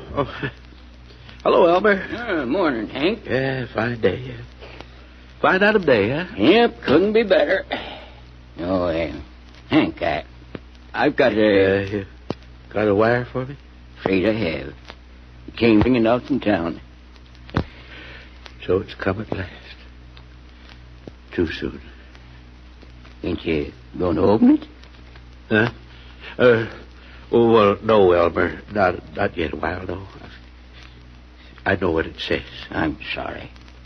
Awful sorry, Hank. Yeah, me too. James was a fine man. You ain't going to tell the youngster for a while, are you? Not tell Penny? He's pretty young. You wouldn't want to hurt him more than necessary. Well, you're wrong about that, Elmer. I am going to tell him. But, Hank, it wouldn't be fair not to. Neither to James nor to Penny. You think it's wise, Hank? It's the only thing to do, Elmer. The thing is, well, how to do it.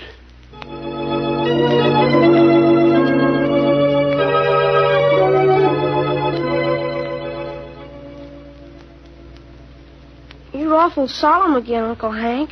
Oh, am I, Penny? Yeah. Please. I wish there was something I could do to make you cheer up. Oh, there, now, I'm sorry, young'un. It's the coming of winter, I guess.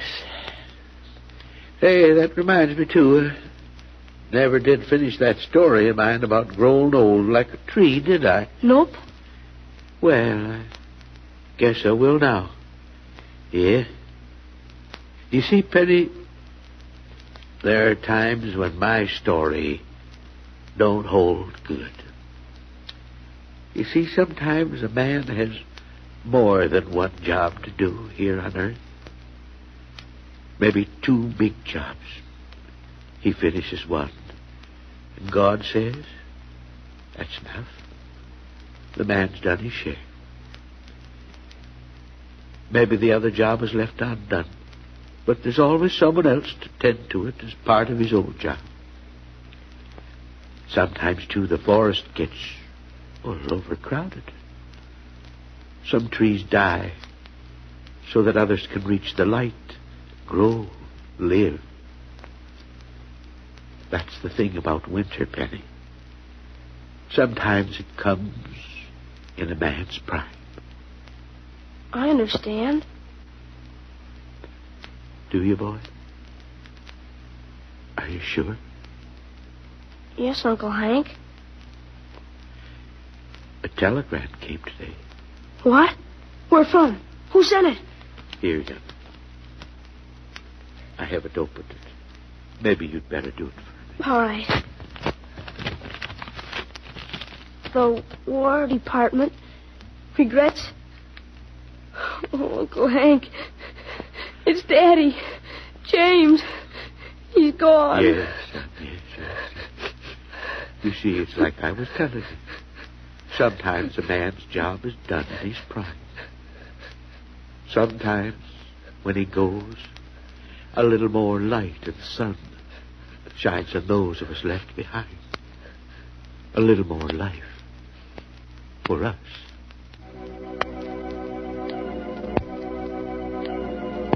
For a moment, nothing more was said. Then Penny stood up, walked to the door, and went out into the autumn night.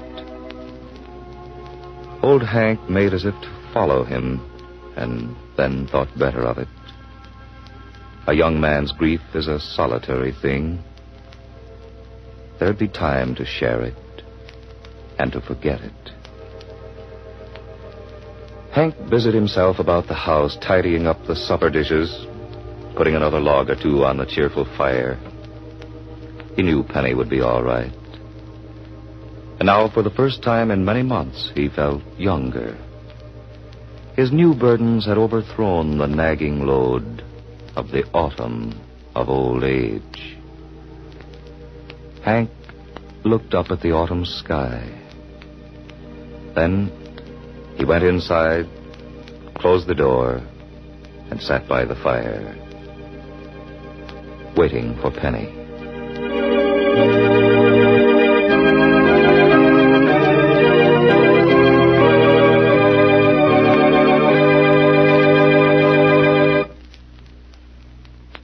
You have heard Escape from Autumn, written by Alan M. Fishburne and directed by Norman Felton.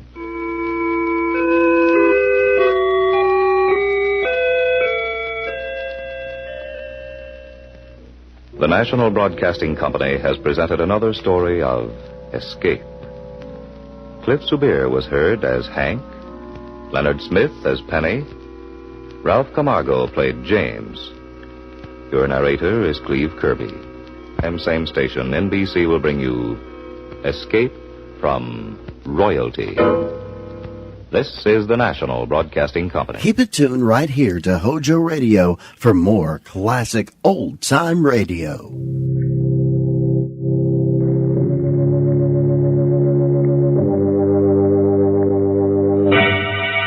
Lipton Tea and Lipton Soup presents Inner Sanctum Mysteries, starring Miriam Hopkins.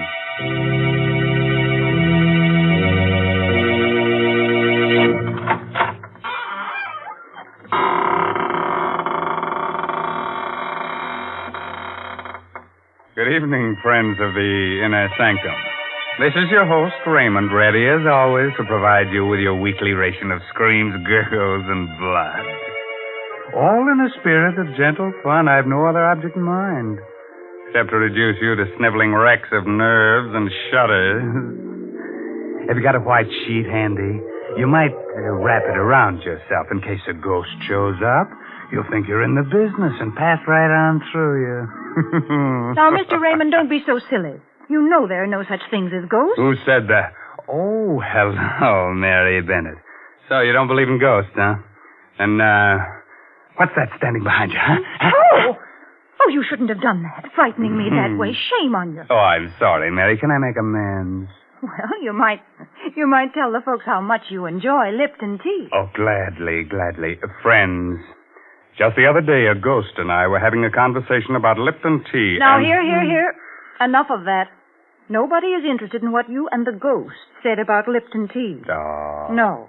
Let's talk about real people and the solid pleasure they get from Lipton. They drink it at meal times.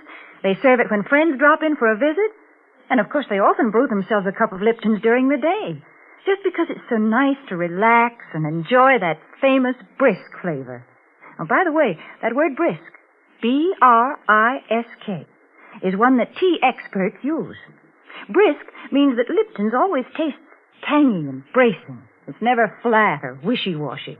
Yes, you just don't know how good tea can be until you know how good Lipton's is. Okay, Mary, suppose you go fry me a cup of tea. But keep the kitchen door open because you're about to hear the story of the Bog-Oak necklace. It's an original radio play by David Driscoll. And our heroine tonight is that beautiful star of stage and screen, Miss Miriam Hopkins, who'll play the role of Emily. Now, be calm. There's nobody standing behind you. At least nobody you can see. At the edge of a lake, in a small New England town, two men are busy digging an excavation.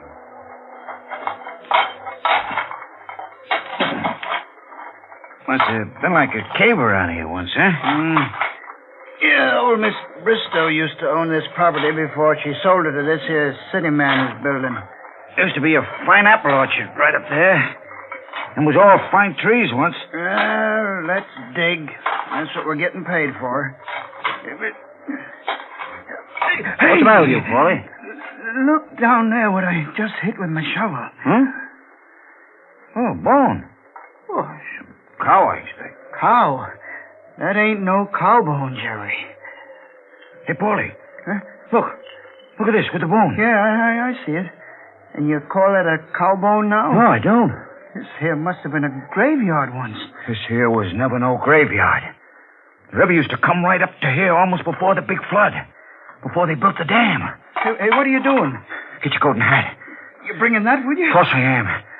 Hat and this. Yeah, but there must be a skull here, too. Of course there must be. But we don't have to look for that, Paulie. That ain't our job. Come on.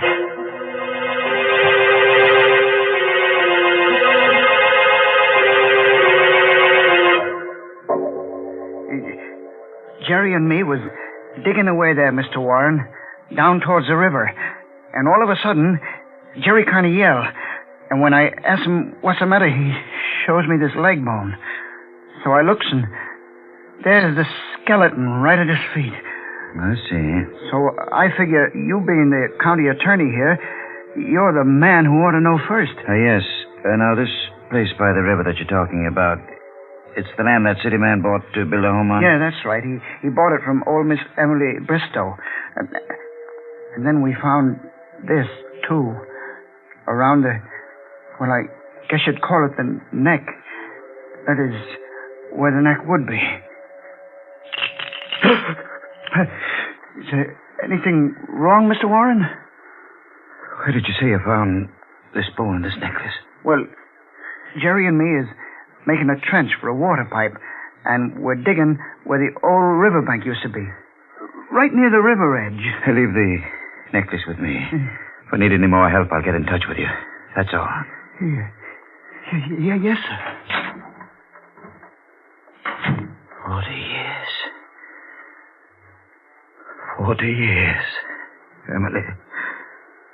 Emily Bristow.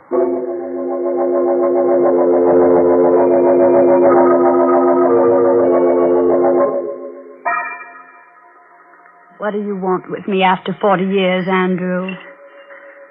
Look, Emily. Well, these are old woman's eyes. Look closer. Take that away. Take it away. The Bog-Oak necklace, Emily. Do you remember? Presented to Miss Emily Bristow on her 24th birthday by Andrew Warren. Where did you get it, Andrew? It was found at the river edge. On the property you've just sold. Daisy. Daisy. It's come back to us, Emily. After all these years. It's come back to us. The Bog-Oak necklace. The necklace that meant the death of your sister, Daisy.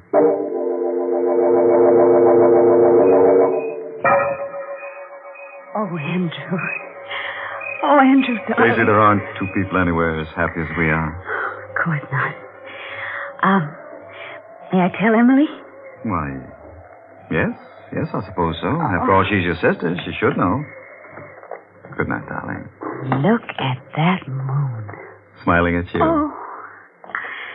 I'm going to close my eyes, and I won't open them until you're down the road out of sight. Good night, sweetheart. Oh. Good night. Good night, sweetheart. Good night, moon. Oh! Young ladies shouldn't stand staring at the moon that way. Oh, Emily. You frightened me so. Did I? You had a nice drive with Andrew in the moonlight, I hope. Mm-hmm. Emily. Andrew. Yes? Andrew and I, we're... Oh, darling. How will I ever stop my heart from beating so? I can't... Let me say it for you. You're engaged. There you are. It was easy, wasn't it? For you? You've no idea how easy it was for me.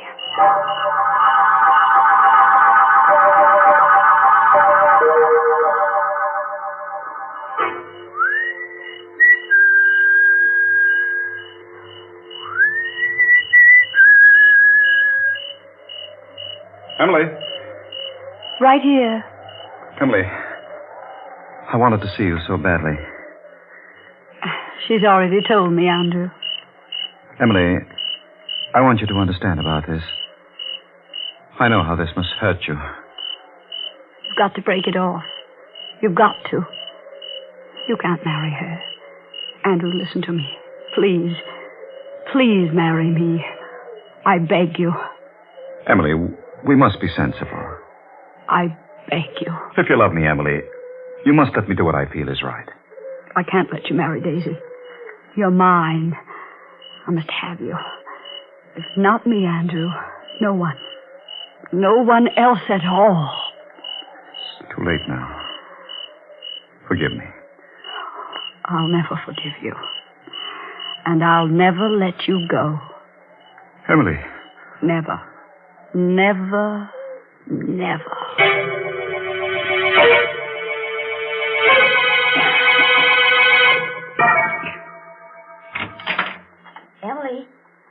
Emily, are you asleep? Go to bed, Daisy. Oh, Emily, don't be cross. I can't sleep. You can't sleep. No, I'm so excited. Why, Emily, you're still dressed, too. Oh, so I am. What's the matter, dear? Don't you feel well? Oh, I feel very well. Thank you, Daisy. Emily, what's the matter? Why do you use that tone with me? Oh, darling, you're not feeling well, are you? I can tell by the look on your face. Oh, come on. Come on out into the night. The moon is full, and let's walk up to the apple orchard. After all, Emily, even though we're going to be separated, it won't be forever.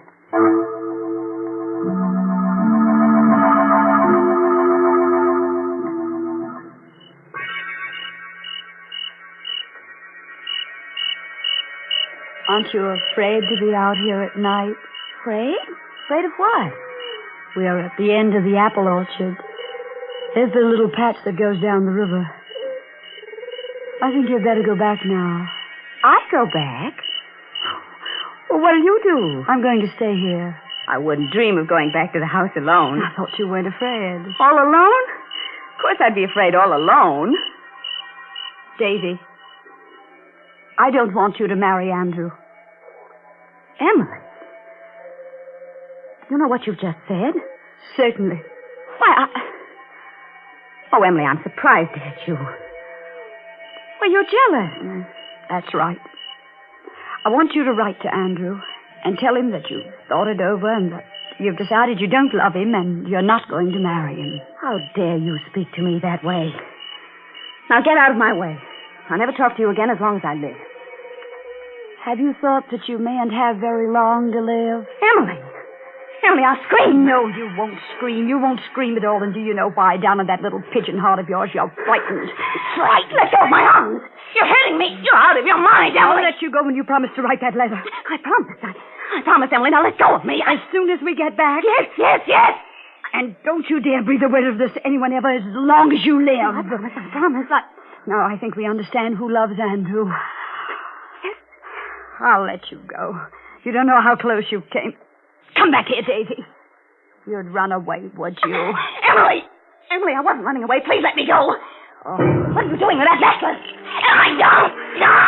I knew I couldn't trust you. I knew I never should have told you. Help! Stop, Emily!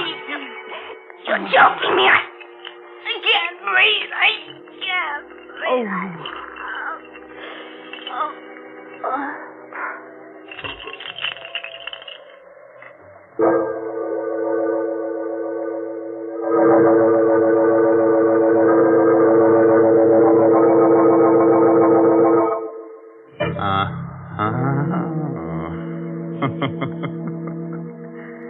Well, girls will be girls, I suppose. That's kind of pity about little Emily, though. Just think what a wonderful hangman she'd have made if she'd been born a girl.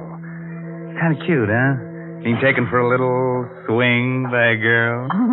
What a terrible woman she is, Mr. Raymond. Oh, now, listen, I like Emily. She's so inventive. Most women will do anything for a necklace, but only Emily knows what to do with a necklace. Now, please. You know very well that the only thing you can do with a necklace is wear it. Oh, yeah? Well, the only thing you can do with Lipton tea is drink it. Well, what's wrong with that? And, Mr. Raymond, maybe you don't realize how often folks do drink Lipton tea. Why, it's the perfect beverage for so many occasions. And that's why it makes sense to have a good supply on hand, to buy the larger, more economical size packages. And it is more economical that way, too. Oh, yes.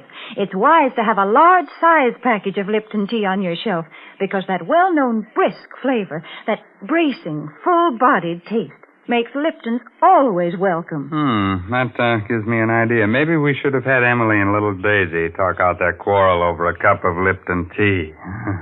Oh, man, that'd be chummy. But it's too late now. Daisy is stretched out on the ground with a Bog-Oak necklace twisted tight around her neck. She's not sleeping now. She's just dead to the world. So, let's get back to our star, Miss Miriam Hopkins, who plays the role of Emily. Daisy, get up. Get up this minute and stop teasing me. You're not hurt that bad, and you know you're not. Please get up, Daisy. You're frightening me. Daisy.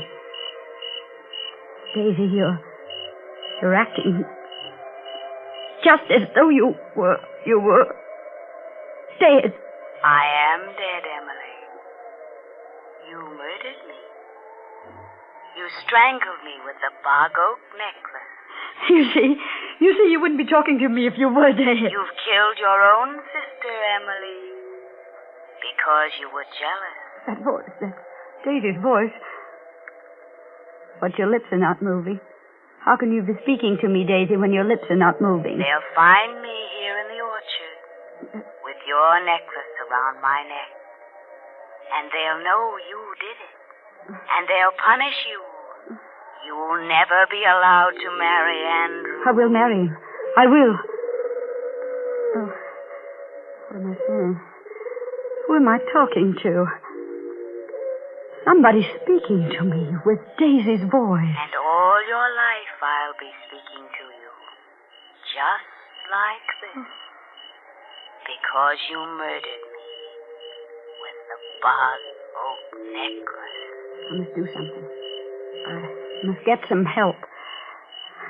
Somewhere I must get some help. She can't be dead. I just pulled the necklace a little bit, not tightly at all. You pulled it very tightly, Emily. Look at my neck and you'll see. You'll see how tightly you twisted the necklace. Stop it. Stop talking to me. I'll never leave you, Emily. Never as long as you live. You are dead, aren't you? I murdered you. Something dreadful will happen to me. I've got to do something. What can I do? The river. I'm near the river. Stones, yes. With twine. Strong twine wound around the stones, and I could tie the stones to her, and I could throw her into the water from the crag on the hill, and the stones would make her sink to the bottom, and then she'd never come back. Never. And who would know? You know, Emily.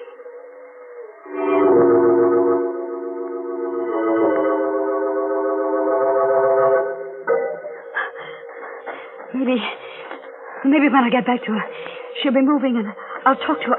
No, she is dead. She is... Oh, I'm running in the wrong direction. It was over there that I killed her. It couldn't have been because she's not there. It was right here. Daisy's gone. She got up and walked away somewhere. She's alive. Emily. Oh. I found her, Emily.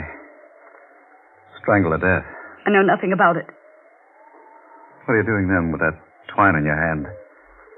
You wanted to tie stones to her, didn't you? Throw her in the river. I killed her because I was jealous. You're as guilty as I am. Because you should have married me. Yes, I am as guilty as you are. What will become of me now? All my hopes, my ambitions. If we can get rid of the body, then we can get married after all. It'll only take a little while for people to forget, and then we can go away somewhere. Begin I never want to over. look at you again as long as I live. I hate you. I came back here to speak to you again. I wanted to tell you I'd done a wrong thing. That I ought to marry you. I wanted to arrange with you about Daisy. How we could tell her without hurting her too much. I was heading toward your window when I saw her.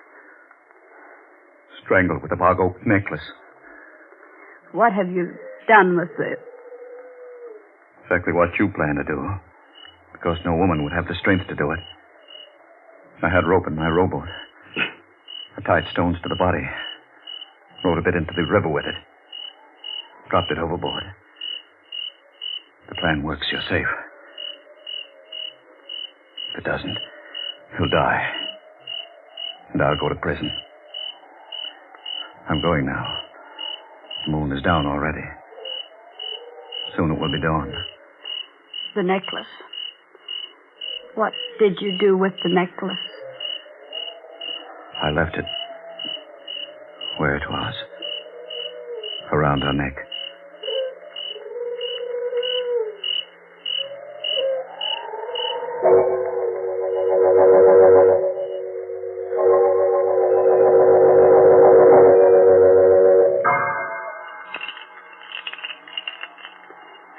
That sound, the sound the necklace makes. I have heard it every night for 40 years. 40 years. Now she's come back to us. To me. Tell me, Andrew, where was it found? She's been there, at the bottom of the river all this time. During the flood last year, the skeleton Must have been swept into that old sewer. Twine probably rotted away a long time ago. That's the only explanation I can give. Watching. Down there at the bottom of the river, watching. I'm going now, Emily. It's probably the last time we'll ever see each other. I'll leave the necklace with you. It was to you I gave it 40 years ago. Emily. What's that? What? The voice. The voice. I'm going. Don't leave me, Andrew. Don't leave me. He'll leave us, Emily. He'll leave the two sisters alone. Together. Andrew! We're alone now, Emily. Just as we used to be. You and I and the necklace. No. Come, Emily, let's take a walk as we used to. In the old apple orchard. No. Come. It's getting dark. No, I've not been near that orchard in 40 years. Come, Emily. With me. But I'm old. No, you're young. As young as I am. Come with me. We'll tell each other little secrets, won't we, Emily? Just as we used to. Yes. The crickets will be chirping and the moon coming up. All as it used to be. Yes. And you'll be wearing your necklace. The Bog-Oak necklace that Andrew gave you when he thought he loved you instead of me. You'll wear it the way you used to when you'd steal up there to the orchard to meet him. Remember? When he used to roll to the bottom of the hill and wait for you, and you could stand in the orchard until you heard him whistle.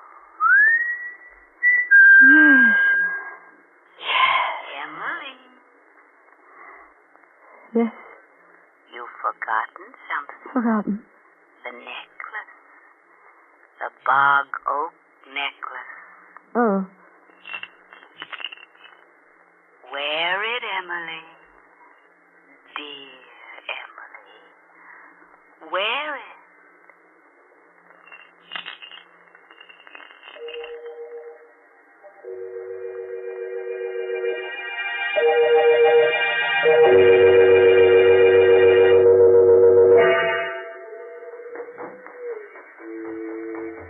Come, Emily, come.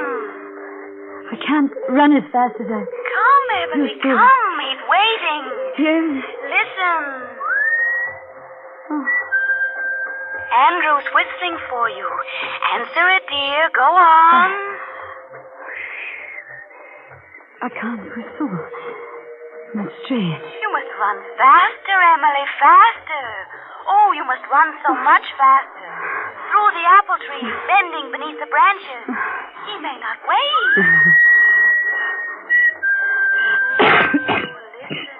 Listen. He's angry with you because you're keeping him waiting.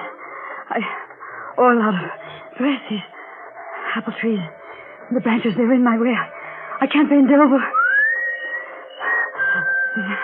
Faster. He may run off with Daisy. No. I'm coming, Andrew. I'm coming. Wait for me, Andrew. Wait for... Oh, that necklace. Emily, you caught it in a branch. Turn around, Emily. Turn around. And loosen it. Turn quickly, Emily.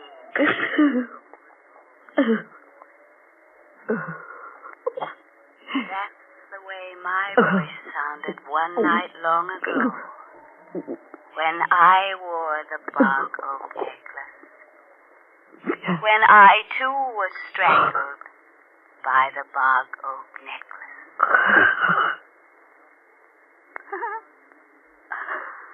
Come, sister. Come.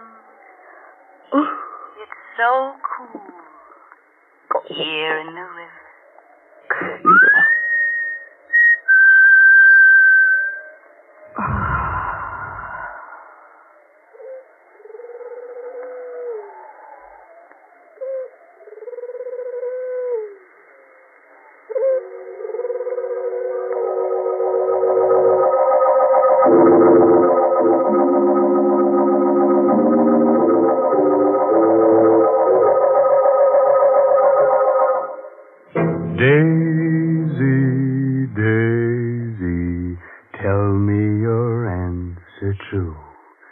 Who gets choked first? Me a lovely you. If you'll be the first to strangle, I'd appreciate your angle. And when I learn that it's now my turn, I'll gargle as nice as you. What awful words to sing to such a nice song. Oh, but listen, I sing so well, and I can recite, too. Shall I recite you something suitable? Say a Mother Goose rhyme, huh? Mr. Raymond, you don't know any Mother Goose. Is that so? Well, I know one that you love. Listen. Polly put the kettle on, Polly put the kettle on, Polly put the kettle on, and we'll all have tea. Well, that's fine. Only I hope Polly makes sure that it's Lipton tea. Naturally. But I suppose there's little doubt that she'll use Lipton, because after all, more people drink Lipton tea than any other brand. The reason for that is Lipton's famous brisk flavor. Yes, Lipton tea is never flat or insipid. It always tastes full-bodied and vigorous. And, well, I guess it's all summed up by that word brisk. Yes, folks, brisk is the word that the tea experts use when they talk about Lipton tea.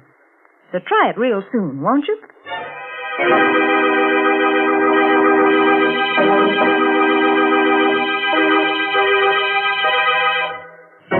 They say...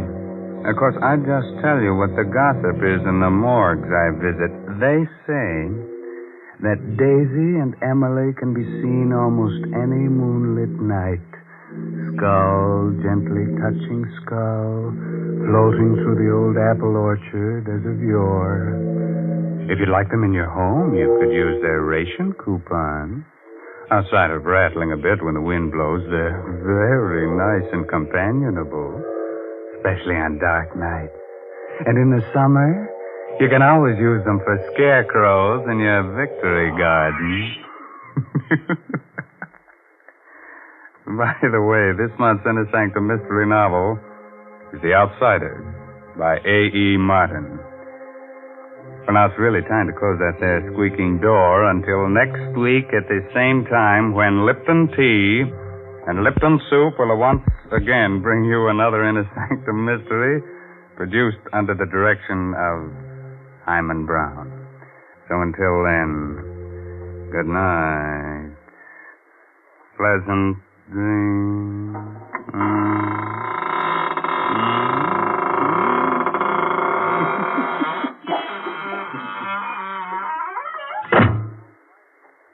Folks, I wonder what our grandmothers would have said if they had heard about Lipton's noodle soup. I'll bet they wouldn't have believed it possible that a delicious chicken noodle soup could come ready to make in an envelope. But if they'd tasted Lipton, they would have agreed that it has an old-fashioned, homemade flavor, that it tastes just like the kind of chicken soup they used to make themselves. And Lipton is economical, too. It costs less and makes more than canned soups. So, folks, be sure to try Lipton's noodle soup. And be sure to tune in next Tuesday night for another Inner Sanctum mystery. This is CBS, the Columbia Broadcasting System.